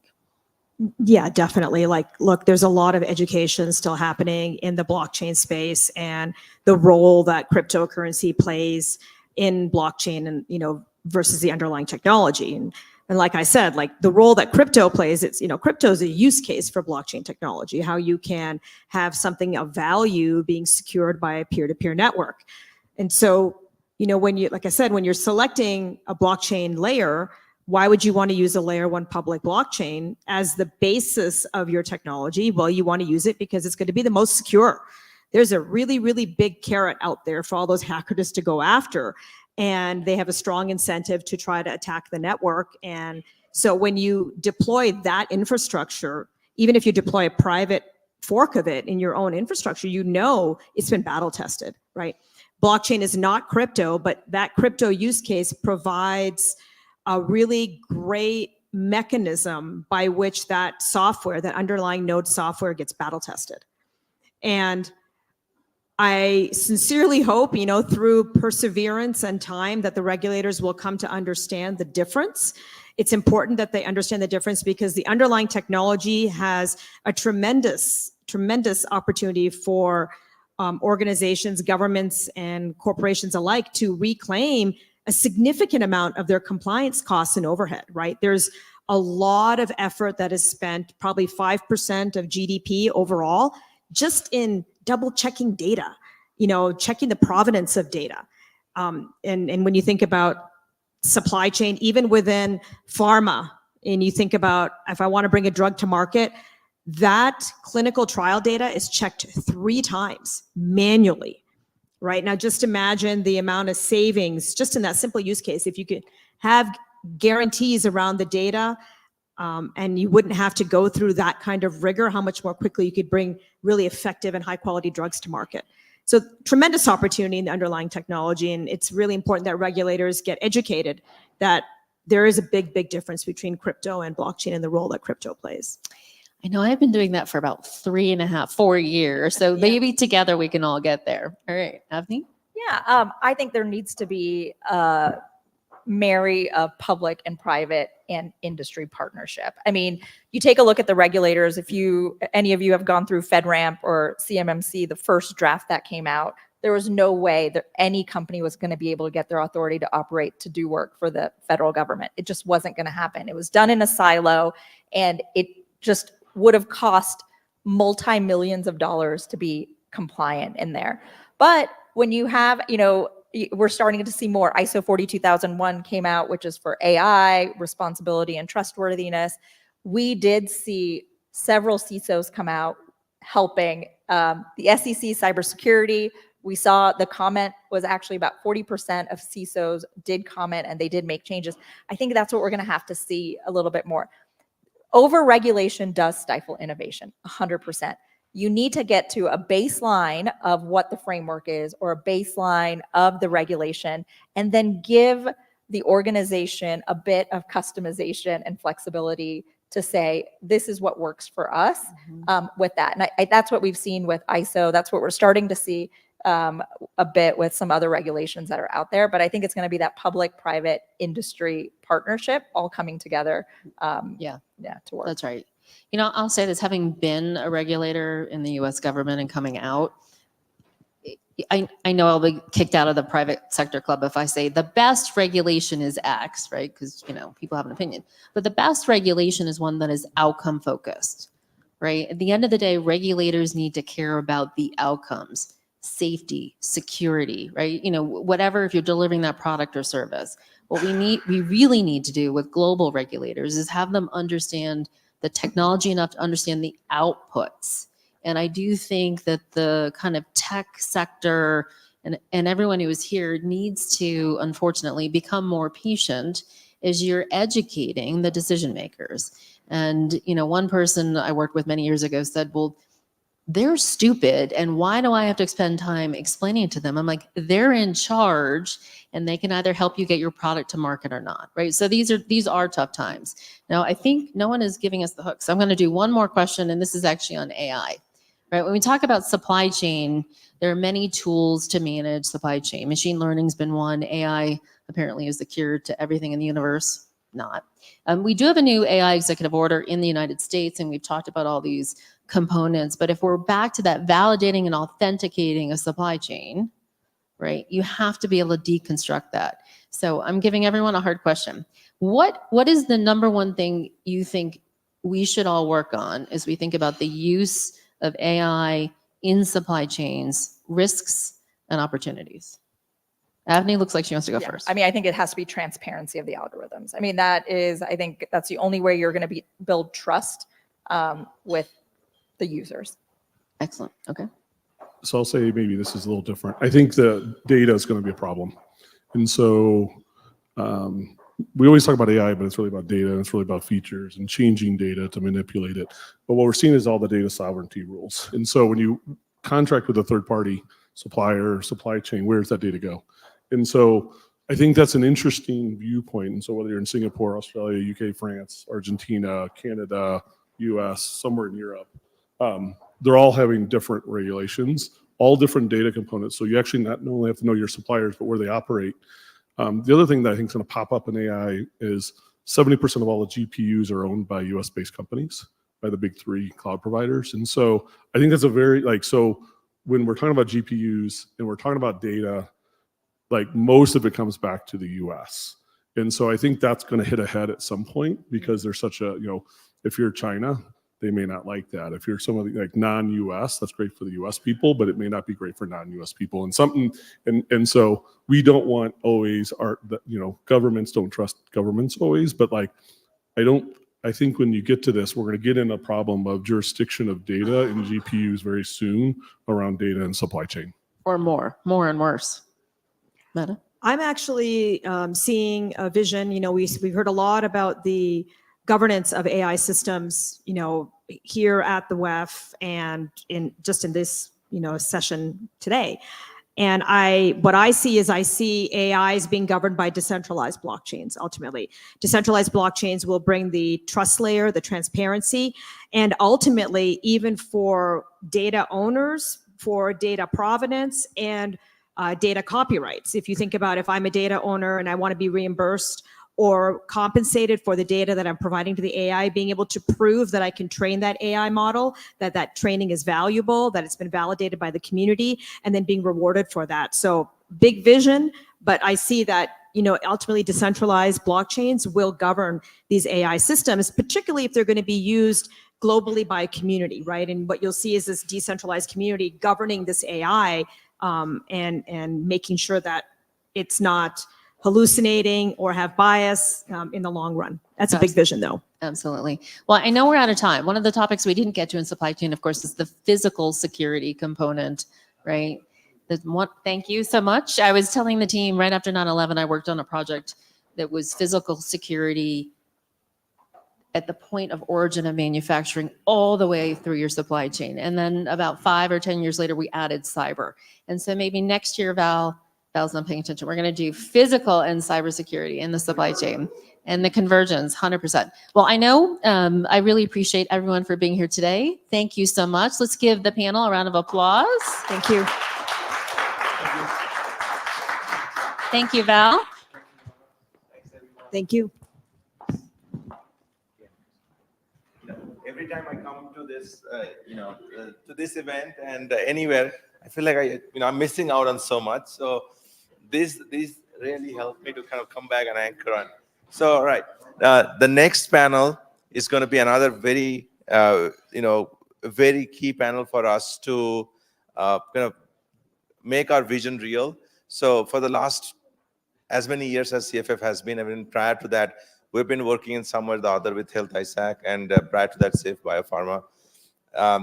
This year, we jumped into this year, when I said 2023, now it's 2024, we jumped into actually realizing the vision of securing cybersecurity for healthcare. And I would let the healthcare panel come up here, but also very, very proud to announce that Denise joined our board finally, after 4 or 5 years. Like after 5 years, been working together. So this panel is going to talk about our journey, but also the future of healthcare cybersecurity. Thank you.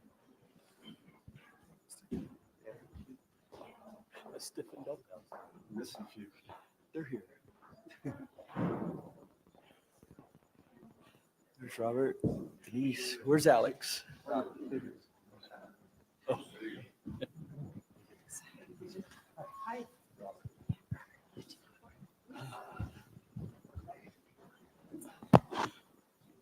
Well, we've got a great panel, and Denise made it in with about 30 seconds to spare, which is great.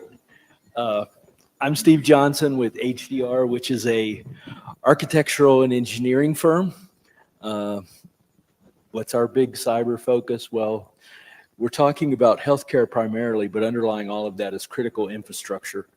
And on our enterprise risk, number one is our own internal IT cybersecurity. If we were breached, our own networks, that would be brutal to our bottom dollar. But number two on that enterprise risk register is OT cybersecurity, because we're a consulting firm. Fortunate this year that my director joined me. And so he is our expert for all things critical infrastructure. I'll let him introduce himself. But within our team, we have, because we do all critical infrastructure, we have a subject matter expert for each of the industries we serve. So if you were last year, you heard me talk about connected vehicle pilots and transportation, and I'm transportation SME.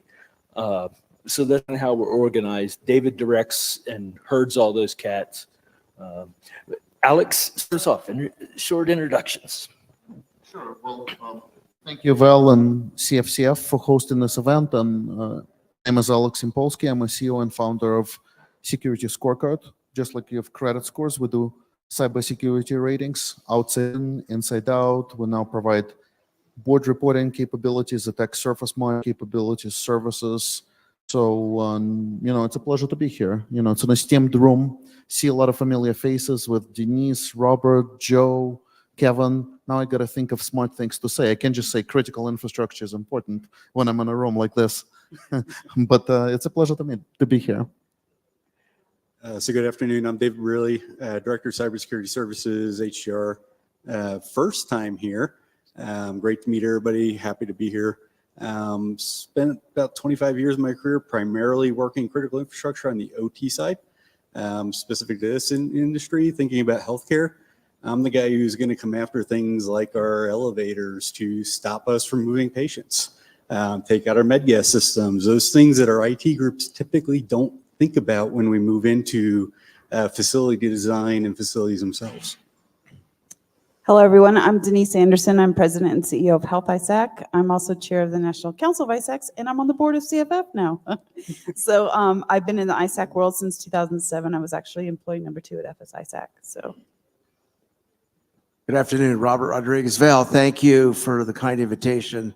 Always a pleasure. I do believe this venue is the best in the mountain, so thank you and all the hard work that your team has conducted this, well, probably a year, right? Robert Rodriguez, some partner at Sin Ventures and chairman of SINET. Okay, great panel. I want to jump right in with both feet to a topic that's dear to our hearts right now because of everything that's going on in the world. And you've heard on earlier panels how we have some CFF members who are involved in assisting Ukraine in their current situation with cybersecurity viewpoint. And so, Denise, this was your question, and I loved it. So I'm going to start with you, and then we can get everybody else's viewpoint. But why should critical infrastructure owners and operators be concerned about geopolitical events? Great question. No, so I think this is something near and dear to my heart. I think it's something that no matter what sector you're in, you need to be very mindful of that. And I'm going to point to you one situation, and that was January of last year when we had the news media mentioned that the U.S. and European Union were sending tanks into Ukraine. Who would have thought that that had an impact on hospitals in the U.S. and the EU? But in 3 days later, we had hacktivist attacks against DDoS against websites at various hospitals. I think over 381 hospitals were on the target list.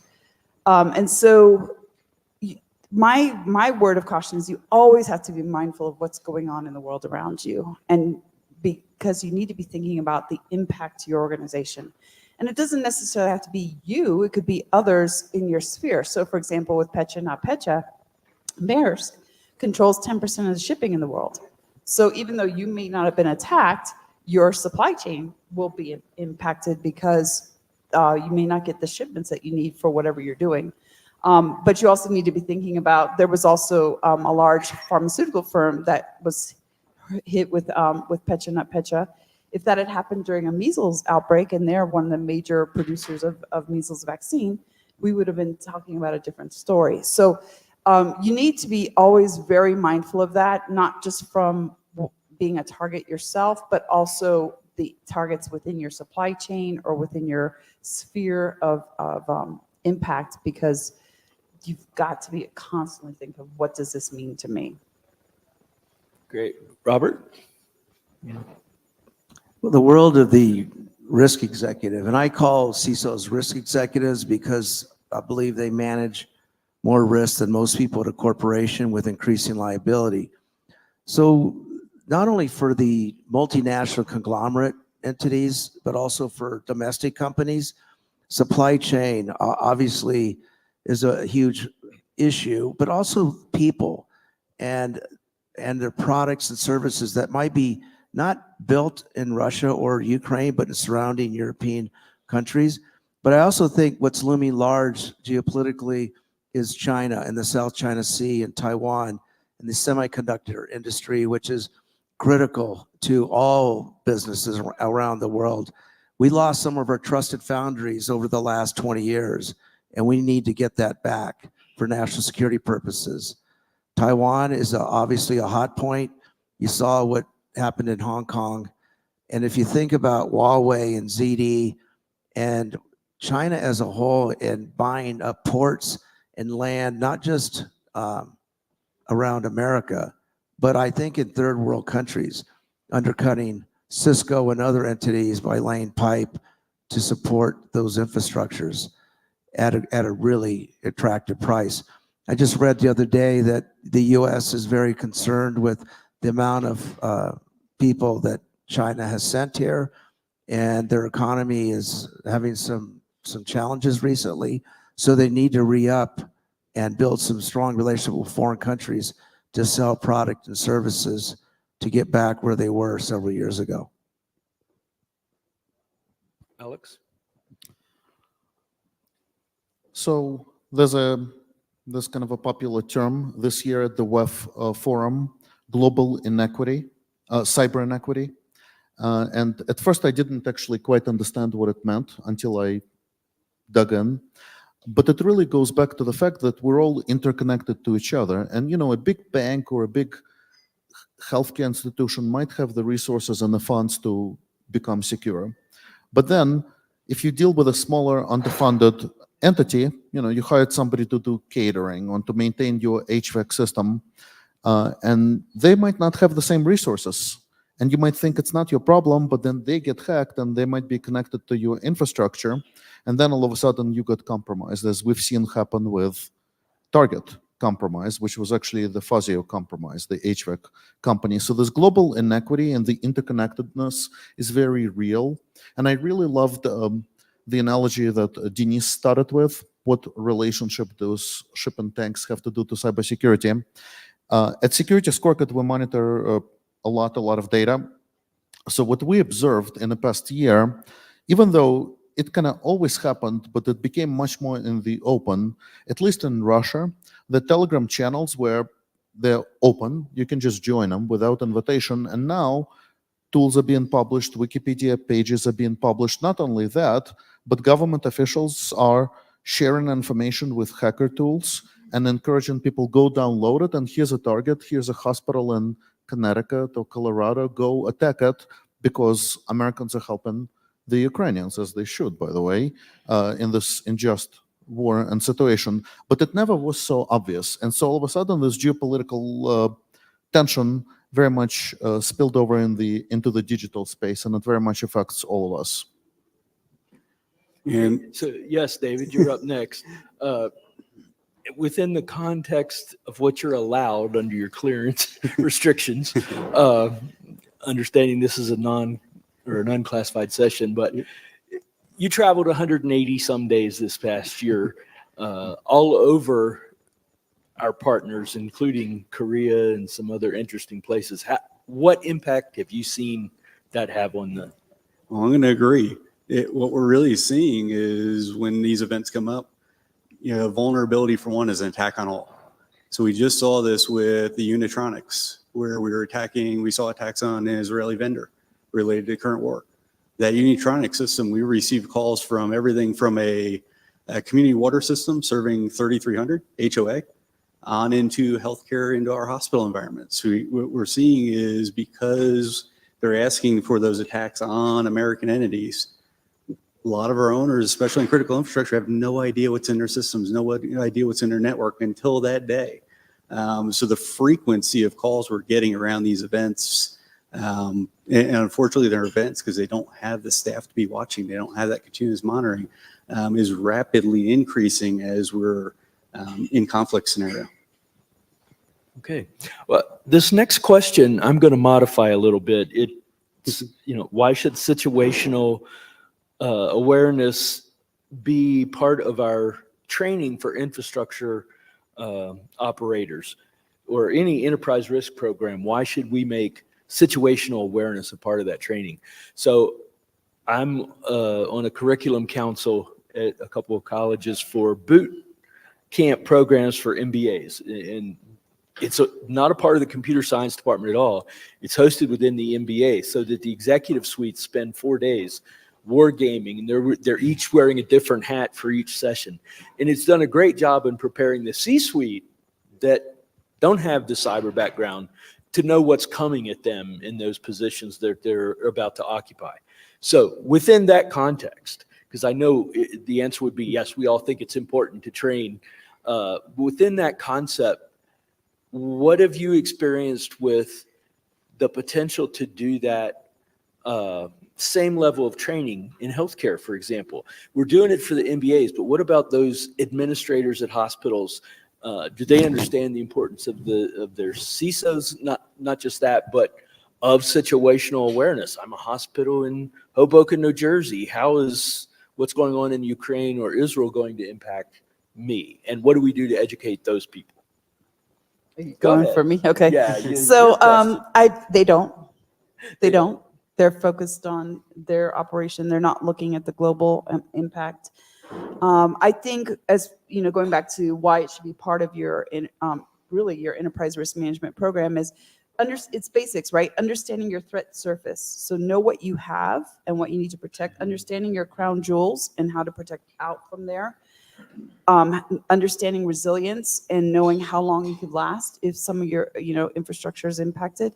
But also situational awareness, going back to the example I gave with the tanks, being aware of the situations out there. And it's not just about attacks, it's also about things like Hurricane Maria in Puerto Rico, where a lot of people didn't realize at the time that a lot of critical manufacturing, particularly in the healthcare field, was conducted on that island. There was some laws that were passed that made it favorable and a lot of incentives to move manufacturing there.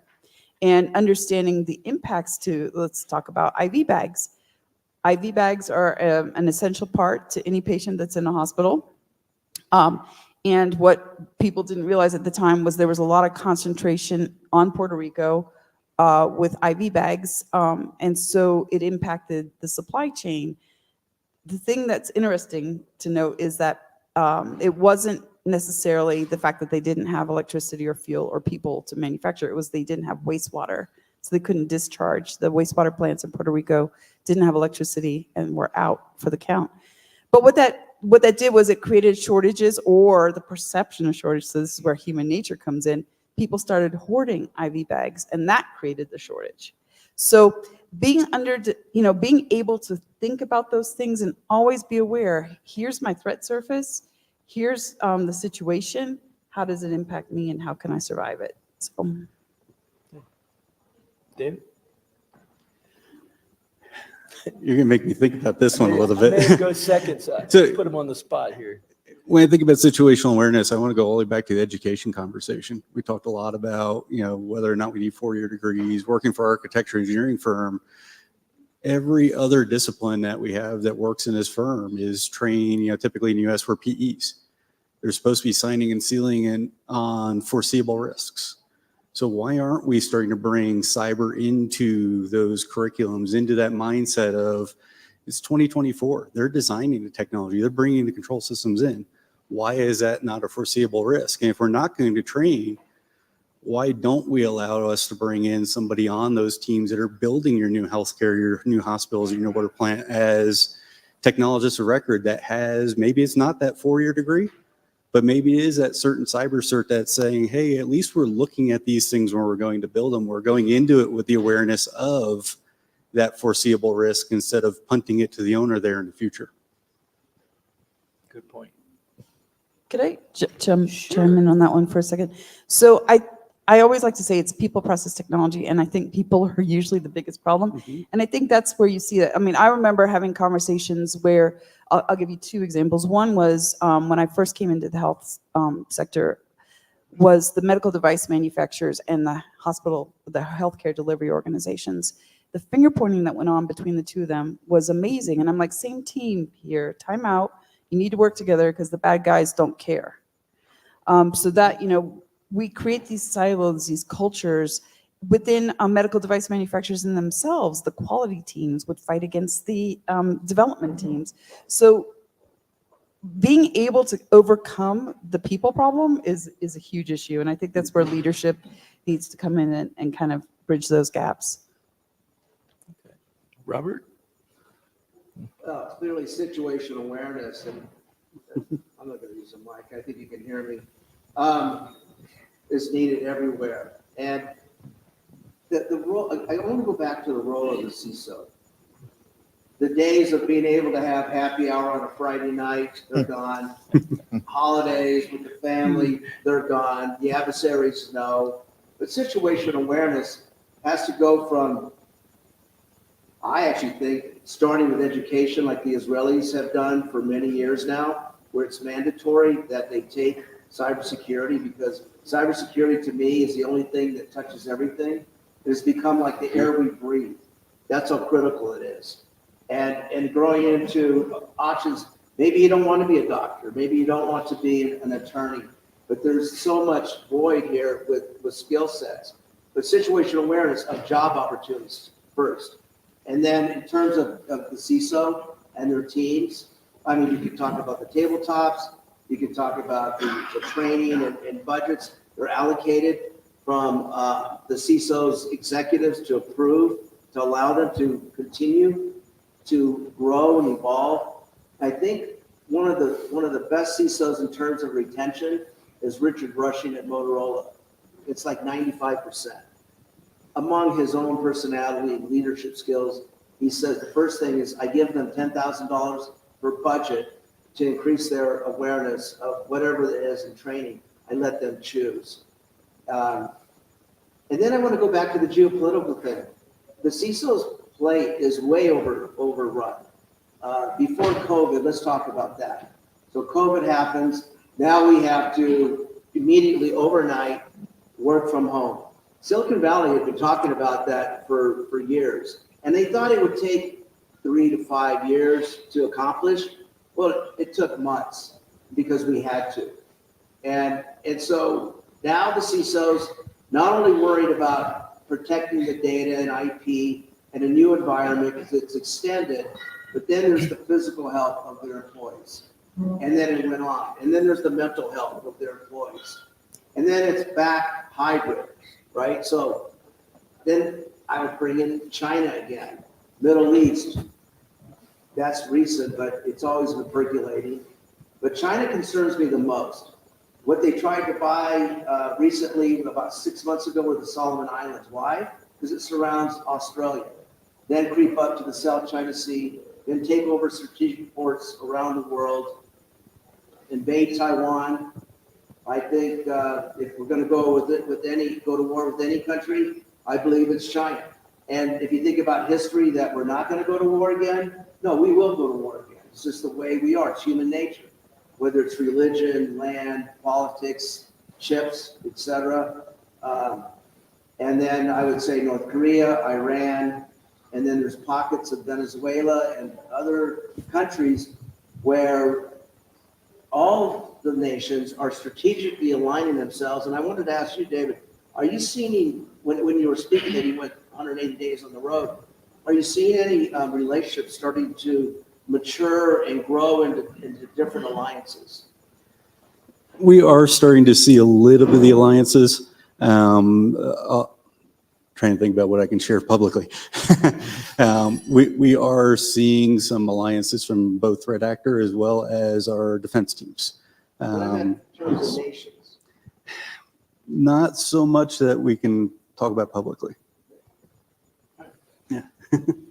On a situational awareness, I think there are a couple of components here.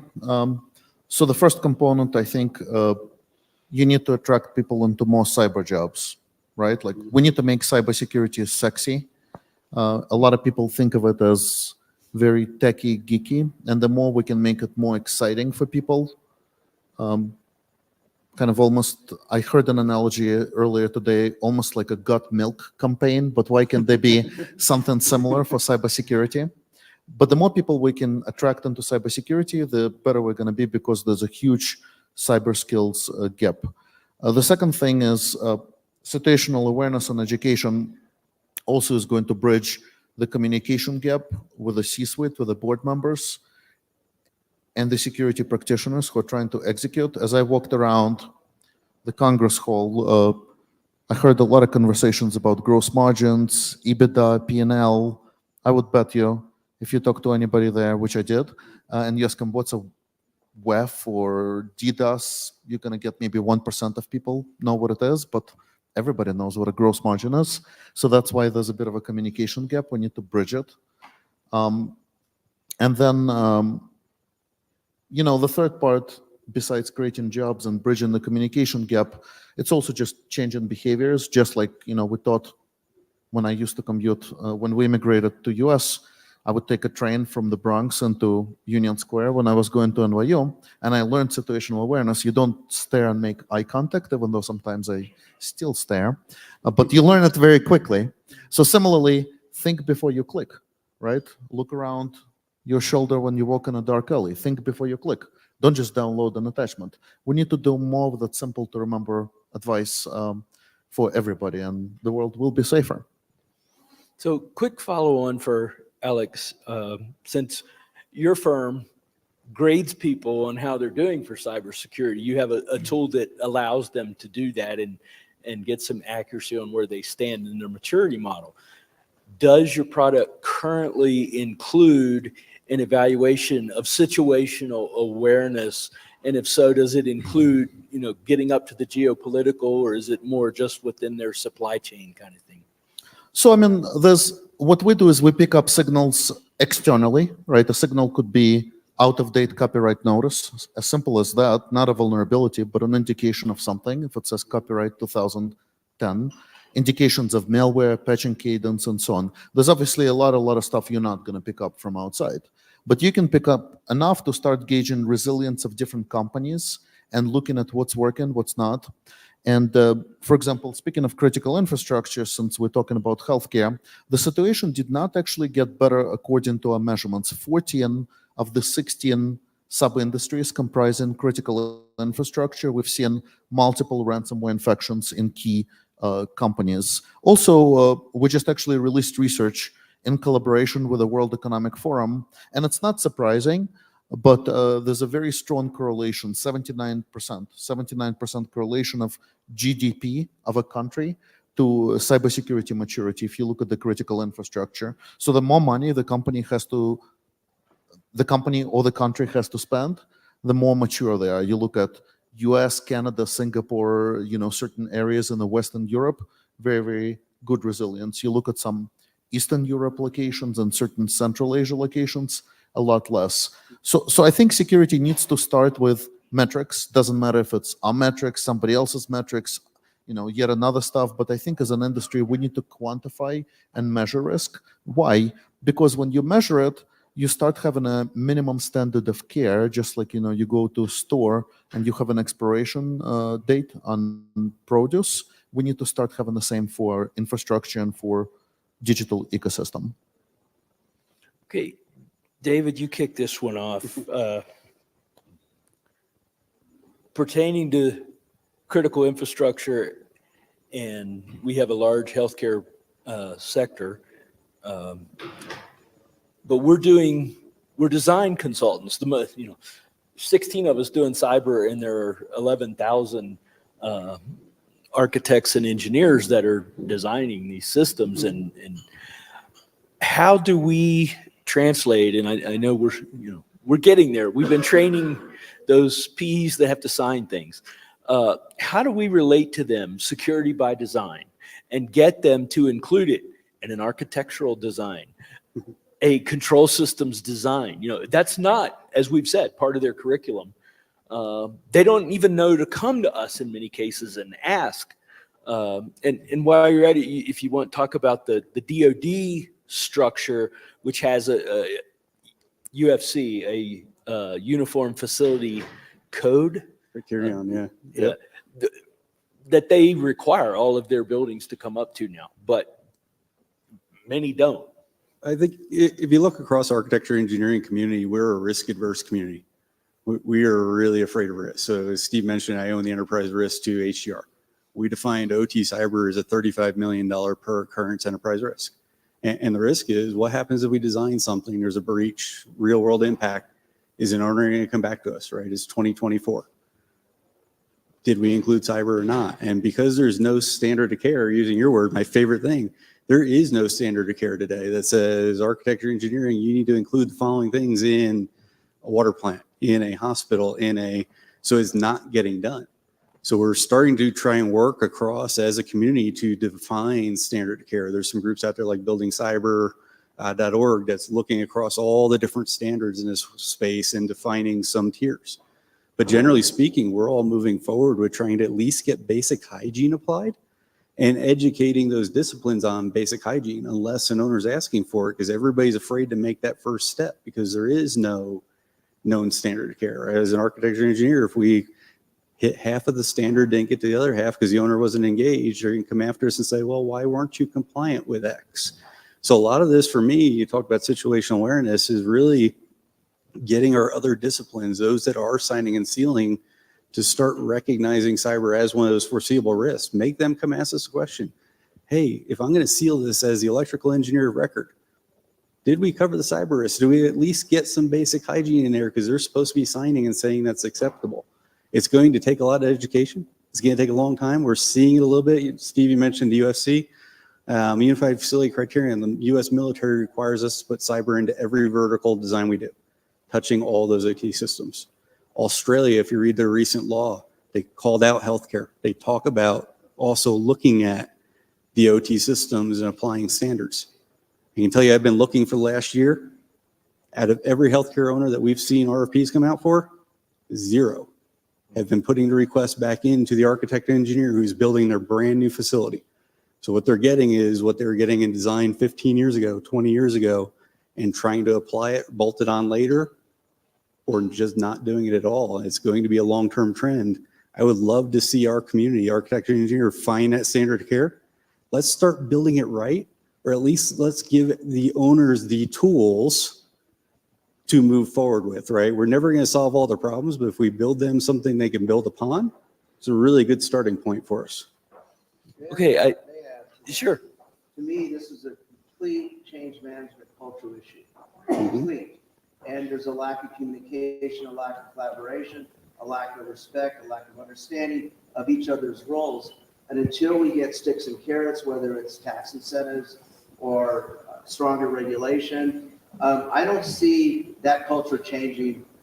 I feel that the OT culture is not as dynamic or innovative and is resistant to change as the IT professionals. And so because of that, there's always going to be this dependence on legacy systems, continue to build the technical debt. And by the time you do find something innovative and you want to patch it into your environment, it's not even going to work. So I think we're at huge risk right there. But I think it's leadership that needs to change. Mm-hmm. Okay, we are out of time. I'm sorry, Denise. We have 1 or 2 minutes left. So a final pitch to each of you, and you got about 30 seconds to tell us what's the takeaway. What should somebody take away from this session to take back to the organization? And I used to ask what keeps you up at night, but as I've aged and the panel's aged with me, I now get, my bladder is the answer. So just give us your key takeaway, what you would want somebody to take from your session today. Denise, go ahead. You were ready to Start with me. Okay. So understand impact. And then, look at the world around you and see how it's going to impact you. What's in it for me? What does this mean to me? 26 seconds. Good job. David? I actually agree completely. Understanding the impact. You touched on the OT systems. Let's just at least understand they're there and they have an impact on our operation. We can do certain things still. We're not where you want to be from the IT space, but we can start to advance if we at least come to the table as part of the discussion. So I'm going to say something slightly contrarian. So there's a good book for entrepreneurs, Secret Lives of Customers, but it starts with a question, why do you buy a cup of coffee, right? And the naive answer would be, oh, you buy a cup of coffee because you want to get a caffeine boost, etc. But in reality, we buy a cup of coffee for different reasons. You might go want to meet up your friends and socialize. You might want to get a jolt of caffeine on the way to a workout. You might want to treat yourself to a small luxury by getting a nice cappuccino. So we all hire things and people for different jobs, right? Even your spouse, right? Like you hire your wife for a specific purpose. I know it's crazy, but Heather is not listening, or my wife is not listening. But you want to have a partner, you want to have kids, you want to have somebody you love. So people hire cybersecurity products for a specific reason. We already have all the products, all the thoughts. We just need to be deeply empathetic as an industry about what is the pain point that people are trying to solve. If we're trying to solve pain point for hospitals and healthcare, let's really deeply understand the life and the customers. So that's my kind of 30-second takeaway. Let's better understand the use cases and the customers. We didn't address it today, but I call it unintended consequences. And Michael, you're in the room. When policy is made in a vacuum, it's not only dangerous to critical infrastructure, but it's dangerous to national security.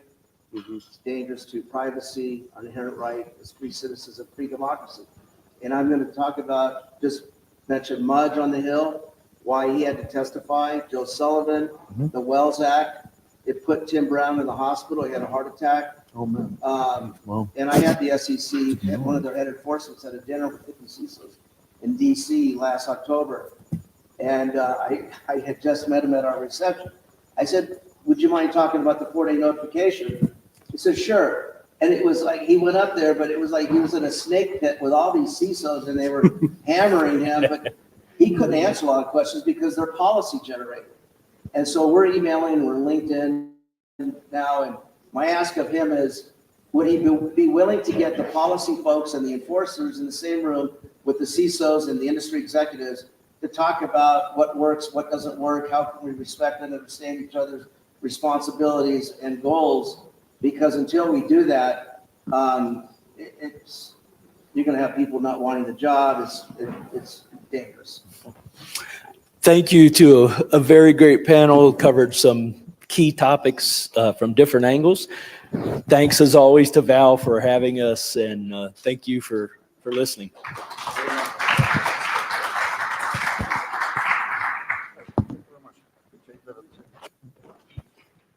All right, thank you. If you stick around, there's the next panel. There's really thanks to this panel that it's actually teed up for the next one, the work that we do, and that's around the whole Ukrainian support that we have been working on. Joe, I'd love to come, bring you up here, and then you can bring the panel up.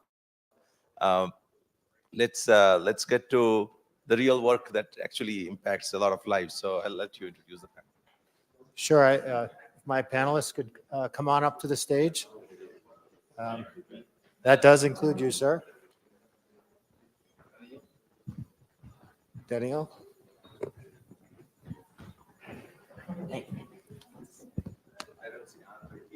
I don't see on.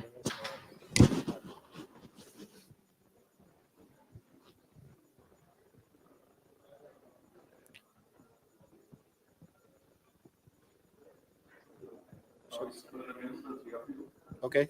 Want to move down one seat each?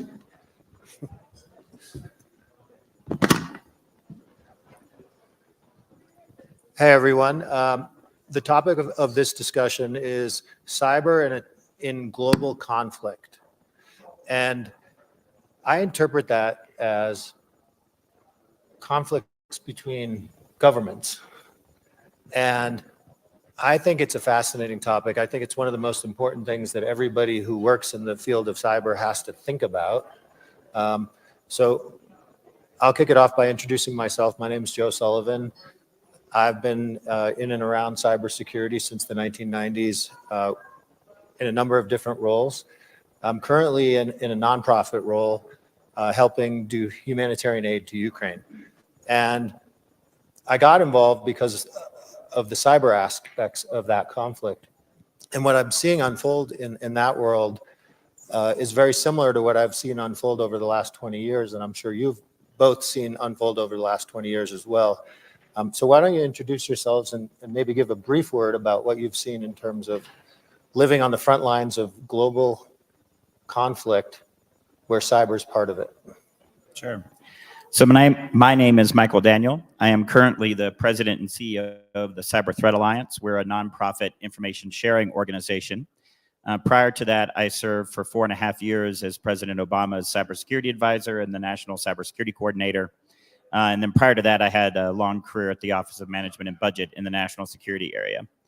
And I would say that there's actually two aspects to cyber and global conflict. There is conflict that is carried out through cyberspace and in cyberspace, right? Where the terrain, if you will, of the conflict is digital. And then there's the use of cyber capabilities to have an effect in the real world. And so when I think about it, it's both aspects. I think what we've seen over the last couple of decades is that many countries have discovered that carrying out, trying to pursue their national security, their foreign policy through cyberspace and through cyber means is actually a very effective methodology. It's relatively cheap compared to a lot of other capabilities to build. It is got some characteristics that make it a little bit deniable, so you can have a little bit of the plausible deniability. And it tends to also be asymmetric. The countries like the United States and other developed nations are more vulnerable than a lot of the adversary nations. And so this has made it a very attractive tool for a lot of countries. And I'll just finish this part by saying that when I first got into cybersecurity in the mid-2000s, we were probably tracking about 4 or 5 offensive programs around the world. By the time I left in 2017, we were up over 40. And I'm sure that number is probably double that now. At least. Good afternoon, Daniel Kirimi. I wear many hats, but here I come as a dear friend of Val, who has put this whole organization together. And I worked with quite a few, including with Michael, on setting up a few programs that now led to the creation of the World Economic Forum Center for the cybersecurity. We're here in Davos, and one interesting fact that you may or may not know, probably it's Swiss among you will know it, is that the security of Davos is provided by the federal Swiss government. So all the helicopters, all the fighter jets that you hear are flying, and all the army personnel that you don't see, you see police, but there's army personnel that you don't see up in the mountains, is all provided by the Swiss government. And Swiss army loves the World Economic Forum. And the reason why they love the World Economic Forum is because this is the only week in the whole year where all the forces have to work together. It's basically like an annual exercise. They get all the fuel they need for their jets. They get all the ammunition they need for their everything that they need. And if you're here still on Saturday, you'll witness a very interesting scene where all these soldiers will be coming down from the mountains and meeting their girlfriends in the local pubs. So there will be scenes like from the Kiss, like Times Square, iconic scenes. I love Saturday here because it's just really fantastic feeling. But you know who doesn't really love the World Economic Forum? Is a Swiss cyber force. Because I don't need this week to exercise. They are on all the time. And this week is a hell of a week for them. And that's perhaps the biggest difference between the traditional and the new capability that cyber brought into the geopolitical competition among member states. I will stop here, but I'm also very interested in the conversation around not only the conflict, but also humanitarian aspect of this.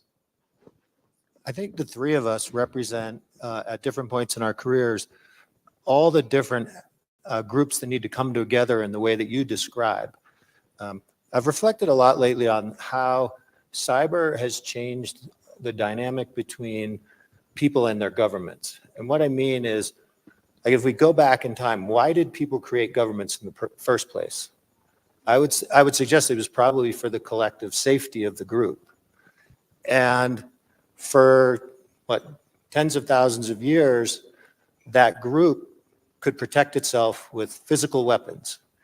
And if something broke the perimeter and came in, you could hold the government accountable, and it was all tied to that one government that you trusted and you had empowered as citizens of it. And then the internet came along, and it allowed other governments and non-governments for all different types of motivations to cross those borders in ways that we never saw before. And then layer on top of it, what percentage of the internet is in private hands forces a level of collaboration between government and other organizations that you've never had to do before. I mean, for you in the United States government, I think during the time when we really started to understand the power of that, how did you think about bringing together such disparate groups? Yeah, I think one of the things that you very quickly realize is that unlike many other areas, like what you were saying, so in counterterrorism, for example, that's a government game, right? The private sector has an interest in this, and they have interest in physical security, but like that's primarily a government game, right? And cyber is completely different because you actually need that kind of collaboration between the public and the private sector in order to have the effect that you want to have. And what I realized when I was in government was that we didn't even have the language to describe what we were talking about. Because from the government's perspective, most of the time they interacted with the private sector as either a purchaser, like they were buying goods and services from the private sector, or they were a regulator, right? They were an enforcer. And so we talk about these public-private partnerships, but like, what the hell does that mean? Like, the language is very squishy.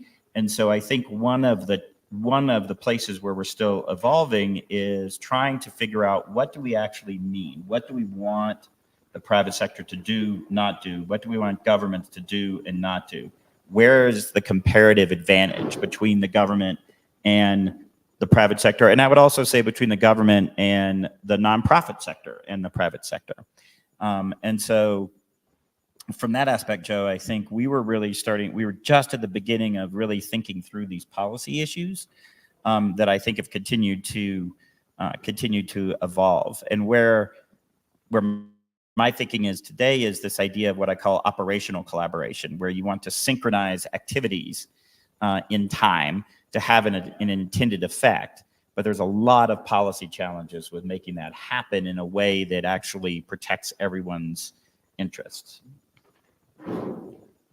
What do the two of you say to the security executive who would point out something like, well, if a cartel crossed the national border and ransacked a department store, and everybody who was in the department store just took all of their belongings and then went back across the border, would you you wouldn't hold the department store security guard responsible for not stopping a massive attack of that nature.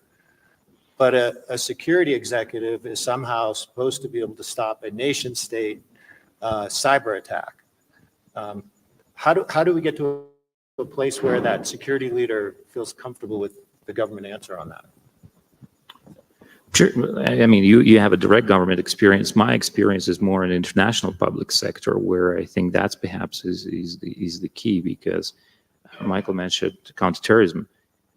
My career with the international public sector started after 9/11, where I was working for the UN Office on Drugs and Crime, promoting and enhancing international cooperation in legal cooperation, extraditions, things like that on counterterrorism.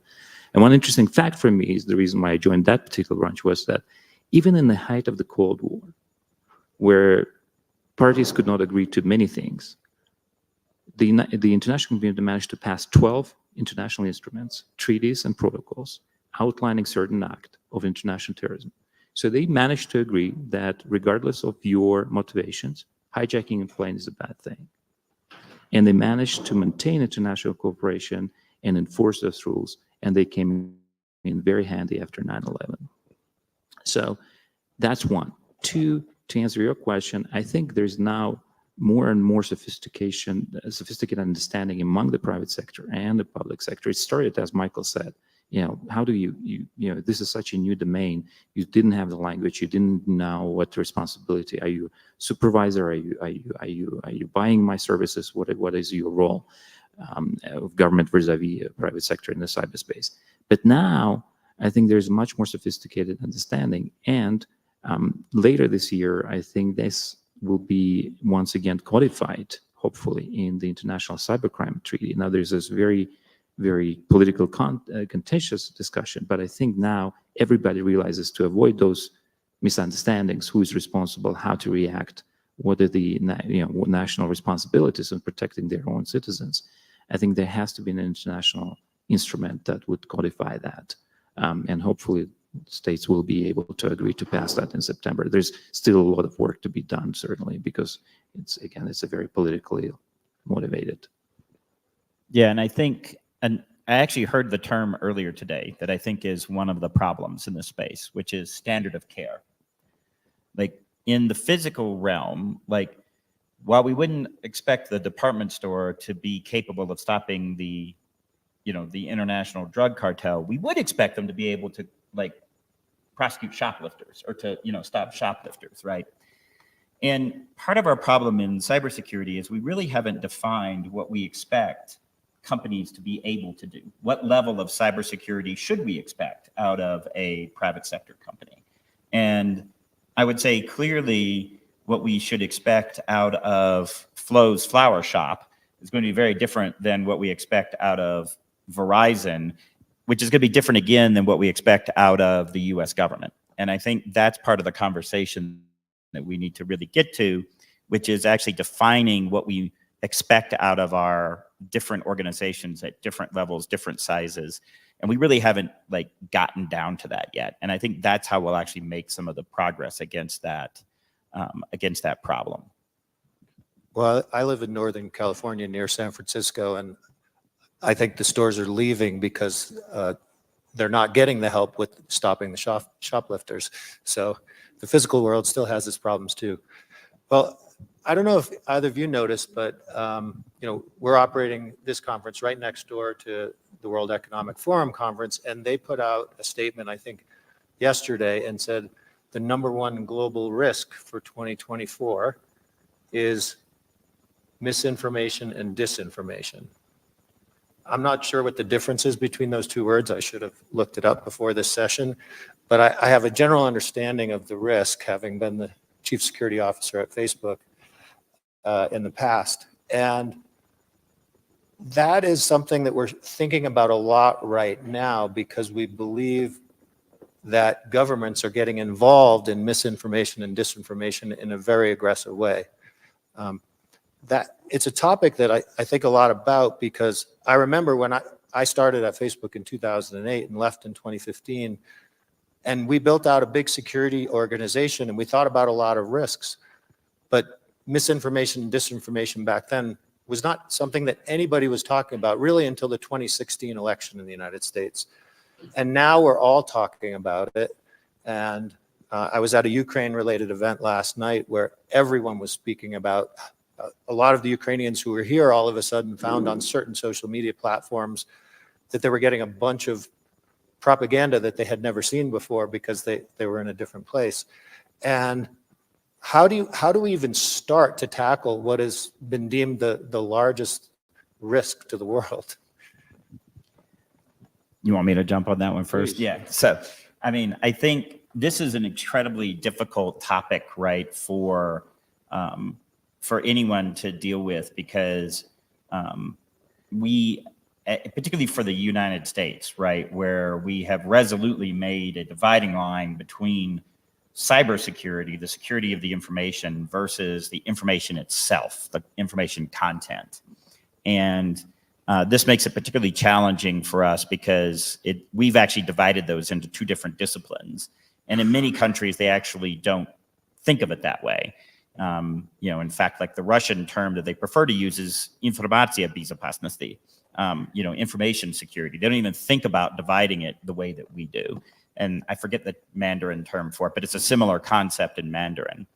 So I think one of the challenges for us is we have to start thinking about how do we create trusted institutions, and how do you have trusted reference points that you can use to baseline information? And how do we start to teach and train and educate our populace to be able to wade through that? And I think it's actually possible to do, by the way. I don't think it's actually completely impossible. If you go back and you look at advertising from the late 19th century, we find it actually kind of amusing, because we're like, really, did that work? How did they ever actually sell anything with that? And it's because people were much less sophisticated about how they consumed advertising. And I think we have to just get much more sophisticated about how we consume information. And some of that is just the change. Some of that is actually true just because, like, I think about the difference between when I was in school versus my kids now. Like, when I was in school, it was still hard to find information. Like, you actually had to make a physical effort. You had to go to a library, probably even use a card catalog, like, go to the stacks, actually find the book. Like, it was work. You actually had to work at finding information. And now that's not the problem. The problem is actually sorting through the information and determining what is useful, what is not.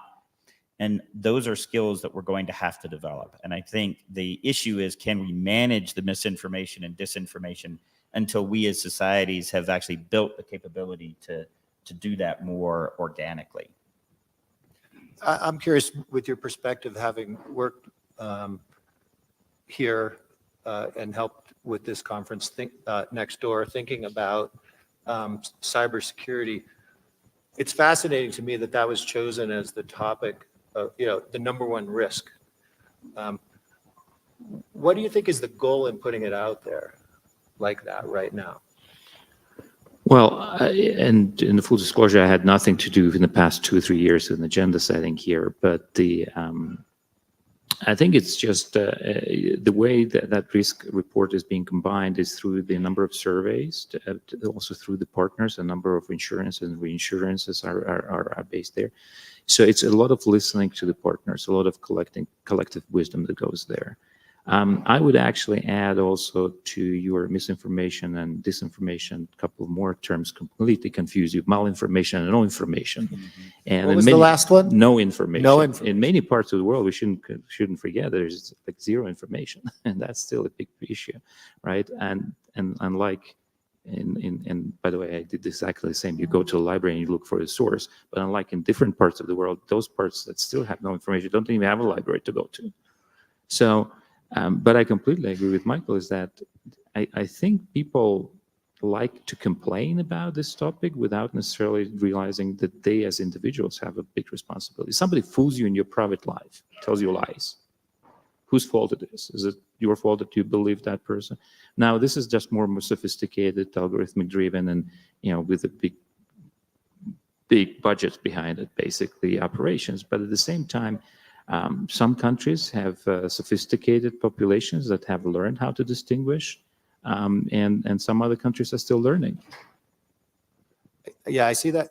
I see a couple of really big problems. One is fundamental disagreement on what is truth, and especially as we experience more polarization, which I think was the number 3 greatest risk in the world, according to this year's report. And so part one is we can't even agree if we look at a piece of content, whether it is truth or misinformation. But the second challenge, I think, is that this is something that governments are trying to grapple with, but governments don't have access to most of the content that they're concerned about because of my earlier point about that content being on the servers of private companies and the privacy settings not making it totally public. Yeah, and I think you're absolutely right that the challenges that we face in this area are, they are multiplying. And I do think that, trying to find those baselines, those anchors of trust and truth are going to be very difficult. But I do think that we have to, strive to separate out where you have policy differences, where you have political differences, where you have differing views and values, because we were also having a values discussion earlier this morning, and that's fine. But there are certain pieces that I think we really do have to strive towards saying, no, there are some objective baselines here that you can try to reject them, but it's kind of like trying to reject gravity, right? You can declare that it doesn't exist all you want, but you're still not going to be able to overcome it. And so I think that's where you have to, start building up from. But I also think that it's important in this space to, when you have some of those conversations, to understand what is driving that desire for a different way of looking at the world, and what are the underlying reasons for that. Because as is often the case, I come back to people may not always do what economists think of as sophisticated rational analysis, but they are also not stupid, and they are pursuing their interest as best they understand them. And so I think that's critical to understanding and thinking about this area. It's who should be responsible for stopping misinformation and disinformation? Ministry of Truth, of course. Would that we were in that world? Yes.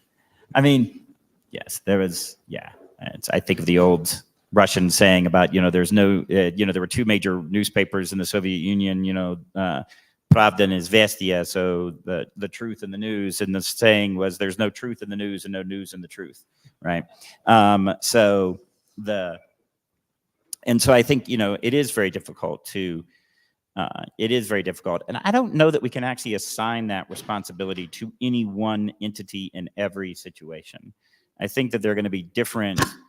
You're going to assign that responsibility to different entities, different organizations in different situations. So for example, I'm going to argue that in the case of weather forecasting, I'm going to take the National Oceanographic, NOAA in the United States as the ground truth, because, that's a good source. And in other places, I may want to choose another source. Okay, we have one more seat at the end of the row here, and I'm gonna invite one more guest up to the stage. This is the hot seat. We've already solved all the problems, so it's good for you. I kind of counted on you for doing that. Yes. Profound apologies for being late. I didn't anticipate the cable car.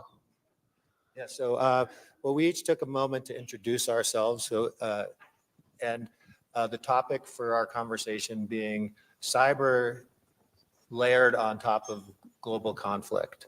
And so we welcome you to join this conversation because it's a difficult conversation. So why don't you take a minute to kind of introduce yourself to the audience here and online. Well, this is the most beautiful location for a panel that I've done in Davos. With fantastic views. Well, so my name is Andre Pienaar. I'm the chief executive from C5 Capital, which is a national security oriented investment firm based in Washington, DC and London. And one of the areas in which we invest in is cybersecurity. And what we've seen across our cybersecurity investment portfolio is that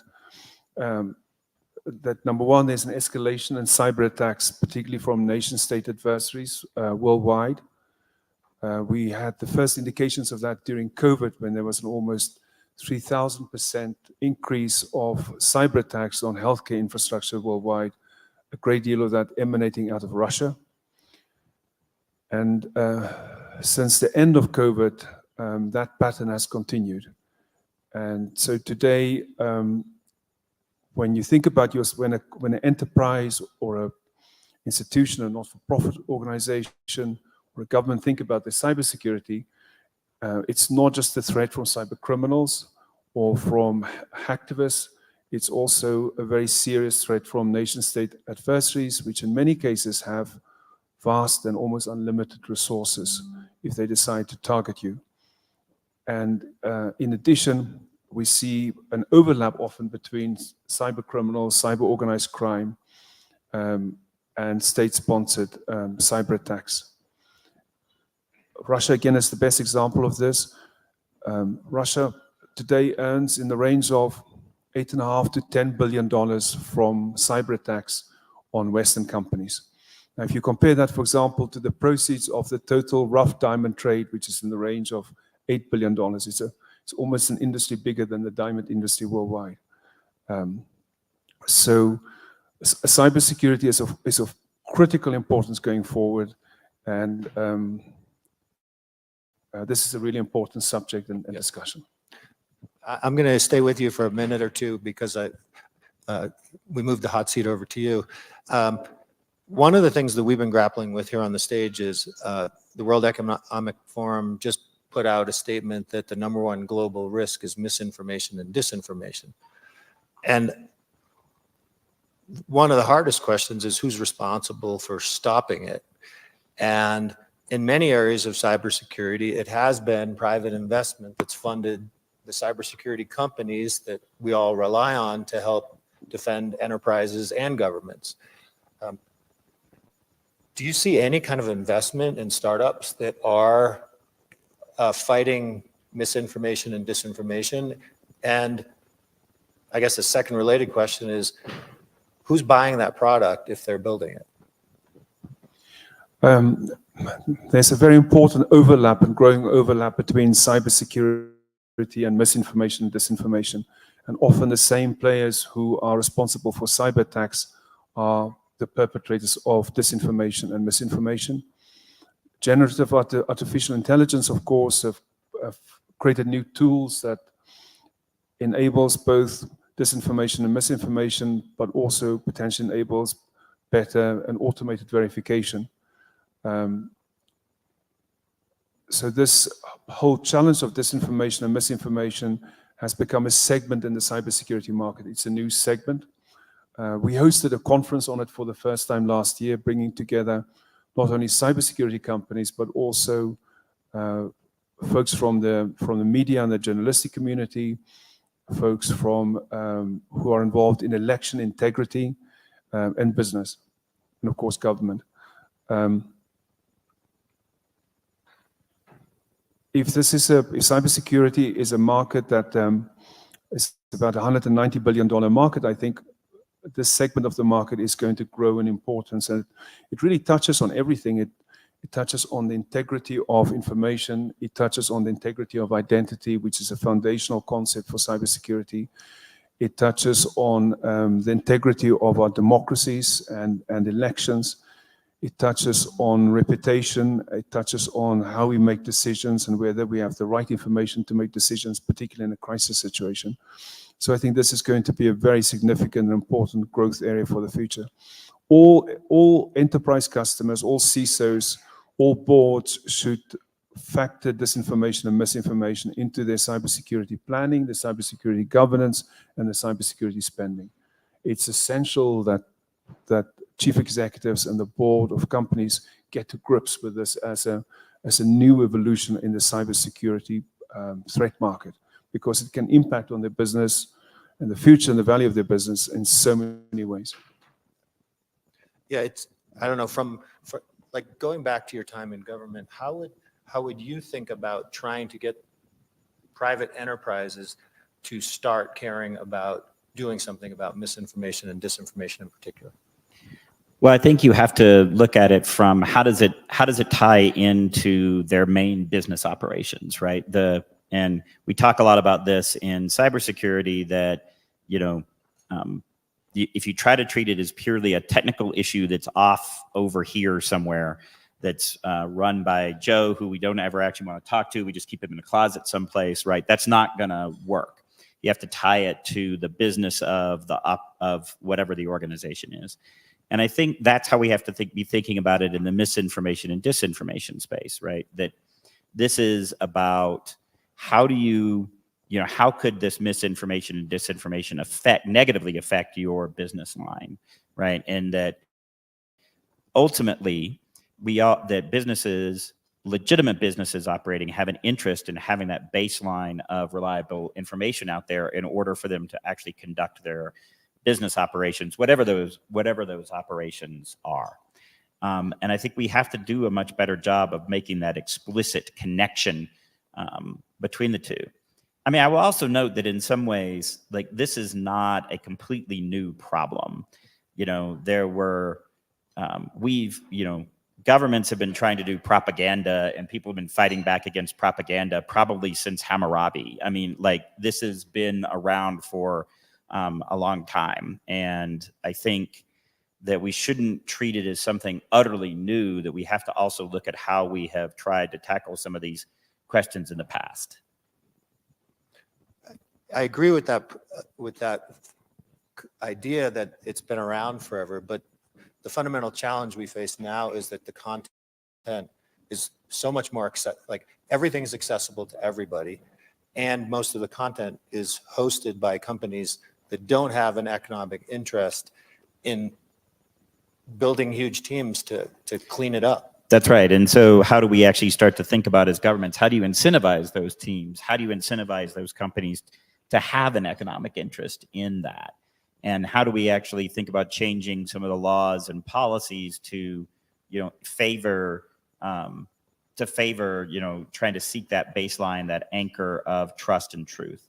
And you're absolutely right that the scope and the scale is different. I'm just saying that I think that we shouldn't lose all hope, because there is an ability. We have tackled some of these similar items before with different types of technologies, different types of processes and people engagement, and we can do the same thing again here. I guess I think we have to wrap up. So I want to just kind of pose one last question, and then we can finish up, and we'll go down the line. But what kind of incentives are there that we can create to really bring governments together to get better alignment with these companies? Because when we talk about global crisis and conflict, obviously the war in Ukraine and what's happening in the Middle East right now have shown that governments are not aligned. Like, the biggest, most important governments in the world are very far from aligned with each other. And if you can't get alignment between the governments, then you're not going to get, the example that we had earlier of everyone agreeing that, terrorism in a particular way is bad. So is there hope for the future on this topic? Well, organizations like the Cyber Future Foundation have a really important role to play as a convener and as a thought leader. I think we need more private sector initiative around this, and more open debate and discussion of the kind that we have this afternoon. But I also think that the crisis of the wars that we are facing will bring people together by necessity. We've already seen that where there have been established alliances in the West as a result of the Russian aggression in the Ukraine, as a result of Hamas's attack on Israel, that those relationships by and large have become stronger and have deepened by necessity. And I hope the same thing will happen in cybersecurity. So there are examples in other areas where putting out false information is actually punishable by law. You cannot just put false financial data, right? And I think that's the examples that we increasingly need to start thinking and looking at. So getting rid of Section 230, getting rid of many other things, and really treating where freedom of expression is extremely important and absolutely should be encouraged in any way possible. But you have to be distinguished between expressing an opinion and expressing facts. And we have to go after those informational Ponzi schemes. Wow, you said a lot very softly there that we could do a whole nother session on next year. Yeah. Well, and I think I think that's right. And I think that's what I mean by you have to start looking at the policies and regulations and the tools that we have. I actually will say that I think that there are some places where there are a lot of places where it's going to be very, very difficult to bridge the divide, say, between the United States and Russia, or the United States and China. But there are places where there is interest in, again, having some of those baselines. If you are the Chinese government and you want international investors, if you want to be able to sell internationally, you want that economic data to actually be reliable, or otherwise you can't achieve your other goals. And so there are places where there is alignment between the interests of the countries, and you have to look for those places to build there. Awesome. Thank you all. It's the conversations like this that will get us forward. So thank you for hosting us and letting us be here.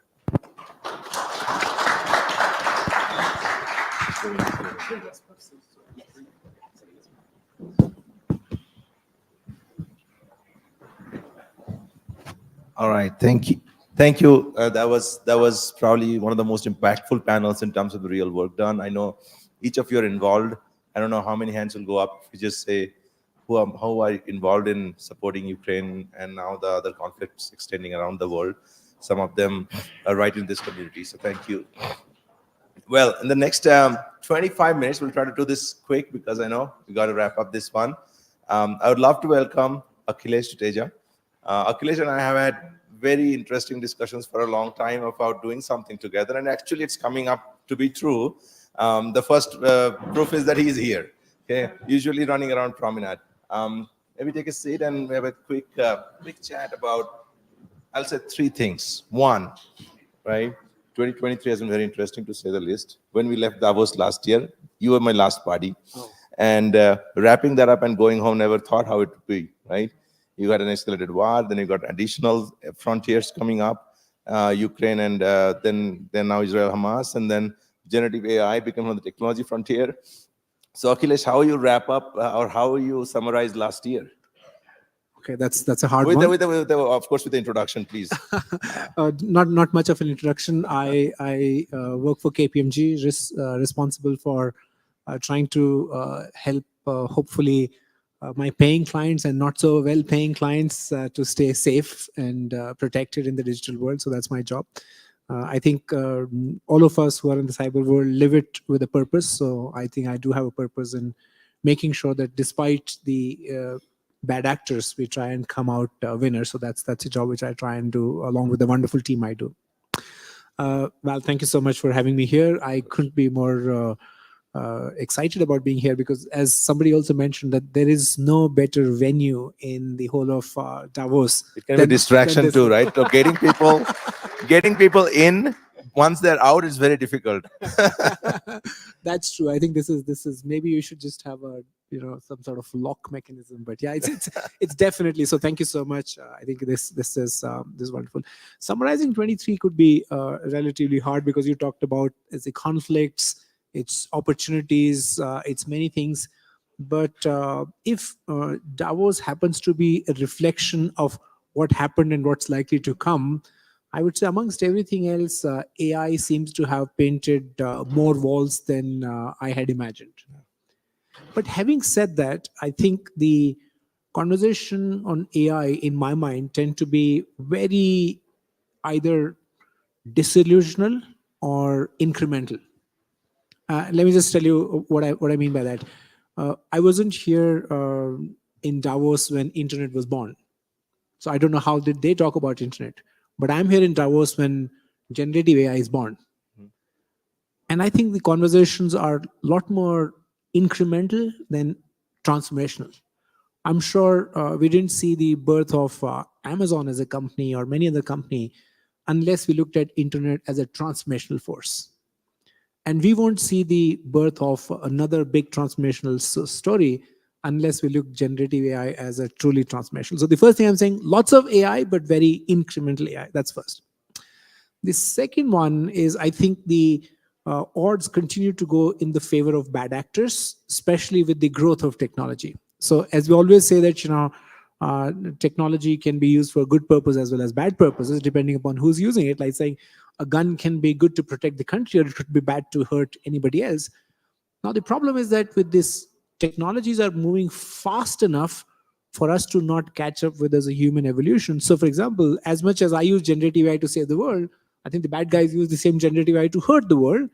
Now, the hard part is that the good guys have to comply with regulations also, which the bad guys don't have to comply. So I'm sure the new AI regulation don't apply to criminals who use generative AI to say, you need to pass all these tests for this to become responsible AI.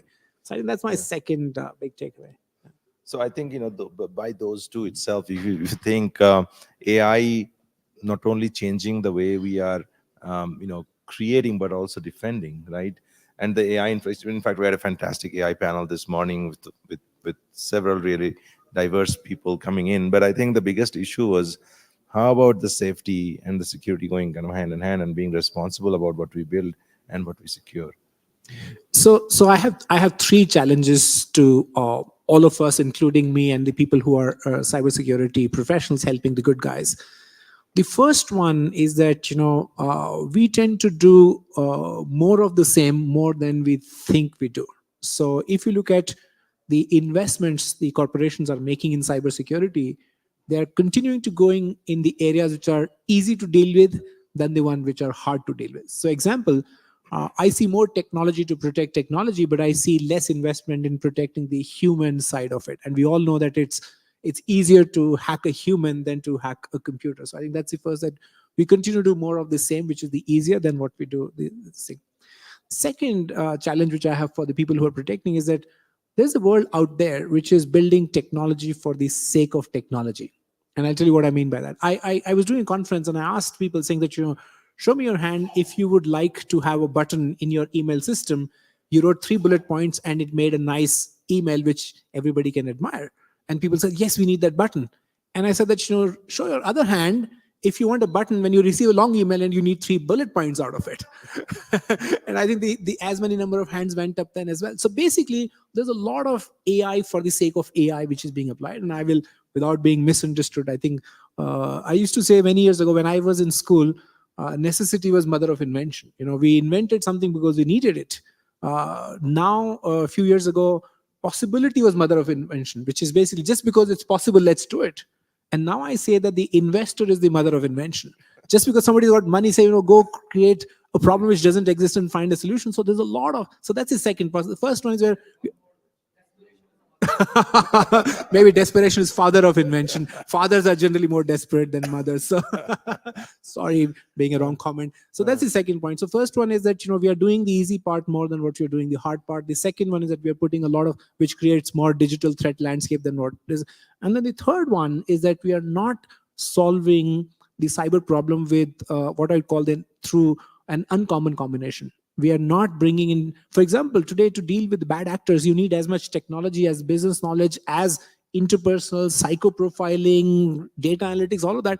I think we are not tapping the diverse talent pool which could come in together and help. So those are my 3 big challenges. Very true. So just to see these new challenges, do you see that we could fundamentally, using the first principles, we can still solve these by the skills we have, or we need some newer skills? And it's a curveball, I know, I'm just throwing at you because I think you made 3 comments which are around the newer ones, right? Which I think resonated through the entire day. Yes. But we still have the same skills, right? How do you see that? What's your thought on improving our skills technically or? Yeah, I don't know whether Einstein said it or not, but it gets attributed to him, saying that you can't solve any problem in the paradigm when it was created.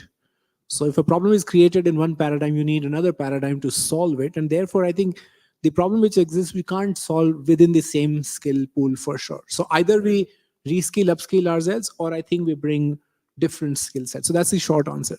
But the real long answer is that, the problem will, we got to look at it saying why this problem is growing more than what we would like it to be, because there are economic factors which are in favor of bad actors. It's a lucrative industry. In fact, I was presenting somewhere and I said, if cybercrime was one country in itself, it'll be the 3rd largest country by GDP. So it's a huge. So therefore, I think we need to continue to evolve skills, but I think we also need to see how do we reduce the motivation or the opportunity rather than just being reactive and solving it. For sure. Yeah, no, I think, we have to defend with what we have, but we can't just quarantine ourselves with that. Like, we have to, get to think about it in the longer term. Well, we are all risk management professionals by nature and profession and practice. How do you see the current risk management tools, evolution of that both in terms of mitigating as well as transferring. Cyber insurance has come and it's learning again. Yeah. What are the tools that currently leaders can use? Fantastic question. I think this is a great question. And if you allow me to elaborate a little bit of my thinking. Sure. See, we are all risk management professionals and we would like to kind of do a good job out of it. But if there's one job which is the hardest, is to being a risk management professional. I think a lot of other jobs are easy. And I'll tell you why. The first one is that your job is to predict the future. Now imagine if you could predict the future, why would you do risk management? You might as well make money buying a lottery or doing something else. I think we are not trying to protect what happened yesterday. We are trying to protect and project the risk which will happen tomorrow. So that's the first hardest task to do, predict the future, what will happen tomorrow. The second hardest part of it is that, and before I explain the second hardest part, let me borrow an example from the book Black Swan. And the thought experiment goes like this. Imagine, and I know Michael comes from that background of protecting the citizens at a mass scale in some point. Imagine you were the director of civil aviation security, and you are sitting with your risk management team a month before 9/11 happened. And your team came up saying, guys, we need $2 billion. And all we want to do is that we want to make all cockpit doors of all planes which are flying on the sky to be bulletproof. And that happened to be the lucky day. And you said, okay, budget sanction, take $2 billion and make all the cockpit doors bulletproof. And imagine you did it. A 9/11 wouldn't have happened. Would you be able to justify the ROI for that $2 billion? Now I can justify in the hindsight saying, if I had bulletproof doors, there'll be no 9/11. But would I be able to justify the ROI for a mitigating factor which I put it based on a risk projection, thinking about the future, and that future event didn't happen? So the cost of protecting an outcome by risk management professional, and therefore it becomes very hard to have conversations saying, is this a good investment or is it a bad investment? Because some of the investment have predicted bad things which cannot be quantified. So that's the second one. And then the third big challenge which you have as a risk management professionals is that there's a big information asymmetry between people who recommend decision and people who make decisions. So let's take, when you go to the boardroom, I'm sure many of you do as cybersecurity professionals, there are two kinds of people in the boardroom. One who are super paranoid saying that the world will come crashing tomorrow. And there are others saying, nothing has happened in the last 5 years, so nothing will happen tomorrow. So there's a huge information asymmetry between people who say, okay, let's do ABC. So these are the three reasons in my view it's hard.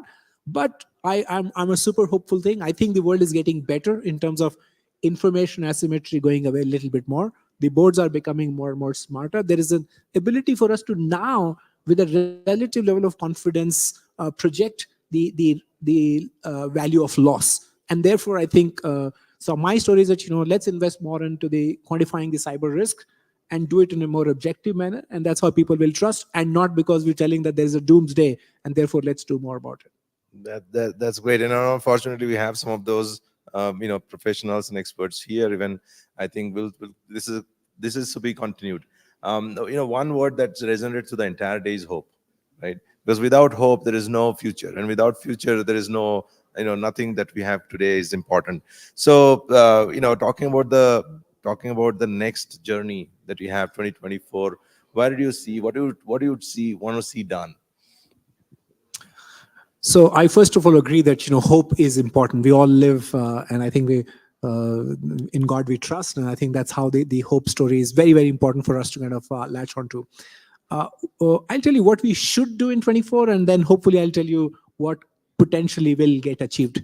So I think we should really try and solve the supply chain problem. I think that's something which, with the whole AI and many other things, it'll come and hurt us more than anything else. I think that's, but am I hopeful that we will be able to solve in 2024? The answer is no. So what we can hope to solve in 2024, in my view, is a better education about self-protection. I think we will be able to do that. So in one of the things which I think the police forces will do, police forces job will be easier if everybody knew how to do what I'm supposed to do. So I think while I'm not hoping that all the answers will be there, but I think people will be more educated thanks to a lot of technology and other things becoming more self-service. So that's really my hope. Well, that I think we can hope for that. That's very practical, right? So practical, hopeful. Well, it's been a fantastic conversation so far. I want to touch upon one thing. Our program extension to India. We have been asked many times to go do something in India. We have been in Davos. We do a lot of work in North America. And what do you think India as a exploding, dynamic, an important ally, of course, of the Western nations, coming to look like, and what can we do in cyber? What do they like to see and hear from the leaders? I think India, in my view, has and will continue to have a lot more strategic position when it comes to cybersecurity, and I have the following things to back it up. So the first one is that, like it or not, we cannot take away the importance of skill, talent, and people to solve this problem. Because, it's like, you can't solve this problem just by putting more technology at it. Technology will make my job easier, but it won't solve it. So the fact that, you got more than 1.3 billion people and most of them actually speak a global language, I think makes it very, very strong strategic position. So that's number one. The second is, I think India is at the intersection of using technology for innovation and protection at the same time. I know I'm sitting here in the heartland of GDPR and all that, but if you look at the data protection regime which India is following, I think that's path breaking, and I'm very, very confident about it.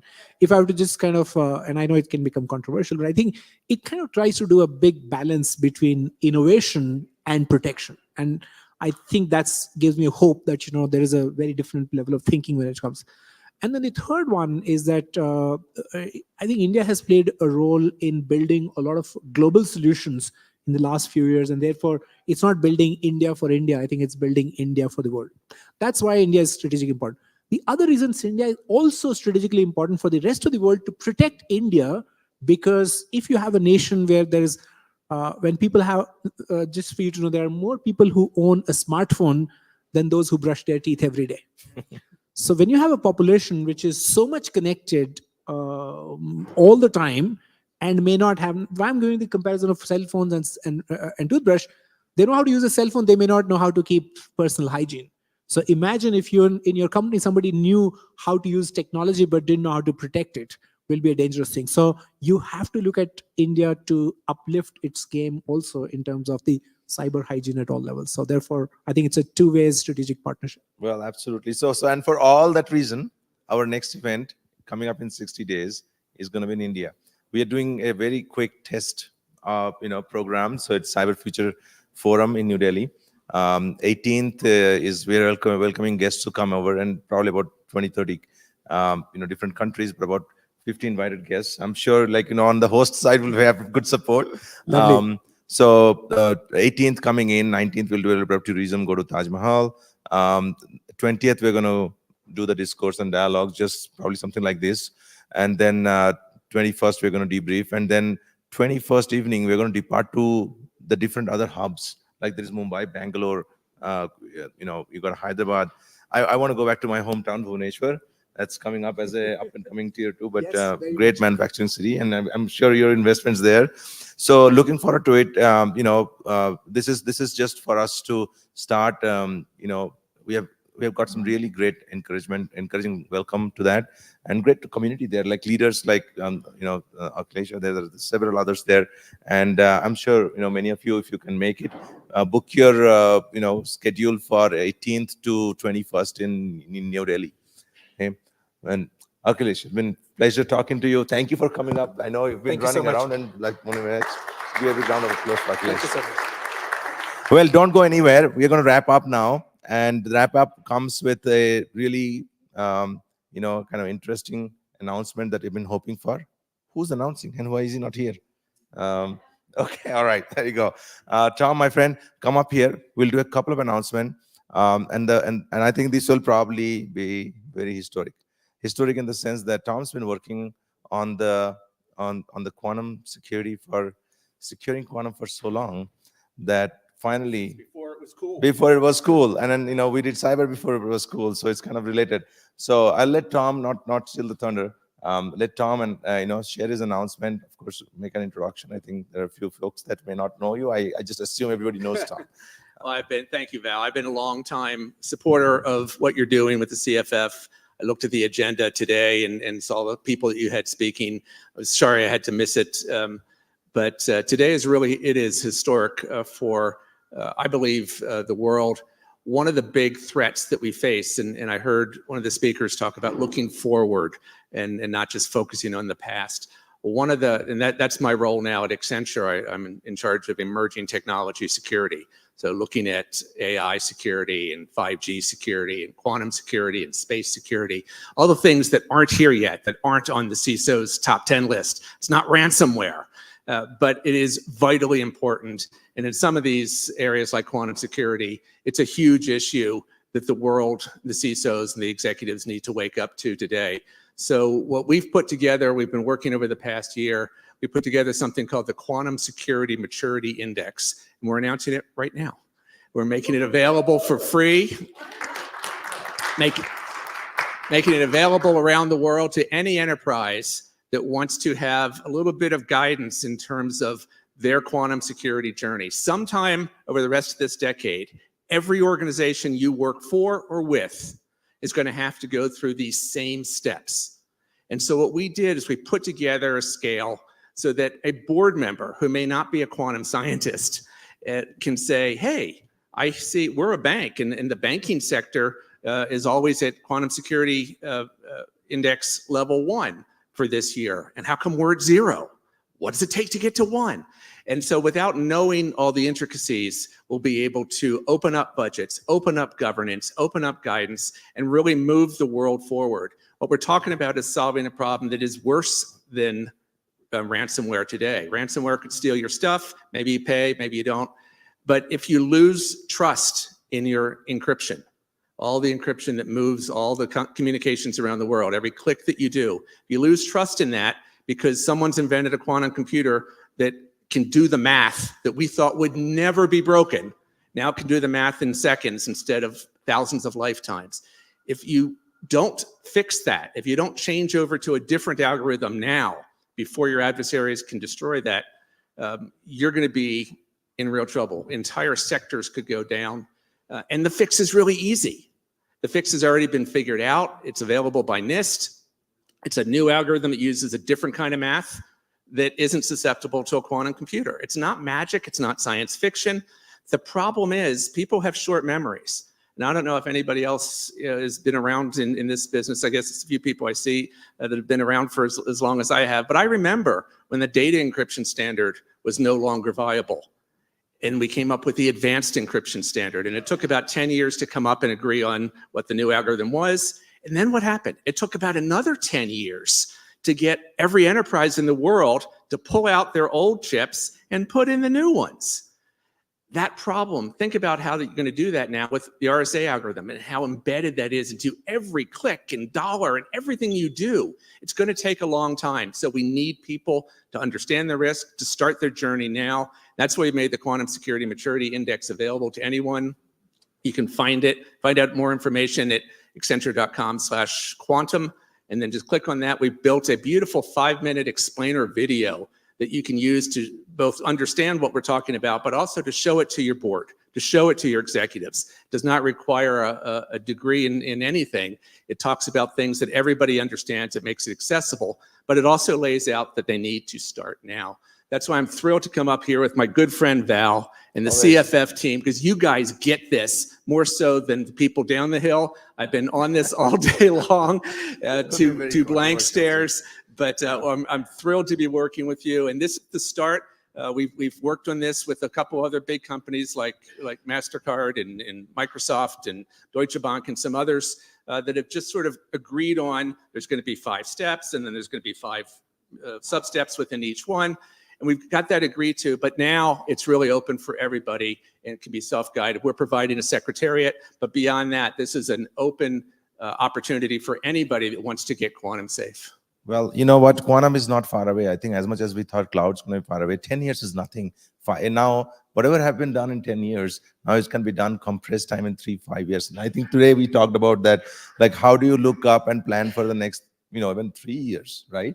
Things are moving so fast. So I think this is a very timely topic. It could have been addressed before, but it doesn't need to wait anymore. So we're so glad to have Tom here and actually share this with this initial audience, but actually you have to take it and carry it forward to the rest of the Please crew. do. And anybody that wants to get more involved in helping to actually promulgate the standard, please ping me, and we'd love to have more people involved. Excellent, Tom. All right, thanks. Thank you so much. Thanks, Congratulations Val. on the Congratulations on initiative. CFF. All right.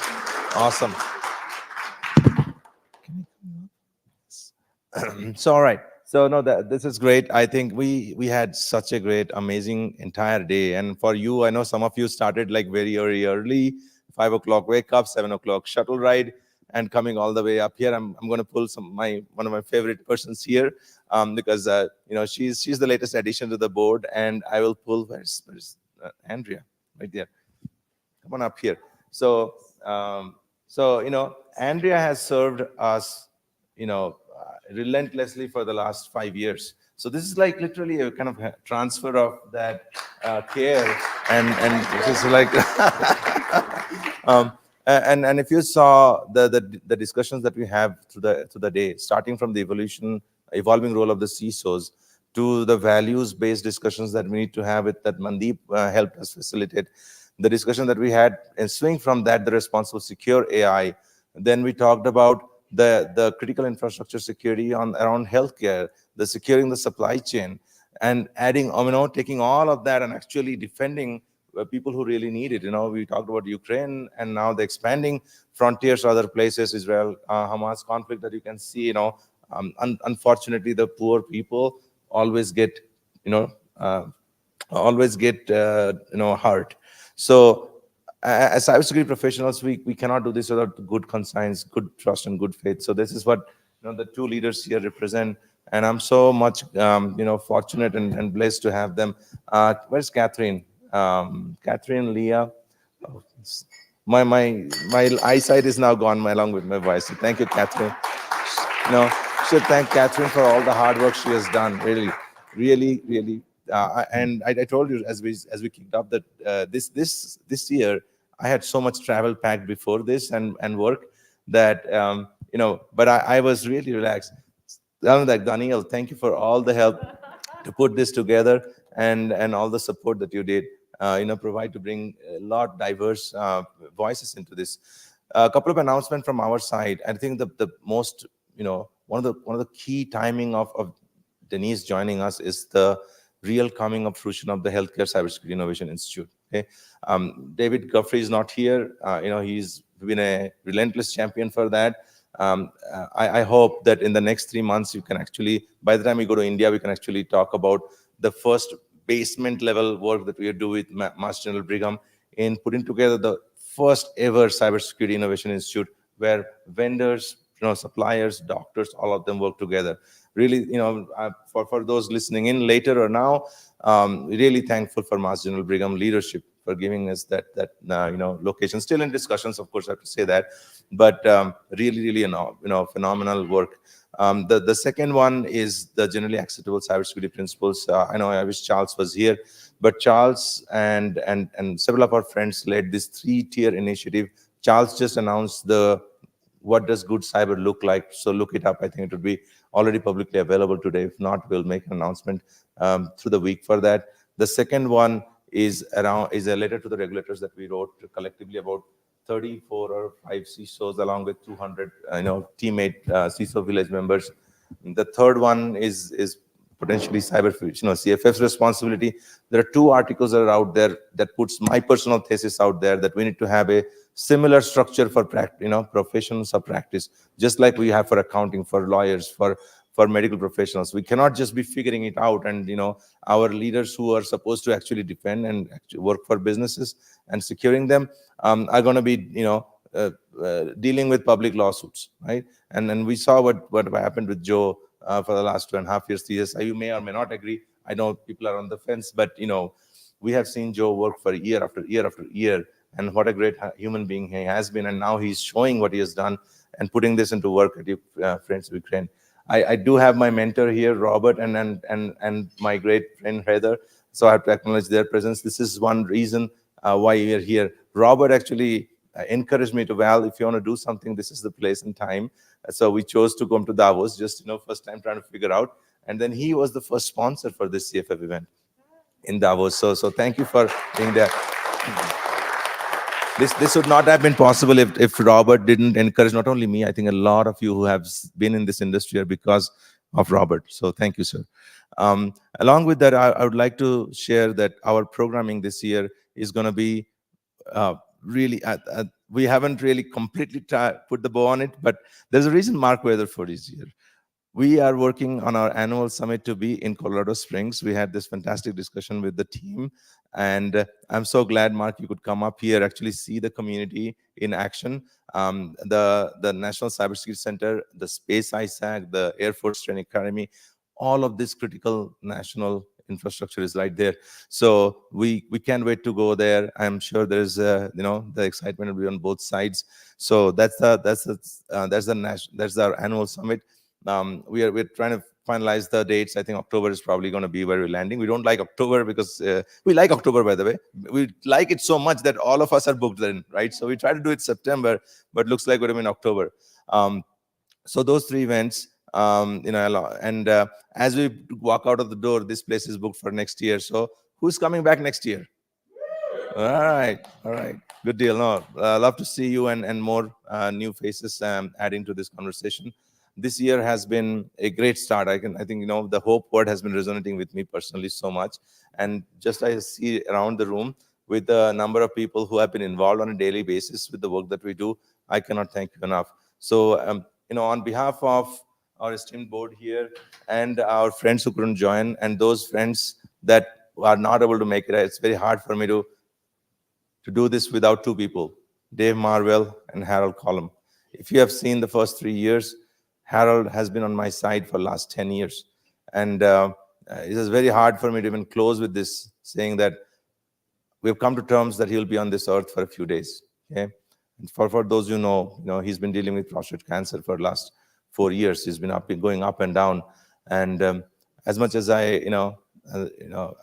miss him being here, I just wish that he could see this and see us for what we have been and what we could do more.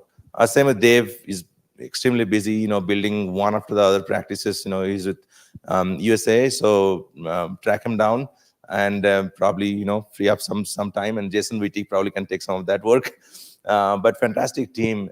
This team is, as you can see, and you are all part of this, right? There are 3 projects that we are doing that I would love for your engagement on an as regular basis as possible. Some of you are actually on those calls every day.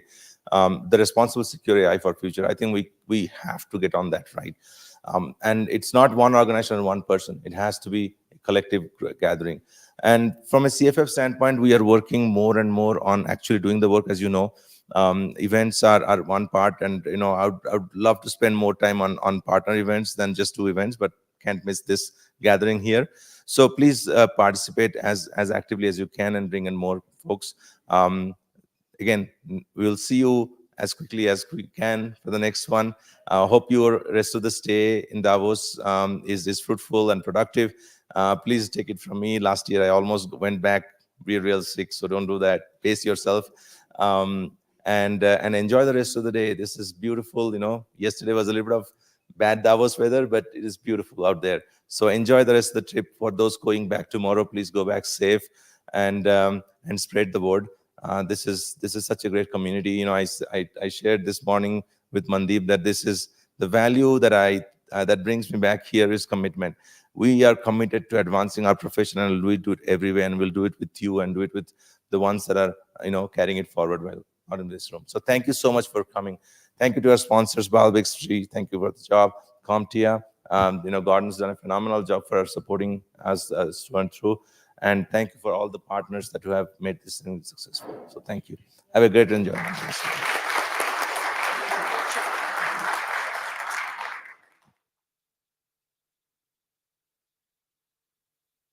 There's the X-ray bar is where it is. They're going to tear down this place. There's an event right, probably another 40 minutes.